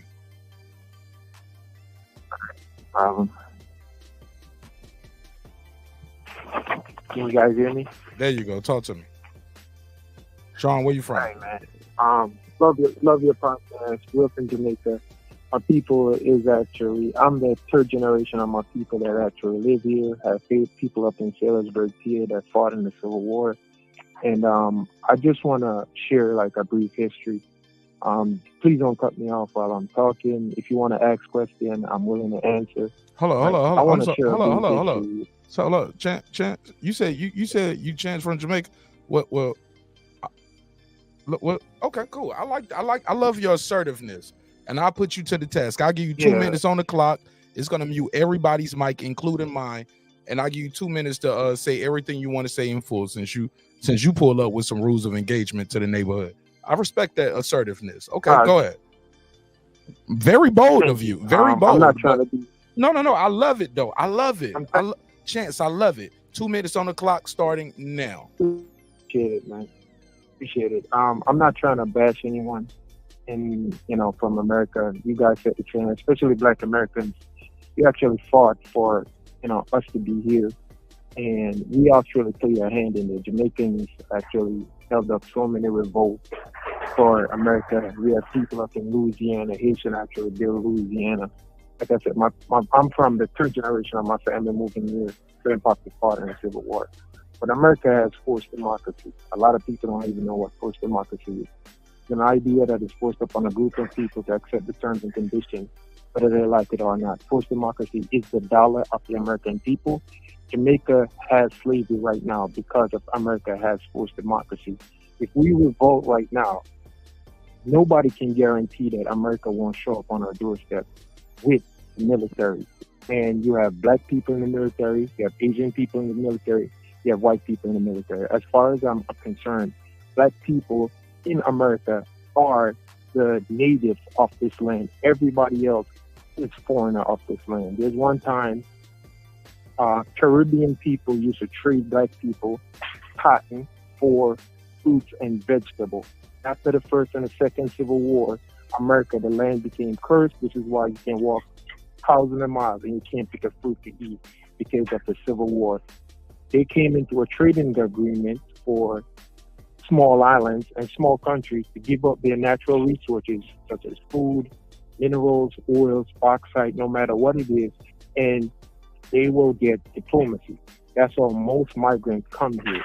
We come here, we give up our resources, we give up our land. American people move us off their land, or the military move us off their land through diplomacy. That's how they come here. These people come here, the American military knows they're here. They're telling me that they have all that technology they have, they definitely know. Hey, my G, well, I let you. Hey, I gave you 2 minutes uninterrupted. I ain't cut you off at all. Sure, thank you. I appreciate you. Did you have anything else? Because I gave you I gave you a lot of, bro. I gave you 2 minutes uninterrupted, and you went all over the place. And I got a job to do. And you put these parameters up here because you chose to want to have a monologue instead of a conversation. So, what you want? 30 more seconds? Like I got to give you another 2 minutes? Like. Yes. Can I just? Hell no, can I just get one nigga. Nah, you ain't getting another 2 minutes. Fuck that. Hell no. Look, I was respectful to you. I let you speak. You had 2 minutes to make your point. 2 whole minutes. You start talking about your upbringing, like you was all over the place. And he said, please don't cut me off. I did I'm not just trying- I'm I just- did not cut I'm you just trying off. to give- I'm Nah, trying to give man. the history Nah. of America. That's all. I So mean, nobody want to damn. hear about the history of America. No, I mean, bro, But when- you said but don't when they cut you. destroy Listen, the country, listen. destroy No. See, no, you had your turn. You had your turn. Now it's my turn. It's my turn. Go ahead. Thank you, sir. I appreciate you calling in. You got anything you want to? I give you 30 seconds. I ain't gonna give you another 2 minutes. I ain't gonna give you 30 seconds. Start now. Go. What you got? 30 seconds. Go. I'm just saying, like, when the people revolt in the country and the American Everybody else military mute your mic. destroyed Everybody them else because mute your they mic revolted. because the audio getting bad. Everybody else mute your mic. The American destroying them. We don't have the military might to actually fight back. So we take the dirty deal. We have to accept the diplomacy. We come here. The major people, we can't even change the policy of this country. We don't have the money. We don't have the access, the food, resources to actually change this country policy. Meanwhile, if you go on a dating app, you could actually see who's coming here through your border. They have the policy. If you go to Philadelphia, go to the Drexel and those places, you actually see there's Chinese people right now that has their school system, and white people, Black Americans, can't even go in there and actually be a student of their building. So they have their own policy that is actually set up and is changing the Constitution as we speak. Okay, sir. But That's not that's all I true. That's wanted to not say. true. And I appreciate your time and your lives. My man. I was very fair to you, but no, they're not changing the Constitution, bro. That's not true. Shout out to 331. Golly. What up? He need to go. He need to hit the rewind button. Listen to Tatiana's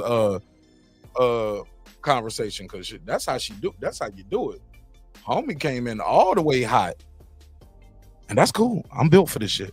But that was definitely. I gave him his 2 minutes, and then gave him an extra half minute, and he said foreign dating sites are changing the Constitution. Never heard of it, my nigga. I'm sorry. Never heard of it. It's a live show. I didn't even get a chance to even ask him my question. You get what I'm saying? So my question for Terry from Texas is America ready for a female president, or is it just not Kamala? Caller, mute your mic. I'll give you 60 seconds after this. No, I'm sorry. Give me 60 seconds for him to answer, and I'll go to you. Terry from Terry from Texas. My mic went out. Hello? No. I'm switching over. I'm getting called. I got somebody on hold. Terry from Texas. 60 seconds. Give me an answer. Is America ready for a female leader, a female president, or just like nah, or like yeah, we are. We just don't like Kamala. We didn't like Hillary. Don't like all these other people. What say you?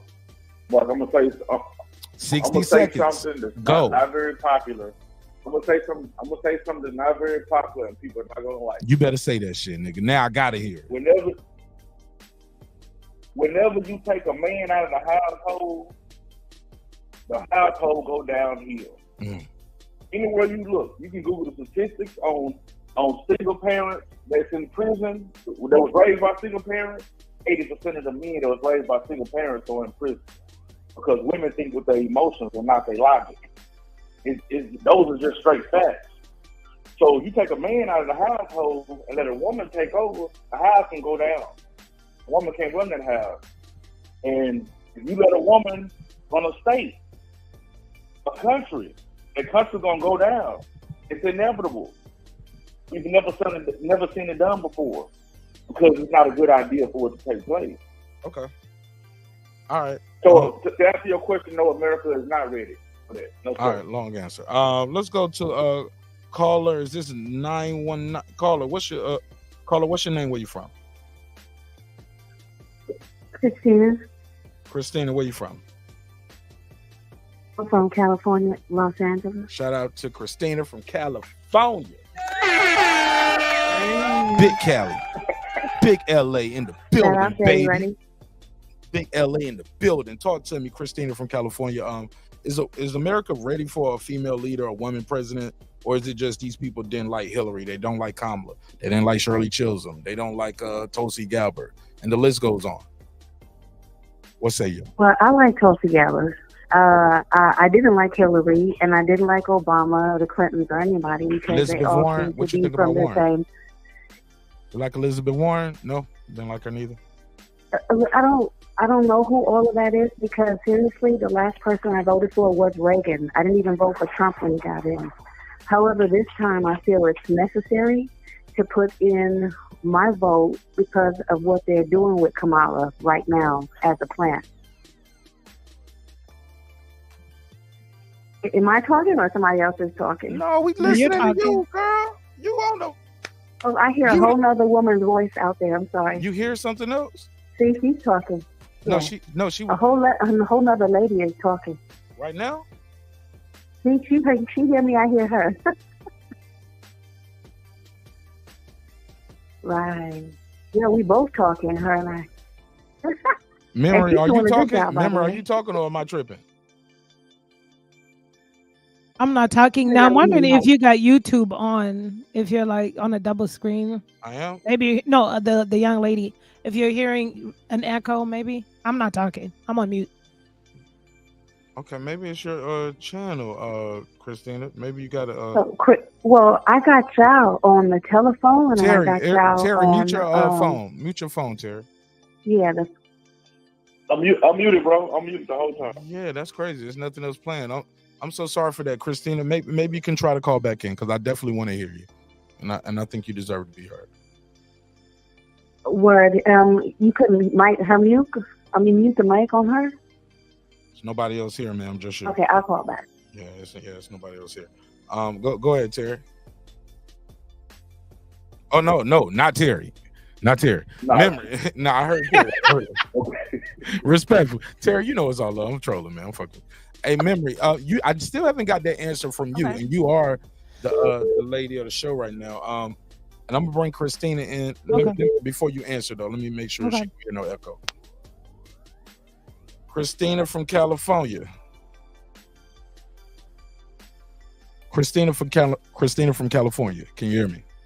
Yeah, I can hear you great. Do you hear any other ladies? None. All right, there you go. It's just me and you. Let's go. Talk to me. That's what I feel. Okay, so anyway, listen, I am of mixed descent, right? But I use my accent everywhere I go, unless I really feel like I'm in a bunch of going for an interview. I'll tone it down some. But with Miss Kamala, she's everywhere. They're calling her chameleon. I can't even disagree with that because you grow up in LA, you know what South Central is all about, or you grow up in the big cities like New York, which I have family from, and Chicago.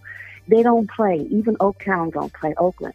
So it's like we have to really, really see that Miss Kamala, in her past records, have had really, really high levels of her putting black men in jail. Not even just black men. It was like at that time, if you were flamboyant and had money and they can use your money for the system, they were going to use you.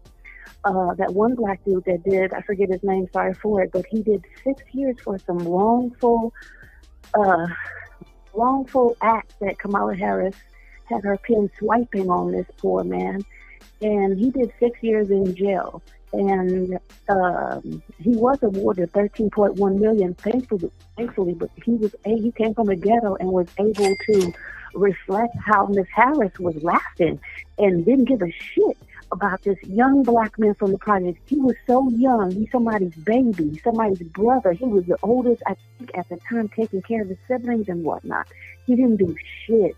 The judge said after it was thrown out and thrown out again, and this happened to another white boy, and not a black man, but they said, if you bring this shit back in my court, you're going to get rolled up. They told her that. Again, 90% of her staff quit on her when she was in San Francisco. And also, too, what really scares me is that a lot of people want a black woman. I would love for Candace Owens or Condoleezza Rice or somebody in the high mental state for black people to run that office, but they will never let them because they're too smart. And they don't want the black people to go in that direction. They want to depopulate.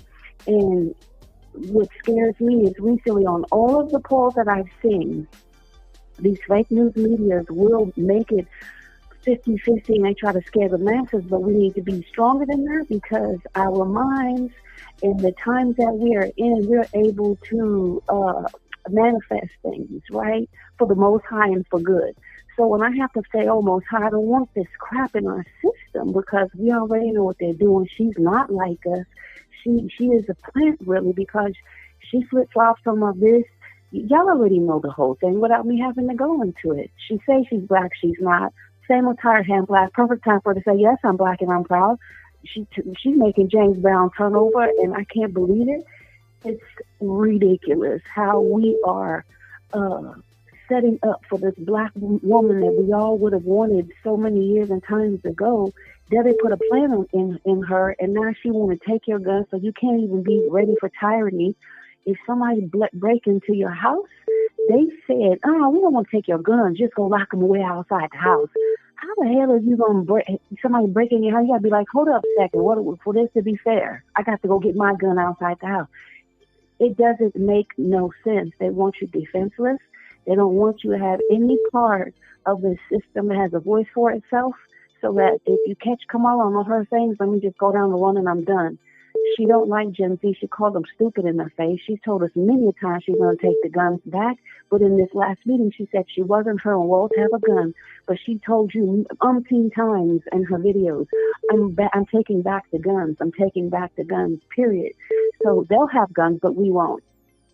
And also, let's not talk about all the mystery illnesses and the fucking people that are coming over with their you know, their acts. Some of them acts, and some of them just regular people who want a better life. So how we decipher from all these crime people taking over, giving us these mystery illnesses, opening the border, so that what is that all for?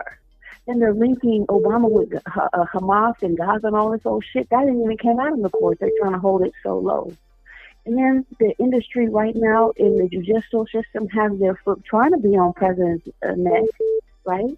But at the same time, it doesn't make sense because everything that they're hearing him go through is all under Kamala and Biden and hearing all the bullshit still. So when you look at that, this is the kind of unfair thing that we have to deal with, is just watching, which is very stressful because when I look at it and I hear you and I hear a baby and I hear an older woman and I hear all these things happening of the destruction of our world, just on national crises like the shit burning down over here in LA and things like that. All the Palisades, Palace Berries are sunken.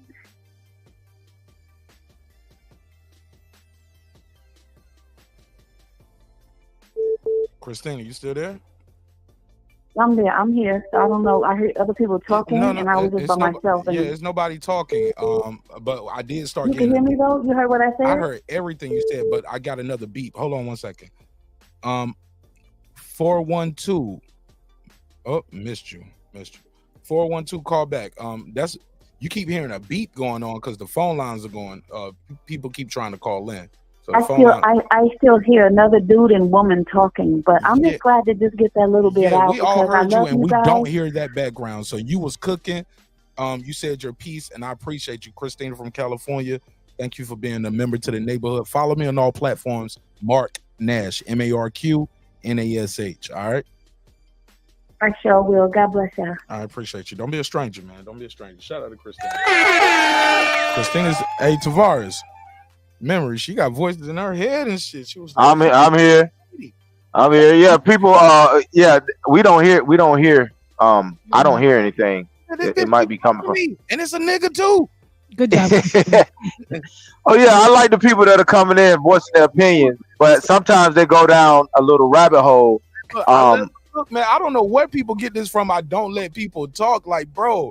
Hey, look. In the world, that's fair. Nobody.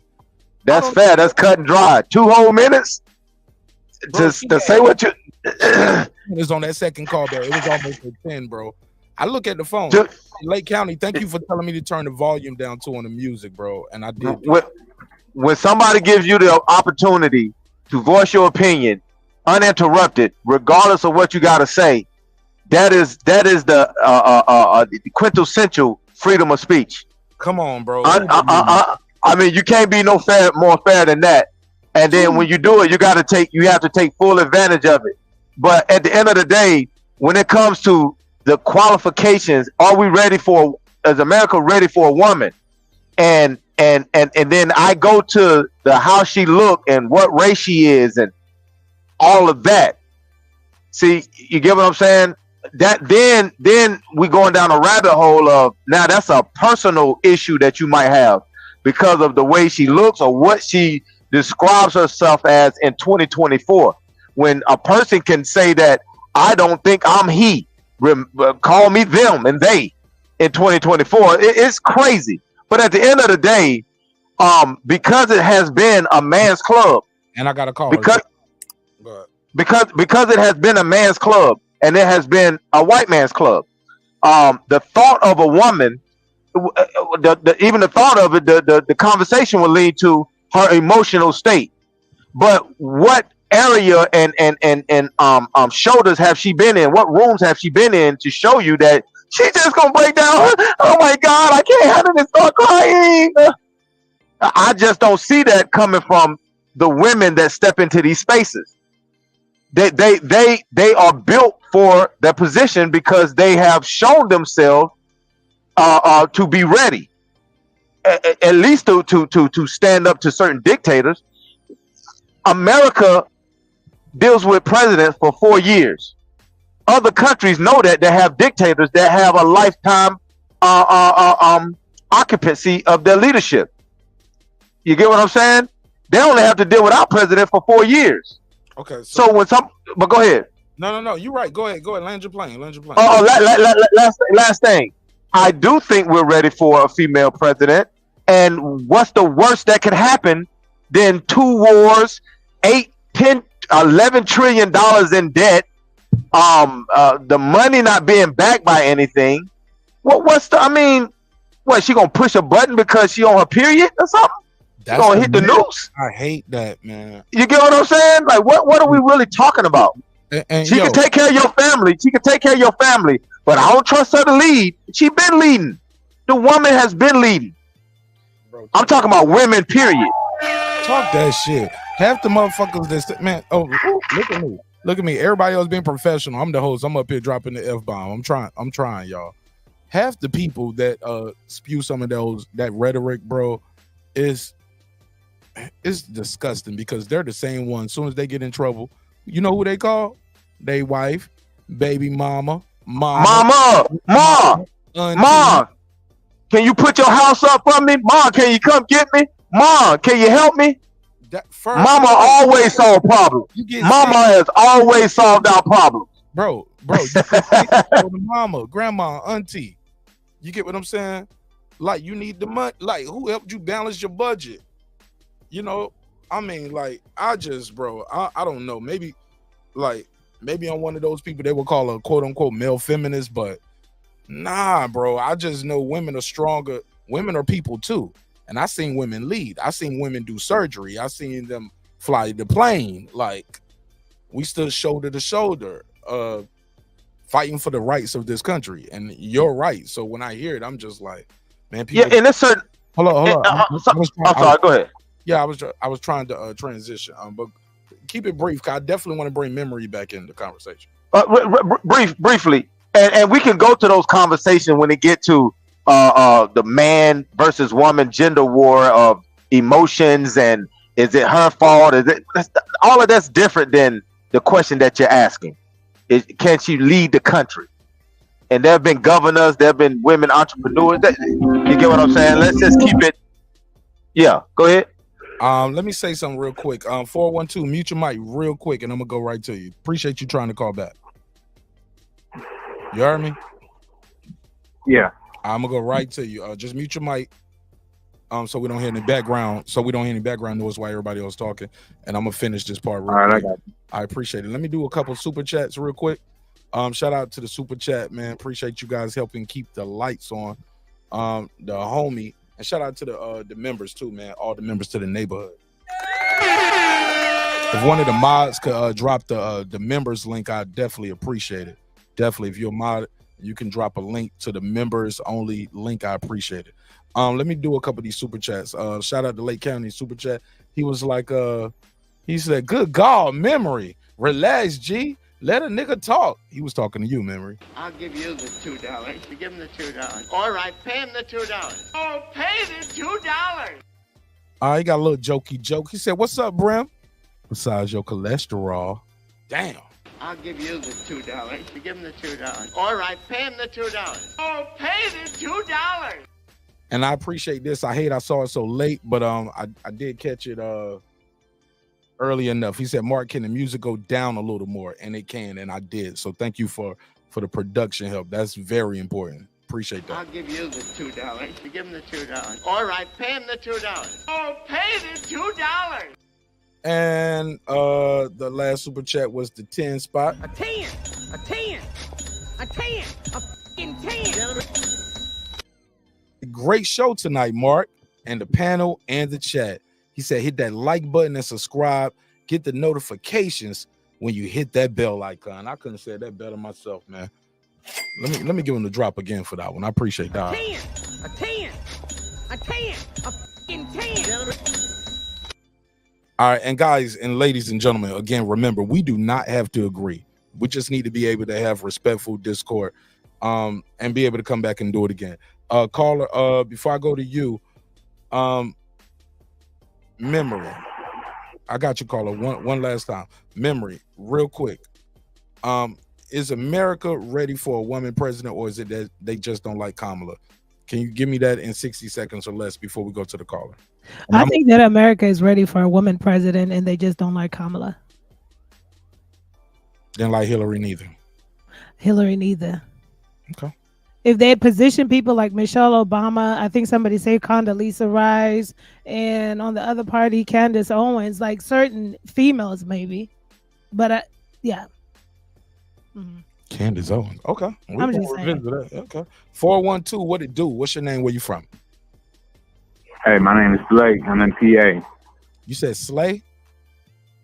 Blake. Blake from PA. Talk to me, Blake.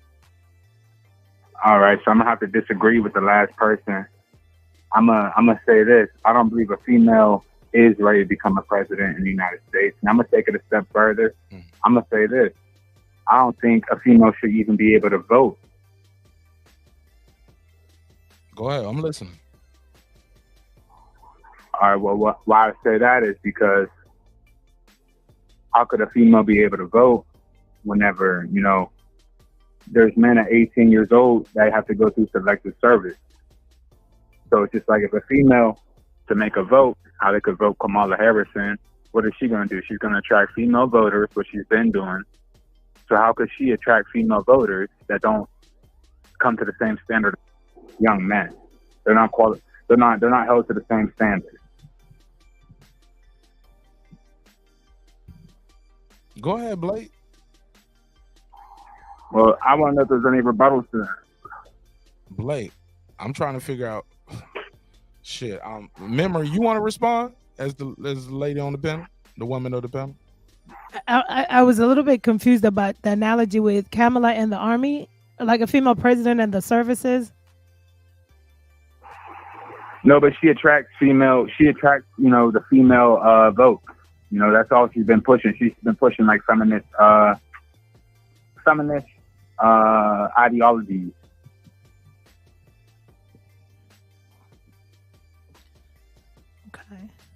Okay. I mean, that's your opinion. I don't think that women I've never thought that women are ill equipped. That's not my opinion. I mean, have you heard her? Have you heard her speaking though? How is that my opinion? If we're going off what she's been speaking on. I understand what you're saying, specifically in Kamala, but I think what had confused me was when you came out the gate, it sounded like an all-inclusive women. Like women should not be leading. Women are supposed to be in the kitchen, and they should not be voting. No. Women should not vote. That shocked me. They shouldn't be voting. Why not? They shouldn't be voting. Why should they? Because it's a lot of women that are head of households out here. They're head of households. Why? because their man didn't stay around. I don't know these things. It's equally responsible, but their mothers out here that run their household. Men don't want to stay around. Okay, so if we go to statistics, right, we do know that females are the ones that are the main ones who split households up, right? How's that? Explain. What? What the? How is that? How is that? I shouldn't have to say that. Those are statistics. Hey, who's statistics? Alex Jones statistics? Who's statistics? Goddamn. What is that? Those are facts. You can look it up.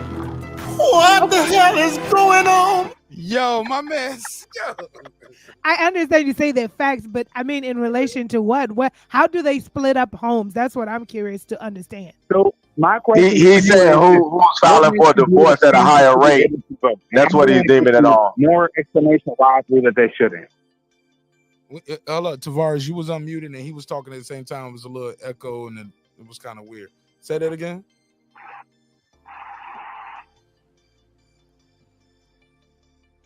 Who, me? Yeah. What did you say? And Tavares, what did you ask him? Oh no, I was just saying, tell me how a female is able to vote, and I'll give more explanation of why they shouldn't. What? They go to the polls. They walk. They're they American drive. citizens and they pay taxes. They born and bred American. Number one, they're American citizens. Number two, he was going off the premise. Born American citizens. They're born American citizens. But look, listen to this, though, right? Hold on. You asked. Let me answer him for. Go ahead. They're American citizens. They pay taxes. So it's no taxation without representation. Let's keep going. They not only are in the military, they are leaders in the military. We have generals that are women, so they can command troops.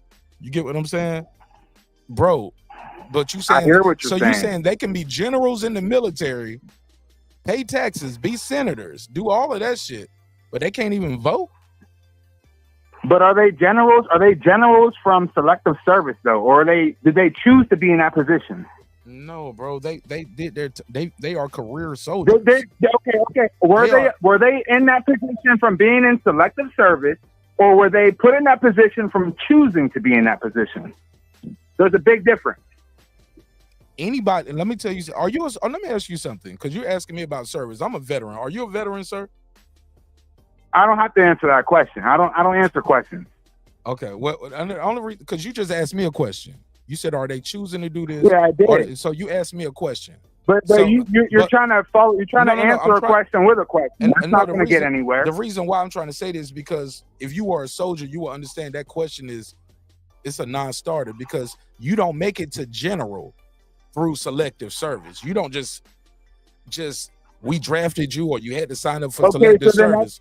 No, that all of that. Your whole question from the beginning. It's yes and yes. No, you can't become a general through selective service. So would you agree or disagree? I know you're not a veteran. The same even with posing that question. Say what? If we're talking about equality. You said what? I said if we're talking about equality, would you say that a female should be held to the same standard as a man regarding selective service? Homie sound like the draft back and he just got the papers or something. Like, sir, we're talking. You went from that. I'm asking a really valid question. Sir. It seems like you're trying to beat around the bush. No, sir, because we're going all around the world. Because you trying to tell me we started with women shouldn't even vote, and you said what? Yeah, they shouldn't vote. And I let you talk. And are they held to the same standard? Are they held to the same standard as young men? Because whenever a young man turns 18, it's mandated that he has to apply for selective service. What happens whenever a young man who's 18 who doesn't apply for selective service? What happens to him? I know a whole You're bunch of niggas. I know you should know this question. It's supposed if you're to be ex-military. Oh my God! If you're ex-military, no, bro, we can't. Right? Look, we ain't gonna do the trolling because I got an ID card. I got a DD 214. No, I'm not trolling. I'm not trolling. I'm just asking you. Hold on. That's what we're not gonna do. Let me speak now. Let me say something. Go ahead. That's what we're not gonna do, because I got the paperwork to prove it, and I got the scars to prove it. I got the battle buddies, so we're not gonna do that. That doesn't answer the question, bro. man. That doesn't answer the question. Stop. I ain't even trying to bang it on you like that. But this is what we're not gonna do. Bang on what, man? Just answer the question. Bro, I'm trying to have a conversation with you. You're being combative. You're ex-military. You're talking about Bro, banging. And whoever mentioned banging, No, besides I'm you. talking about hanging the phone up on you, bro. I ain't talking about gang banging. I'm trying to listen. I'm trying to have a conversation with you, but you want it to be one way. All right, then let's have the conversation. But you keep avoiding the even question. now, though. you're still talking while I'm talking. That's not how this is gonna go. All right. Go ahead, man. Go ahead. You got a mute button on your phone? Don't your phone Go ahead, got a mute? man. No, I'm going. Go ahead. Hold up. I'm gonna go ahead. Do you want to go here with me and have a I'm conversation? waiting for you to go ahead. Bro, You we keep can't asking do me it. if I You have a still mute button. talking. Go ahead, But man. you still talking though. This what's going on. The guy is talking about women shouldn't vote. From there, he has an argument. Now, some would say he has a point why selective service should be removed, but not a point why women shouldn't be able to vote or hold position of leadership that they already hold, because they've been proven to be successful as pilots, doctors, judges, lawyers, your damn x-ray tech, like generals in the military, senators, vice presidents. So when the guy's saying women shouldn't vote and his only argument is selective service, I just feel like you have an argument for selective service should not have penalties and people shouldn't end that.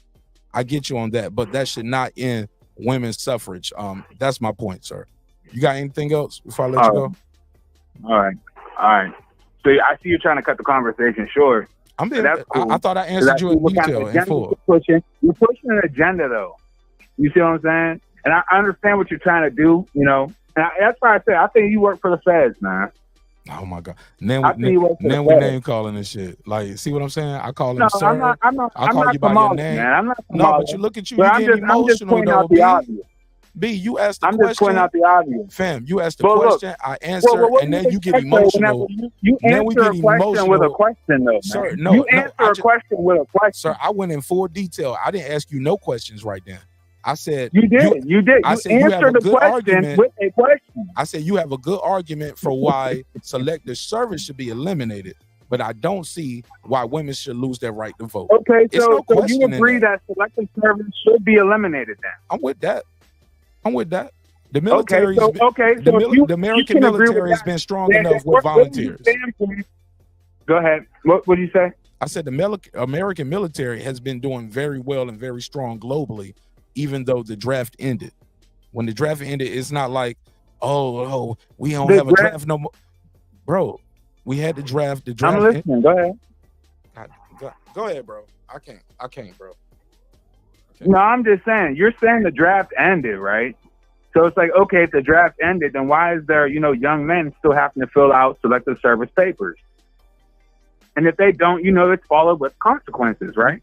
Man, you didn't even being let me, ex-military. bro. I was just trying to speak, bro. I was just about to answer that. You cut me off just to okay, so I'm gonna let you get to it. No, I'm gonna get to it regardless. You're not gonna let me, but I appreciate your time. I'm gonna let you. Go ahead. No, you're not gonna let me. I'm gonna let you go. Yeah, Because you won't I even mute just your let you mic. right now. Go ahead. Yeah, he won't even mute his mic and let me talk. I can't. I'm not gonna do that. Like, I gotta get my bars off. I'm gonna let everybody talk. I'm gonna be respectful to everybody, but bro, you're not gonna just keep cutting me off. Like, look, this is what I was trying to say. And I want to hear what Tavares and Memory gotta say about this shit. Cause that shit is like a whole troll call. I ain't got time for it, man. I'm sorry. I can't. Cause we can agree to disagree, but damn, bro. I agree. He does have a case for selective service and the consequences for that to be eliminated. But I don't see a case for women to lose their rights to vote.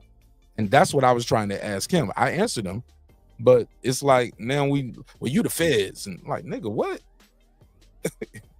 Okay. First nigga to call you a fed is probably the first nigga that's going to tell on you. So y'all get stopped with a nickel bag in the car.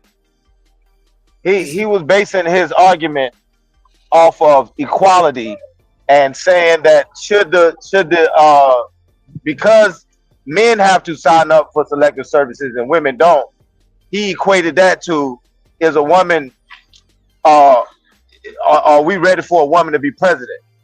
At the end of the day, then he turned around and said they shouldn't vote based off because they are the ones that are more quick to break up a home. He's basing that off of the statistics of divorce and who files for divorce. But that has nothing to do with if a woman is ready for president. She can run your household. I'm a married man who has a wife. My wife is a stay-at-home mom. I don't run my household. You get what I'm saying? Y'all following me? My son, the structure of my household, my wife had set the structure. We do this thing together.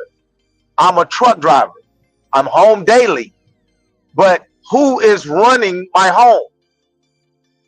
You get what I'm saying? But she's not efficient enough to actually give a vote. But she gives me nutrients, knows the structure, knows my time, knows my son time, has to deal with a young boy, 13 years old, a man, herself, finances, when certain things are due, but she's not efficient enough to be able to render a vote. Man, make it make sense. We need to get out of this medieval days of thinking. I need that woman like I need air. What she brings to the table is like MasterCard. It's priceless. You get what I'm saying? But if I have a caveman like thinking and I put her in a box of inefficiency when I can see how she's efficient in my life, establishing structure, stop playing. Is a woman capable of leadership? Have we seen the evidence of it? Yes or no? Fair shit. 619, you on the line. What's your name? Where you from? My name's Lynn. I'm from Texas. Lynn from Texas? Mm-hmm. Shout out to Lynn from Texas. You got the floor. Is America ready for a woman president, or is it they just don't like Kamala or Hillary? What's your take? I don't think that currently we're not ready for a woman president. But I think that because we're programmed here in America, I think they programmed us to think that we're ready for a woman president. I'm listening. Go ahead. You know, so because we're programmed to feel and think the way that we're here, so let me try to frame this correctly. So because we're programmed this way here in America,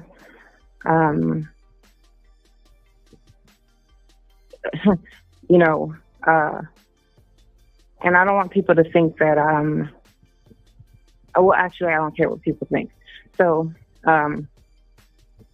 brown people here in America, we're under a spell, right?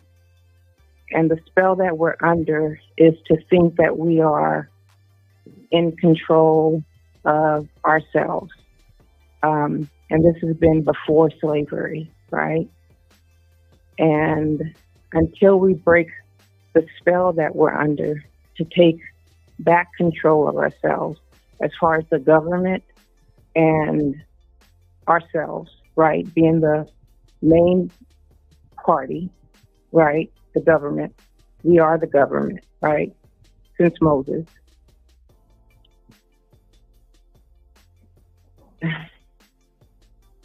So basically, I'm just trying to get this short. We've been under a spell for many centuries. Okay. Go ahead. Okay. So since we've been under this spell, right? We have to take back control of ourselves. And let's say that Kamala is just a commodity, right? Like something that's been put on the shelf as part of a new brand of soap. She's on the very top shelf out of some other kind of ordinary soap that was on the top shelf, but they just slowly moved it out of our eyesight, right? She's always been there, but it's just a new brand, okay? And because we've always noticed it, It's just kind of moved up to the upper echelon, right?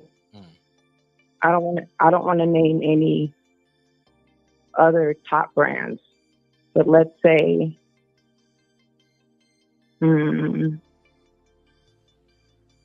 if her name was Nigeria, okay. Now it's kind of like being pushed in our face. All right, it's just being pushed in front of us. It's always been there. Okay. I know many people are not going to follow what I'm saying because I'm a very spiritual woman. Okay. But it's just kind of being pushed in our face, right? Other places around the world, they've always had women presidents. It's always been there. But we haven't checked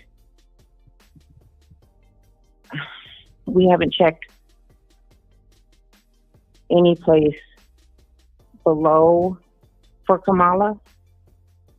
Let's say we don't really even know if this is a woman. Oh, okay. Hey, I'm out of here, man. Yo, I'm out of here. Okay. I'm just being very honest. Lynn, Texas, I gave you 5 minutes. Then we go. Did she say that she didn't know if she was a woman or not? Yo. Hey, look, maybe I'm telling you, that thumbnail tonight got something in here. When they say conspiracy, boy, they coming in hot with them. Lynn from Texas. So your answer is no, America is not ready for a president, or yes, they are, just not Kamala.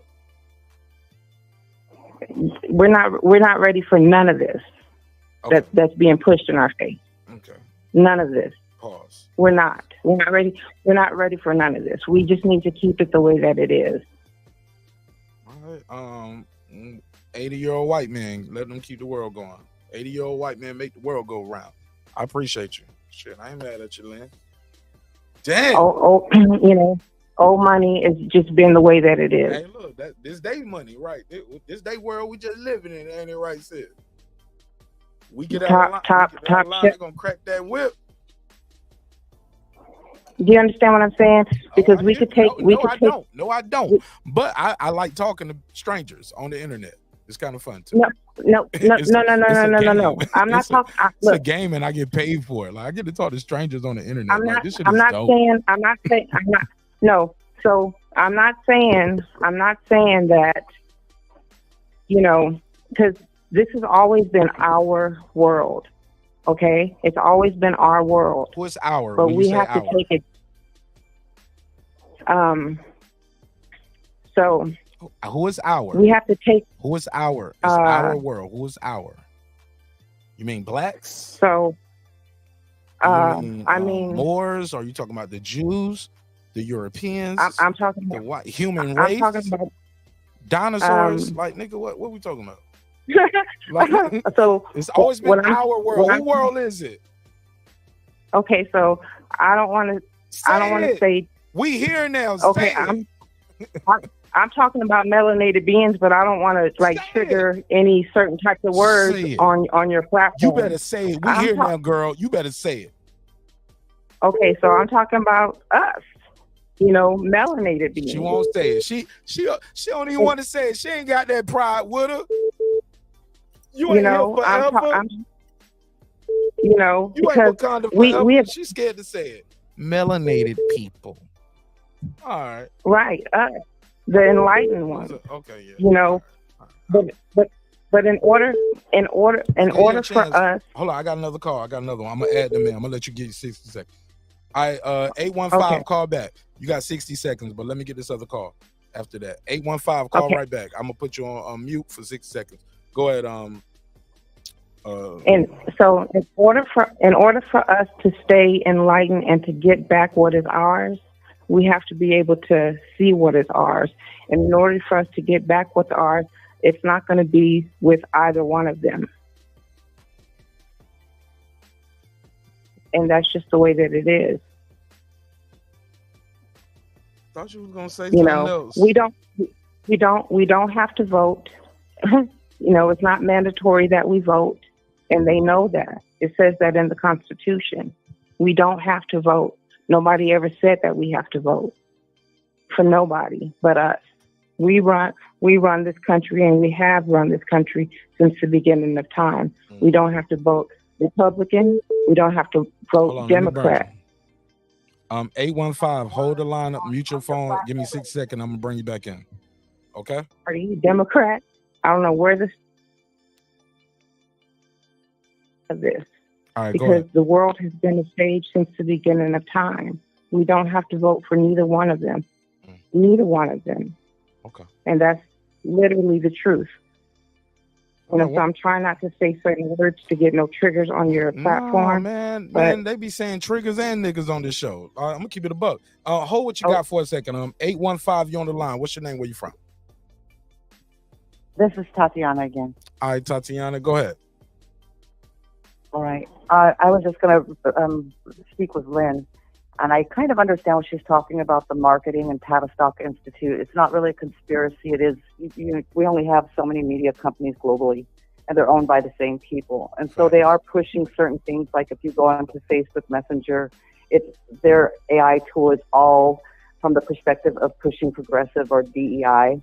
And from that angle, so then they omit any programming and what have you. So it seems like it's being pushed in our face more and more. So I understand it is marketing technique, as you know, from the military with the PSYOPs. And they're using those same marketing strategies against the people and the youth. And that's why they're going younger and younger, because they deregulated marketing against the youth back in '84.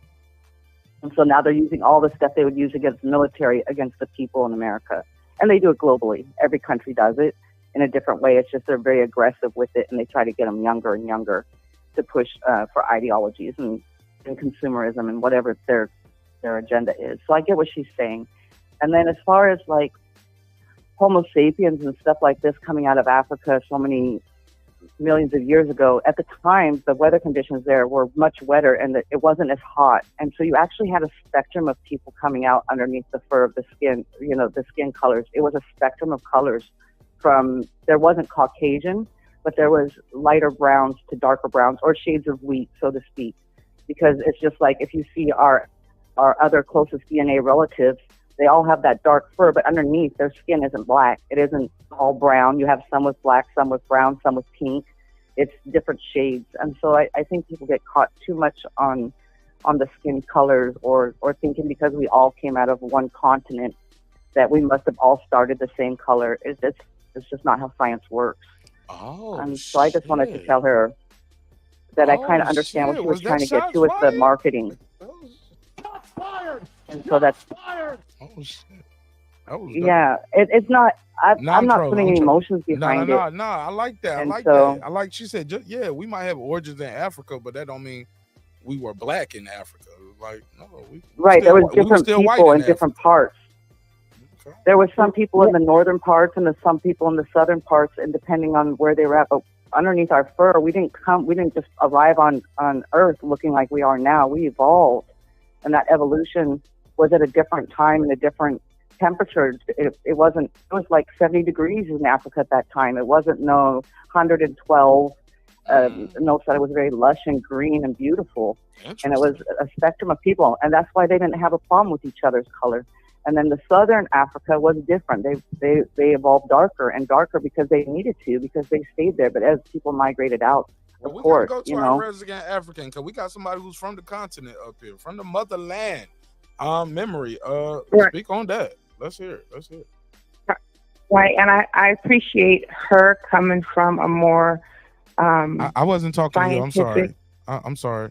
No, Memory's actually from Africa, and I was talking to her. I was trying to bring her back in the conversation. Go ahead, Memo.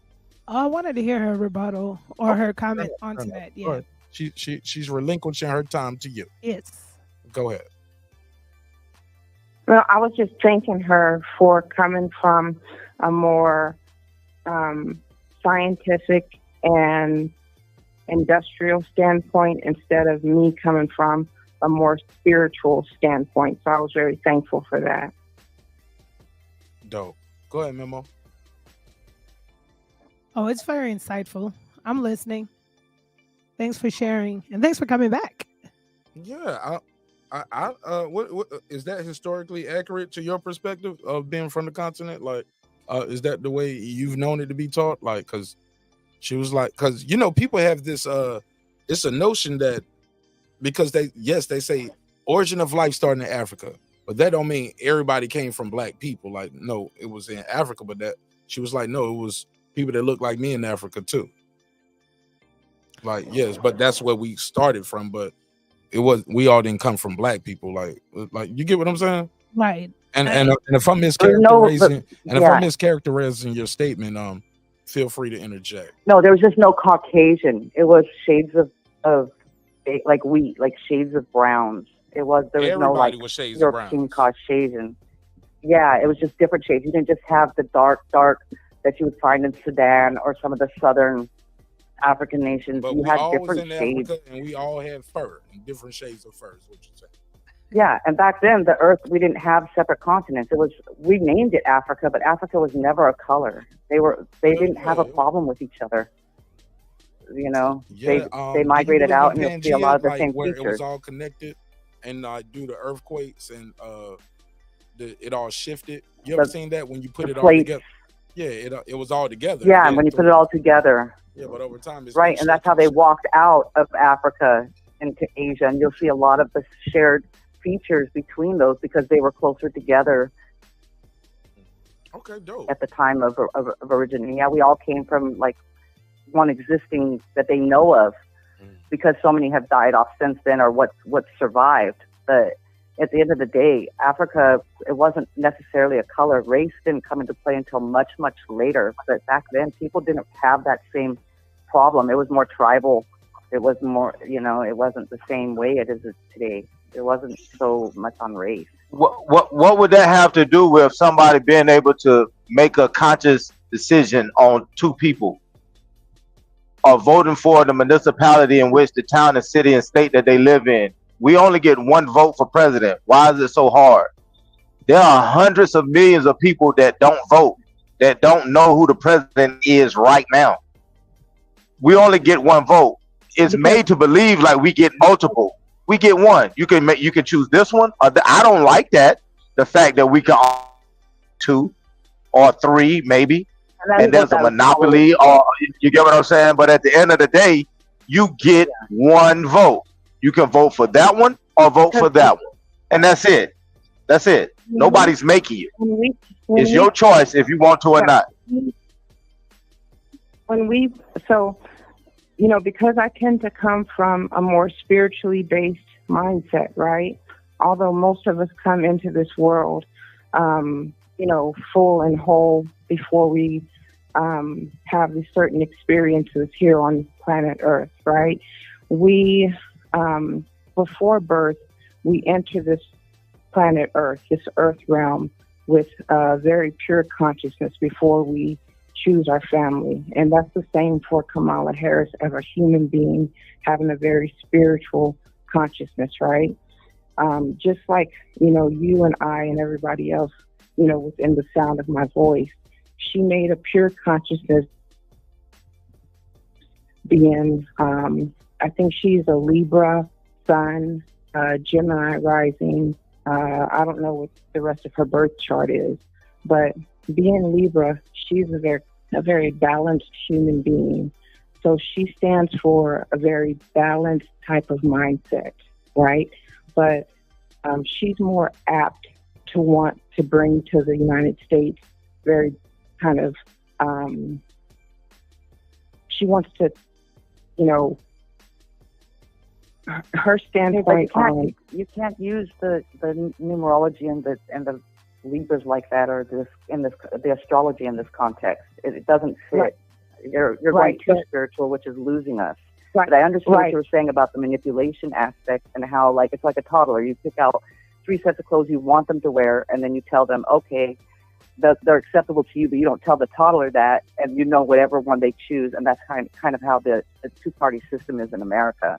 Is they're selecting who you're going to choose from, who they find acceptable. The elites running the show, the Soroses, the Chase, the brothers up there, the Rockefellers, they put what their choices are. Like, these 3 people are acceptable to us, and whatever anybody chooses, they win regardless. Because it goes back to the New World Order and globalists. I understand that, but because we're in a very big battle right now. The whole entire world is in a very spiritual battle. You know, most people may not understand. I mean, you know, people may not understand that, but that's the battle that we're in right now on planet Earth. We're in a very spiritual battle, right? And whether people believe it or not, and I know that no one wants to admit that, but currently that's just what's going on planet Earth. You know, everybody is going. So you don't think it's a manufactured battle? Yeah, because that's who's twiddling with everybody. It's what's causing an imbalance right now. It's causing a deep imbalance. That's why, you know, it's, you know, good against evil, right? But we have to figure out, you know, who's against who, and nobody is against nobody. It's, you know, flesh against the principalities, right? When it doesn't have to be that way. We just have to take back our own personal freedom, which is the people. The people are running. Our personal freedom is our right to have our own thoughts, and that's what our freedom is. That's the only thing that somebody cannot take from us. No matter where you're at in the world, there's always going to be somebody more powerful or oppressive or something. The only thing you have that's really free is your own thoughts. And so Right, the our manufactured aspect of it is they've slowly ejected critical thinking out of the school systems and out of everyday life, and they've presented what they want people to see, like you were talking about, the top shelf and where you place people, and they've put it where they've used all the marketing tactics and what have you to place what they want us to see and keep us distracted on our busy days and where we spend our money or our ideologies. And so it's manufactured. It's not so much a spiritual, it's a slow evolution of brainwashing and neuro rewiring of the neuro connections, the neurosynapses of the brain to eject rational thinking or to eject impulse control. And so you end up with a bunch of walking Manchurian candidates. So it feels like it's a spiritual loss, but it's actually a loss of personal thought and identity and having your own thoughts. It's how I see what you're saying. It could be, you know, way off base, but that's how I'm seeing what you're saying by using astrology and numerology and neonatal charts. That's what I'm picking up from you. Right. Yeah. So we both kind of concur with one another, but on different sides of the scale. It's an equal and balanced agreement, but we're just both using different terms of language, right? So it's a balance. Yeah. So yes, we're choosing a different aspect, but we're saying the exact same thing. But I understood where you're coming from. That's why I just wanted to call and say, I'm sorry I took over your show. I was just I've been lost in the neonatal chart and coming across. I understood what she was trying to get to. No, it's good that people have these conversations, and I appreciate it, being able to have an open dialogue. Open channel, open panel, open dialogue. As long as we keep it respectful, we can come back and do it again. Appreciate you. Shout out to you again. Tell people your name and where you're from for the people who didn't know in Illinois. I'm Tatiana, and I wasn't trying to, with my science out of Africa, I was just posing it for her to try to wrap around what she was saying. Well, I'm gonna make a clip out of that. I'm putting that on. I'm gonna publish that video. I gotta make a clip out of that. We gotta talk about that. It's just one theory that's not proven or disproven, you know. Absolutely. But it was the same with it went along with the spiritual. You know, some people say black folks came from aliens, right? You do know that, right? You know that's a theory too. I mean, you laughing. But put a case on it. No, we all came from one person, and they happen to be black. All of y'all came from my DNA. Some of y'all had to run to the Caucasus Mountains because it was so hot in Africa. Like, bro, everybody got their own thing. Some people came from aliens. We came back. Like it's a whole bunch of shit. Some of us came from direct descendants from God Himself. I mean, like I've heard so many. Everybody has a way to describe their perception. Appreciate y'all though, but it's just words and vocabulary. Man, we got to come back. Thank you so much, Tatiana. I actually went to boot camp. Much love. Appreciate you, Marcus. Appreciate you, man. Man, I appreciate y'all, Tatiana. I'm about to land the plane real quick. Thank you. Man, shoot me an email, ladies, on the phone. I'm gonna let the panel get their final thoughts, and we're gonna close the show out. But shoot me an email, Mark. I'm a huge fan of memory. Thank you for your patience, memory. I'll be quick with my final thought, Marcus. Regardless of where we Oh, I'm sorry. Go ahead. All right. So, Tatiana, you got anything you want to plug or promote before I let you go? Or IG, Twitter, anything you want people to reach you, or like, nah, you'll just shoot me an email. Either one. I shot you an email earlier. I just really appreciate your show. I can't believe I came across it, and I like the panel you have. I learned a lot, and it had been very thought provoking. Well, guess what? You're a part of it now. It was good. You're a part of it now. So somebody else watching it, they're hearing you, and they're gonna say, "Man, I appreciate that. I want to be a part of that." So you're a part of it too. So you inspired. I appreciate it, and you all take care for yourself. All right, God bless. I'll see you on the next one. I'll see you probably on Friday night. Look for all right, me. all right. I will. All right. Go ahead, caller. What's your name again? Where you from? This is Lynn, right? Yes, Lynn. Mm-hmm. From Texas, correct? Yes, Texas. Hold on 1 second. 412, can you mute your mic while I land the plane with the other caller? Yeah. I appreciate it. All right, go ahead. Lynn from Texas. Final thoughts. So I really appreciate Tatiana, if she's still out there, and thank you so much for letting me talk on your platform. I didn't mean to go so far. No, man, we left having fun. or right. No, we good.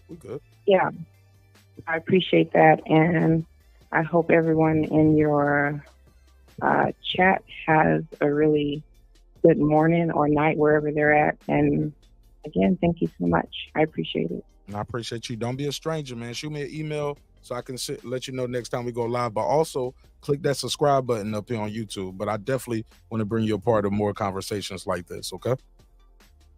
Thank you so much. You have a good night. All right, you too. Oh, damn, I hung up on him. Oh, hung up on the wrong person. Damn. I'm trying to get 4-1. I think that was 412. I think that was homie that was trying to tell me about, I think that was the same dude. There we go. Is that the same person? This will be the last call. I'm not taking any more calls after this. The last call. 412, what it do? What's your name? Where you from? Hey, it's Blake. Okay. Blake again. Blake. Go ahead, Blake. Hey, so I was wondering what's up. Why you ended the call so short? Because I got a job to do. The phone lines jumping. Other people trying to talk and be heard. And if I can't answer your question without you interrupting me or showing me the courtesy to Well, mute go your ahead. mic, Go ahead. like even now, you're doing it again. You asked me a question, I'm answering, you cut me off, telling me to go ahead. I was going. You started talking, telling me to go ahead. I let you go before, though. I let you go before, and you just ended the call. Sir, even now, you asked me a question, I was answering, and you cut me off.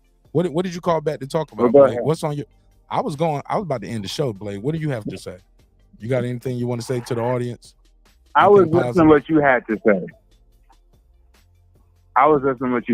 Man. I appreciate that. You can do that from the chat, though. You called in. What do you have to say?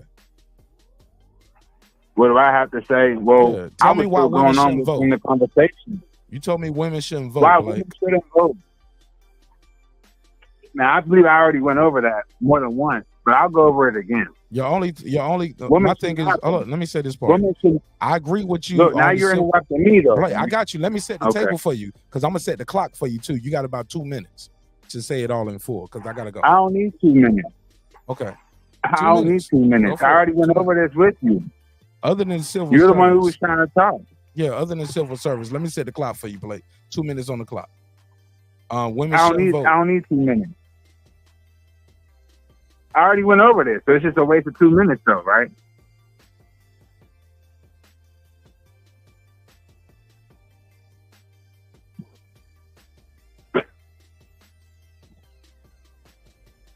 And we got clown Mark over here. Bro, I'm giving He's you a fucking fraud.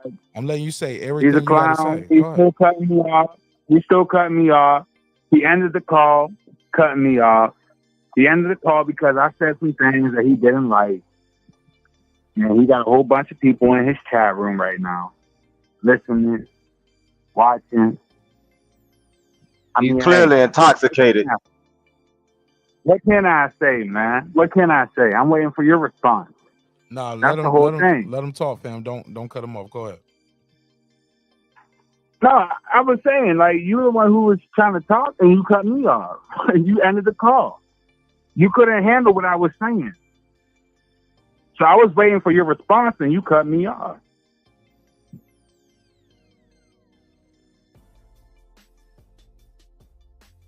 And we're silent again.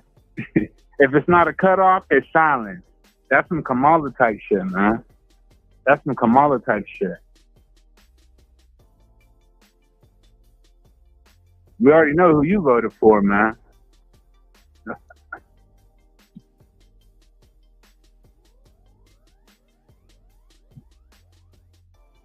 Now I'm waiting for Mark to come back.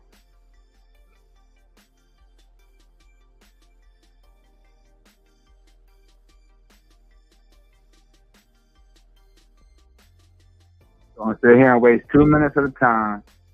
We've been wasting 2 minutes at a time all fucking night, man. You're gonna ask me again. You're gonna ask me a question with the same question.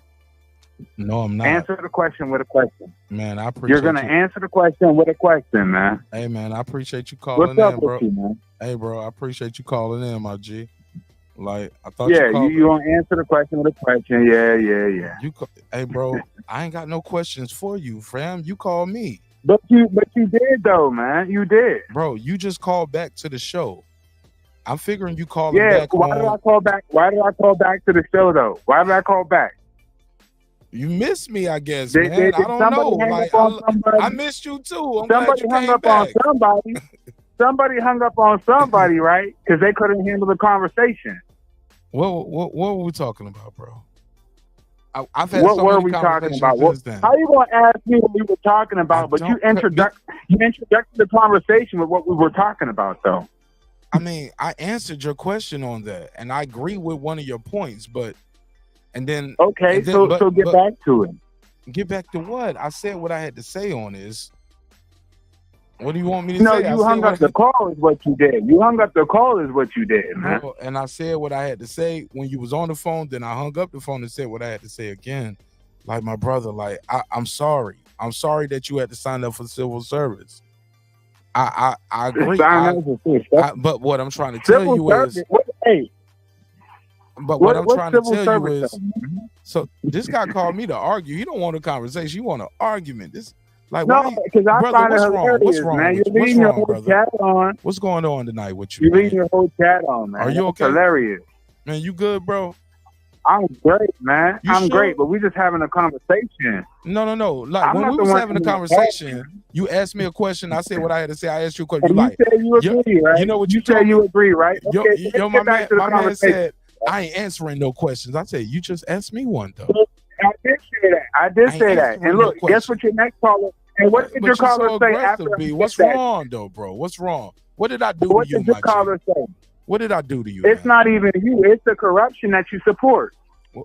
Have I It's ever the met corruption you? that you push. Do you know what I do for a living? Do you know, like, do I you don't know care what my what you family do for a do? living. Do you know my message is? I don't care, Because last time man. I I'm checked, not this shit, asking what they do or what so you you make do, an man. assumption I about don't a stranger. care, man. But you make an assumption about a stranger. But it's not even about an assumption, man. You know you're on a public platform, right? This your first time ever watching my show, and you know that. Don't You know cap. you on a Don't public cap. platform, Don't right? cap, bro. You ain't been watching me for 4 years. Is that true or false? Is Have that you been- true or false? It's a public platform, True or right? false? You've been watching me for 4 years. False. Thank you. Now answer my question. Of You're on a course. public platform. Nigga, True or false? of course. I would have made a nigga like you pay to see me if I had then. an option. So I would ask you dumbass camel toe questions then, man. Bro, what are we doing here? Bro, because you don't know me, brother. You don't know me I enough don't to gotta talk. know you to know what you're doing. I don't gotta know you to know what kind of agendas that you're pushing on YouTube. Let me ask you this. If I was pushing an agenda on do I have YouTube, to- hold up, let me ask you this. Since we're asking questions. Go ahead. If what you say is true, and I was pushing an agenda on YouTube, why am I talking You to are. hold up? Why am I talking to you right now? I don't know. I mean, almost Because I counter almost your fucking almost agenda. 20 minutes after I said I'm about to end the show. Why am I still talking to you? Because I countered it. And I hit you with some road shit that you didn't know how to follow it up with. And that's why you ended the call. No, but you haven't watched the show for years, bro. Like, memory been I disagreeing. don't gotta watch the No, show you for ain't years even to watched it. understand No, bullshit. sir. This is what I'm trying to tell you. You ain't not only have you not watched the show for 4 years, you ain't even watched the show Go for ahead. 4 hours. I've had people on I the don't show. got to. Listen, no, what you got to do is listen, because that's the problem right now. I'm You listening. don't listen. You jump to conclusions. Go ahead. You make premeditated judgments about people, and then you judge them unfairly. Okay, Sir, Campbell, go ahead, listen. man. Oh my God. See, that's your problem. You don't listen, and you don't have Go ahead, emotional Campbell. control. Like every time I talk, while I'm talking, you keep saying, "Go ahead, go ahead." While I'm But talking, what about yourself, that's a though? You cut distraction me tool. off any See, that's second a that you distraction can get, tool. but you can't See, handle when it comes back see, to call you, me though, back, right? my brother. This is what I'm trying to tell you. If what you Go say ahead. is true, I would not even talk to you. I could have somebody screening the calls. I wouldn't have memory up here all night. She disagreed with everything I said all the time when we talked about politics. But I have her up here. So and you're saying, I give her front row seat to the conversation. Let her do whatever she want to do. You get what I'm saying? Rachel disagree with me. so you're saying every caller. No. So you're What I'm saying saying every is, caller that calls what I'm in, saying you is, bro. you don't. What I'm saying You is, bro. calling them their fries or what? What are you calling every other caller that calls in, man? What? I don't call people names. I If you're just I saying let, the only reason why you're having this conversation with me, if you're saying the only reason why you're having this conversation with me is because this, that, and the third, then what does that make your other callers? don't skip this, that, and the third. That's But you important. don't do Don't this skip and the that. third? No. Don't dismiss while I'm talking to you. Why? The reason why I'm Go talking ahead. to you is because even people like you deserve a voice. They deserve to be heard, and they deserve an opportunity to get their bars off. But what we're doing right now is now we going combative about how long I talked to you. Like, bro, I only owe you 3 minutes, 2 minutes of my time. Other than that, I got to get to the next caller. Anytime other than that. I didn't even ask But no, for 3 bro, minutes. I ain't say what you asked for. I'm telling you what I gave you, bro. And I don't owe you nothing. I don't know you from shit, I don't dog. care what you gave me. Bro, I I called don't owe in. you shit, my nigga. Matter of fact, have a good night, bro. I can't even do this with Exactly. him. I can't, bro. Like, this nigga just like he called me back to argue, B, about whatever, B. And I'm like, I can't, bro. I can't. It's too much emotion with a nigga like that, bro. Like, that shit crazy. Shit crazy. That nigga's like, nigga called me back just to tell me I'm still on his mind. I'm like, bro, lies, rumors, gossip. Man, motherfucker, I've been letting you talk all night. Over me, over the panel, over the guests. I don't owe him shit. Hey, look, once I said that, memory something clicked in my mind. I was like, nigga, I don't owe you. You know what? Bye. Like, nigga, you ain't gonna click the like button. You ain't a member to the neighborhood. You ain't gonna send a good comment or review. Like, nigga, why am I even talking to you this much? For you to tell me I'm unfair. If I was unfair, I wouldn't talk to you. And I'm done talking to you. And don't call back no more tonight or I'm gonna block you. That means you won't be able to call back tomorrow or the next day. You're welcome to call back, but just no more tonight, bro. Just no more tonight. I'm done with you for the night, man. I got shit to do in here. This nigga here trying to send a nigga with 2 strikes back to the pen in this motherfucker. He's like, yo. You never heard of it. Yo, niggas crazy out here. That brother's thirsty, man. Thirsty for knowledge, man. Thirsty for knowledge. In the words of the good brother Malcolm X, let's get something to eat. It's your man Martin Nash breaking beats. Memory. Tavares, close. Final thoughts, man. What do you guys think about the show, the guests, the panel? I think this is your first time being on a panel together, so I think that was dope. I like mixing it up sometimes. You know what I'm saying? Doing what I do. It's great, man. The young ladies had great points. It was great points made. That brother right there, he wanted to argue. He wanted to argue. That's all he wanted to do. You know what I'm saying? You gave him his time and he didn't take advantage of it. At the end of the day, my last thoughts, brother, I appreciate you once again for being fair, free, and allow people to voice their opinions, because in other cases at work, in the home, other people what we got to say. They don't want to hear, really don't want to hear what we say. You a platform for people's opinions. You know what I'm saying? And that's what I appreciate it. Man, hey, look, your this audio society. Your audio breaking up like his relationship. Hey, look, hey Memo, why he fixes his audio? I'm breaking up. Yeah, you breaking up like his heart over there. He hung up on me again. Hey, look, let me say something, Memory. I'm gonna tell you the irony, right? his whole point was not only shouldn't women lead, they shouldn't be able to vote. Let me ask y'all something. Based off how that nigga has control of his emotions, do you want him? I want to let that nigga lead me to the grocery store. Like, nigga, you can't take me down the aisle to get the grapes and bring me back to my car. Like, this nigga, like, bruh. I ain't seen. I don't want him cutting my grass, bro. He gonna fuck up cutting your grass and be out there waving it. That nigga talk with his hands like this. I can tell. that nigga be in there like, let me tell you, that nigga be like this. That's a single man. That's a single man right there. Number one, he was inebriated. Talking about a woman. Number two, tell you a woman raised right. You. Definitely. Right. And in this time that we in of the gender war of it's the woman's fault, it's the man's fault, people actually take in this information and they feel as though this is a part of their life. If there's you remember Jay-Z said 99 problems, but a woman ain't one. I look at myself if I have female problems. What am I bringing to the table if I all the time got female problems or I see a problem in a female? What do I look like in being the leader of this woman if I'm the head? So at the end of the day, all men can't be leaders and all females aren't built to follow. Some of them are built to lead because of the insufficiency of the leadership that they're seeing. Get what I'm saying? But at the end of the day, and I got a little quick rebuttal after you say what you got to say. I was gonna make my last point, man. That we live in a democracy. We live in this republic. We live by the rule of law of the Constitution that we abide by. This experiment, whether we like it or not, if we go somewhere else, we're gonna have to fall under some type of a structure with laws. Without them, it's chaos.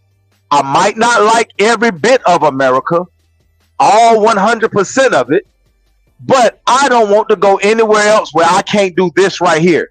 You can't do this in Russia, what this brother is giving us. You can't do this in China. You can't speak ill about your government and live to tell about it. Get what I'm saying? So I would take this before I take that. And there are things that I can manipulate, loopholes in this system if I apply myself with the knowledge of it and apply it to my life so that me and my family can live accordingly. And it is up to me, not another man or woman president that's going to take care of me. And I look to them as my savior. No, they're not supposed to take care of me. I'm supposed to take care of myself. Hey, Mark, brother, much love to you. Peace and blessings. May your blessings chase you down and overtake you. Appreciate you, fam. Man, all my dreams coming true every day.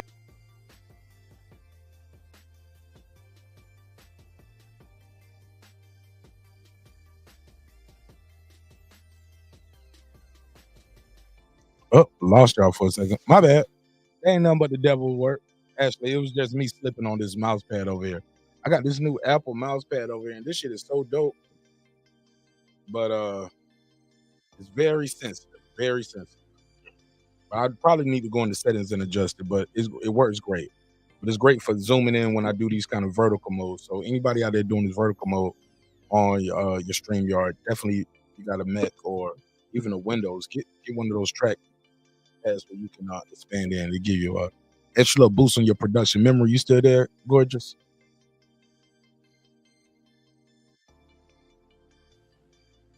Okay, maybe she dozed off a little bit. She might be like, man, I'm asleep, man. You don't get nothing but my pretty face up here. There you go. We appreciate it. Hey, look, man, it's been another great episode of Breaking Beats. Let me do these super chats, man. We had a couple more super chats come through. Shout out to everybody who supported the show in a major way, whether you send a super chat, a cash app, or even an email. so we can connect and I can get some of you guys back on the show, because I love chopping it up with new people. The whole point of this thing right here is to connect with new people, and part of what I'm doing right here, I know it don't seem like I know what I'm doing from the outside looking in, like, do we got beef with them? Do we got beef with man? I ain't got no beef with nobody.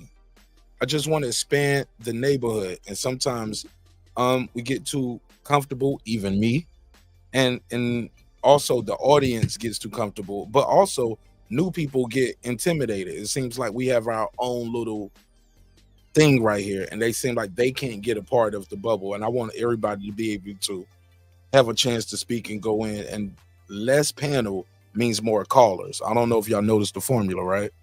Less panel, more callers. And that's what we want. We want more people to discover the show and bring it back to what this whole thing was about in this inception, was providing a space where all of us can talk, even if we disagree. It ain't no cliques, crews, YouTube gangs, none of that weirdo shit. You know, everybody get a chance to get their bars off. But in the midst of that, sometimes it gets a little clutter. It's a panel party now. We over talking each other. Now this person got beef with this person, and now you can't be friends with him because I'm on the panel and I don't want. Hey, look, man, let me just separate myself from all of that shit. Even the people that rock with me, I don't want them to feel like they got to be YouTube banging on other channels. Like, nah, bro, I'm cool. I ain't get into it for that. I don't need it like that. We dope enough, we creative enough where we'll find interesting, fun topics and a way to entertain y'all. And if not, we ain't got no show tonight then. But when all this fails, I'm not gonna resort to, just having a cluttered panel and this and now it's just chaos and for no reason either. And because I want these people to all have peace. So I just remove myself from that part of this community for a minute. You know what I'm saying? Take a little break from that. I'll do it the way I do it, but just lottie-dottie everybody all the time. Nah, I can't do the panel parties all the time. I don't need it. I'm cool. Shit, the phone line is enough. You get what I'm saying? Shit. All right. Hopefully everybody liked the flow and the show and the format, man. But like I said, the whole point is just expanding our reach and reaching more people, getting people to tell their stories, whether we agree or disagree. Even the homie from Philly, like I said, I agree with him on the selective service. I don't agree with him how he conducts conversations with strangers. You get what I'm saying? Somebody said firstborn male citizens automatically selected for selective service. Since females don't have the same responsibility, he's saying they shouldn't vote. That's Lake County. Yes, that is his point, Lake County. And like I said, and I would love to have a whole conversation with homie, but I don't think he's mature enough to even have a mature back and forth and like, let's set that up. Let's make that a conversation. And it seemed like he's gonna handle it too emotionally. I got 5 on it. And really, I can't get emotional about it because I can give a fuck less. Respectfully, that shit is like, that ain't nothing that you can't even change right now. Like homie's trying to go to the Supreme Court with some shit, and that shit ain't gonna fly. It's women on Supreme Court. You get what I'm saying? It's women. Like, that shit ain't gonna make it through nowhere. So it just seems misogynistic, in my opinion, and ludicrous, and it's baseless, and it seems chauvinistic. It's so many adjectives to describe that conversation, but that wouldn't be. I mean, I don't even think they got to be alive. That shit is like a YouTube short of American history and the contributions of women to our society or our world. So I just think it just sounds like he sound like hurt to me. He sound like hurt. That's what hurt sounds like personified. Homies definitely sound like got mommy issues, baby mama issues, big sister issues. You know what I'm saying? Peppermint Patty shit. Give him flashbacks every time she snatched that football. Whoa! Type ass nigga. Never heard of it over here though, baby. Never heard of it. Small hats. Never heard of it. I show love, I get love. I love the ladies and the ladies love me. Shout out to Lift It 22222. Or did I add an extra 2? 2, 2, 2, 2. Okay, 2. It's 4. Lifted 2, 2, 2, 2. She said, thanks everyone. Appreciate you, Lifted. Thank you so much. I think Lifted might have been one of the people that called in on the show tonight. So thank you so much for your time, your energy. Thank you for supporting the show in a major, major, major way. I don't take it for granted, and I don't take it light. Let's give it a drop, ladies and gentlemen. We call this here a little twin. Wow. Nigga. Hilarious. You gotta love it though. Man, I appreciate y'all, man. Thank you for your time, man. Man, this shit was a good show. Hey, Lifted, were you on the panel? Was that you on the panel that called in? Lifted was like, man, because you could have just, and for the record, when you guys call into the show, when I say what's your name, where you from, you can say your name in the chat if that's you in the chat. But maybe you want to stay in the chat with one name and you want to call in with one name. That's cool too. It's cool too. It's all love on this side. Nick Rich, man, thanks for sticking with me, Nick, all night, man. This was a good one. Shout out to Jose Chavez too. He said, you do it practically anywhere in the world, man. This shit is dope. Shout out to Sean Max. You've been here all night too. He said, flames in the background, peep game. We are supposed to voice the truth. Bruh, if asked but not interfere. Oh no, I love the flame. Man, the flames in the background been here since inception. And that was a whole nother thing. Cause the show was hot. You know what I'm saying? And it's been hot. You know what I'm saying? The eternal flames of the Mark Nash background. Actually, I had a whole nother background before that. Like that was a different joke for when the conversation went a certain place. You know what I'm saying? But I used to have Bill Cosby in the background dancing, dropping pills, and I'm trolling. But we did all kind of backgrounds, man. The show been around for a minute, but I'm glad you found it tonight. Thank you for your time. Thank you for your energy. Thanks for allowing me the opportunity. I got one more. Lake County, he said, Mark. He said, what's your favorite James Earl Jones role and Rich Homie song? Rich Homie Quan song, rest in peace to both. Thank you for the support, Lake County. Let me give you the drizza. I got 5 on it. I'm glad you asked, Lake, because here's the deal, and I'll keep it short. I was asked that about James. Actually, when James Earl Jones passed away, God bless the dead, we talked about it on the show that night, and we all went through our movies. And I said, for me, a part of it is like, I love Field of Dreams. Like, I thought he killed that in Field of Dreams. But one of the movies I quote, and I love his voiceover in Darth Vader, and believe it or not, Lion King. I love him in Lion King more than Darth Vader. That's me. I'm not a Star Wars dude. I'm an animation dude. I like to draw and things like that too. So I love the film thing, and Darth Vader in Star Wars, that shit was before my time, bro. Like far as like me getting hooked on it. By the time I got into Star Wars, they was bringing it back for Phantom Menace. By the time I started watching Star Wars, bro, like it wasn't my thing. You know what I'm saying? I ain't like that shit. I like murder mysteries and shit like that. Whodunits, like comedies, thrillers, psychological thrillers. I love a good love story, good comedy, but Star Wars and Star Trek, I ain't getting into that shit till I was an adult damn near. You know what I'm saying? Even Planet of the Apes. I think I started watching Planet of the Apes during like COVID, bro.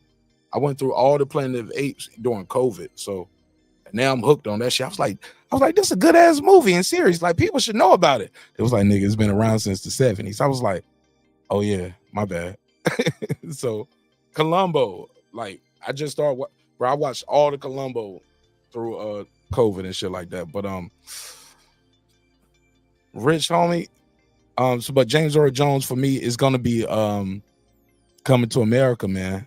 For me, it got to be Coming to America. That's the movie I quote the most from James Earl Jones. Like if I'm doing something and people say that, I'll be like, well, they be like, I'll be like, let them wait. You know what I'm saying? I quote James Earl. That's my favorite James Earl Jones line right there. Well, let them wait. I use that shit all the time for decades now. And let the motherfuckers wait then. You know what I'm saying? King Joffrey Joe in this motherfucker. But I'll be like, shit, I'm gonna get fired tomorrow, man, for this shit. But yeah. But my favorite one is Coming to America, man. His best performance though might be Great White Hope. Who knows? Got so many, man. But my favorite one, who I quote the most, is Coming to America. Rich Homie Quan, some type of way. There goes why make you feel some type of way. That for me is some type of way. Bitch on Weird got me feeling some type of way. Is it cause my homies rich you feel some type of way? Some type of way, man.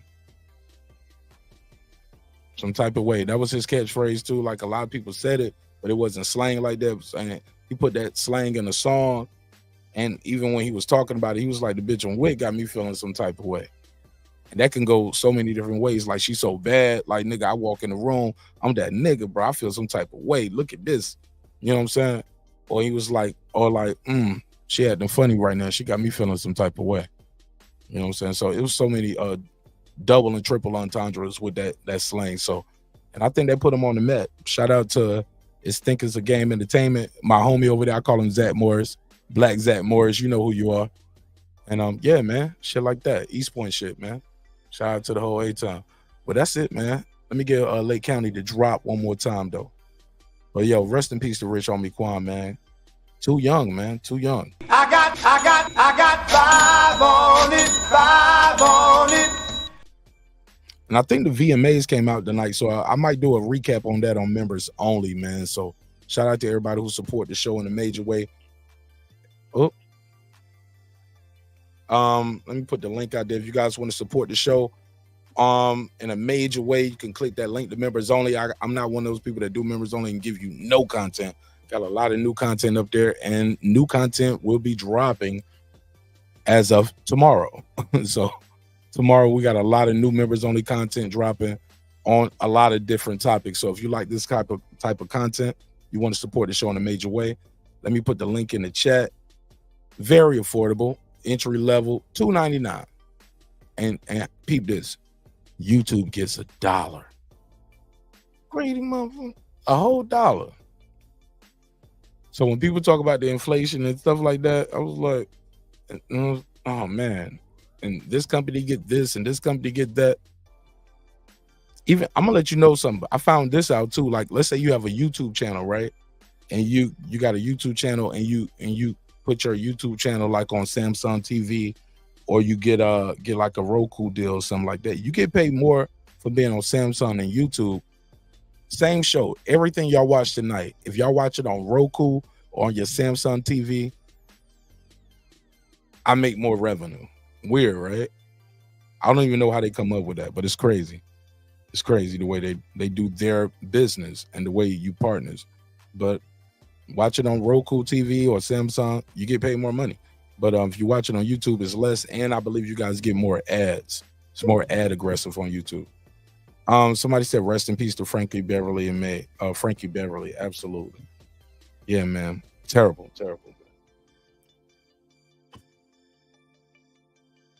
I appreciate y'all, man. This was fun, man. Hey, look, man, sometimes we're going to agree, sometimes we're going to disagree, but one thing's for certain, two things for sure, homeboy, homegirl. Respect is free. Disrespect gonna cost you everything. Your family, your freedom, your finances, most importantly, your life. So let's show each other love. Let's show each other respect. If we can't do that, let's just show each other the door. You go your way, I go mine. God willing, we both will do fine. I appreciate your time, your energy. Again, thank you for allowing me the opportunity to entertain y'all this evening. Hopefully you were thoroughly entertained. If not, shit, I'll try again on the next episode. It's your man, Mark Nash, Breaking Beats, where we break down business, entertainment, art, technology, sports, and anything else you will not feel like talking about. It is the #1 hip-hop political sports show with a comedy twist. We like to let them jokes fly. You know why. Life is serious enough. I'll see y'all on the next episode. Hey, look, drinks require sleep. Goals require effort. Go out there and get your goals. I'm on to the next episode. Peace. I built this shit. Me. Brick by brick. And I'll be damned if I let you tear it down just because you don't like the way another nigga talk. And I mean that shit. Drive, motherfucker. Hey, it's Antonio Tall, the champion. You're watching Mark Nash at Breaking Beats. I usually don't do drops, but I'm going to give you one, bro. I'm going to give you one. I love you, champ. Peace.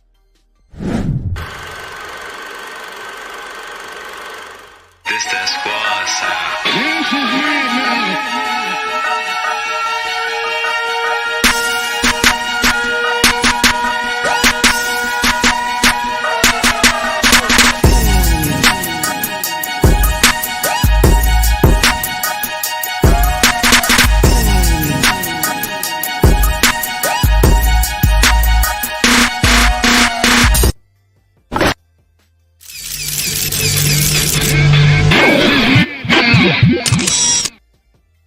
Oh, I forgot to give y'all the tally of the poll for the night. You know, we had a survey in the night.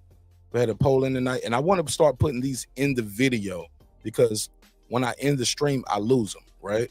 So let me put this on the screen so we don't lose this moment in history. And I want to keep this here. So whenever I lose the poll, at least I have it on the screen or I take a screenshot. And man, this don't even reflect the likes or the views. But out of the people that took this poll, 1.2. What's the exact number? Do I get an exact number? Get an exact number. Let me see.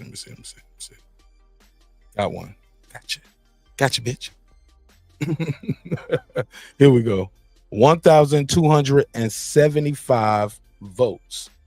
Is America ready for a female leader? 67% said no.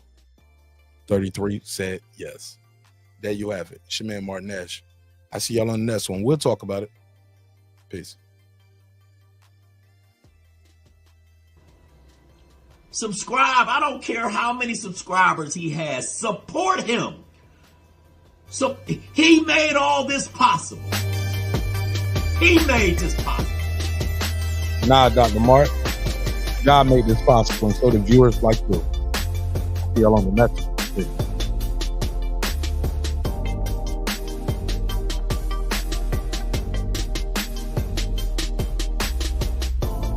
If you think I'm here to play around with y'all, goddamn.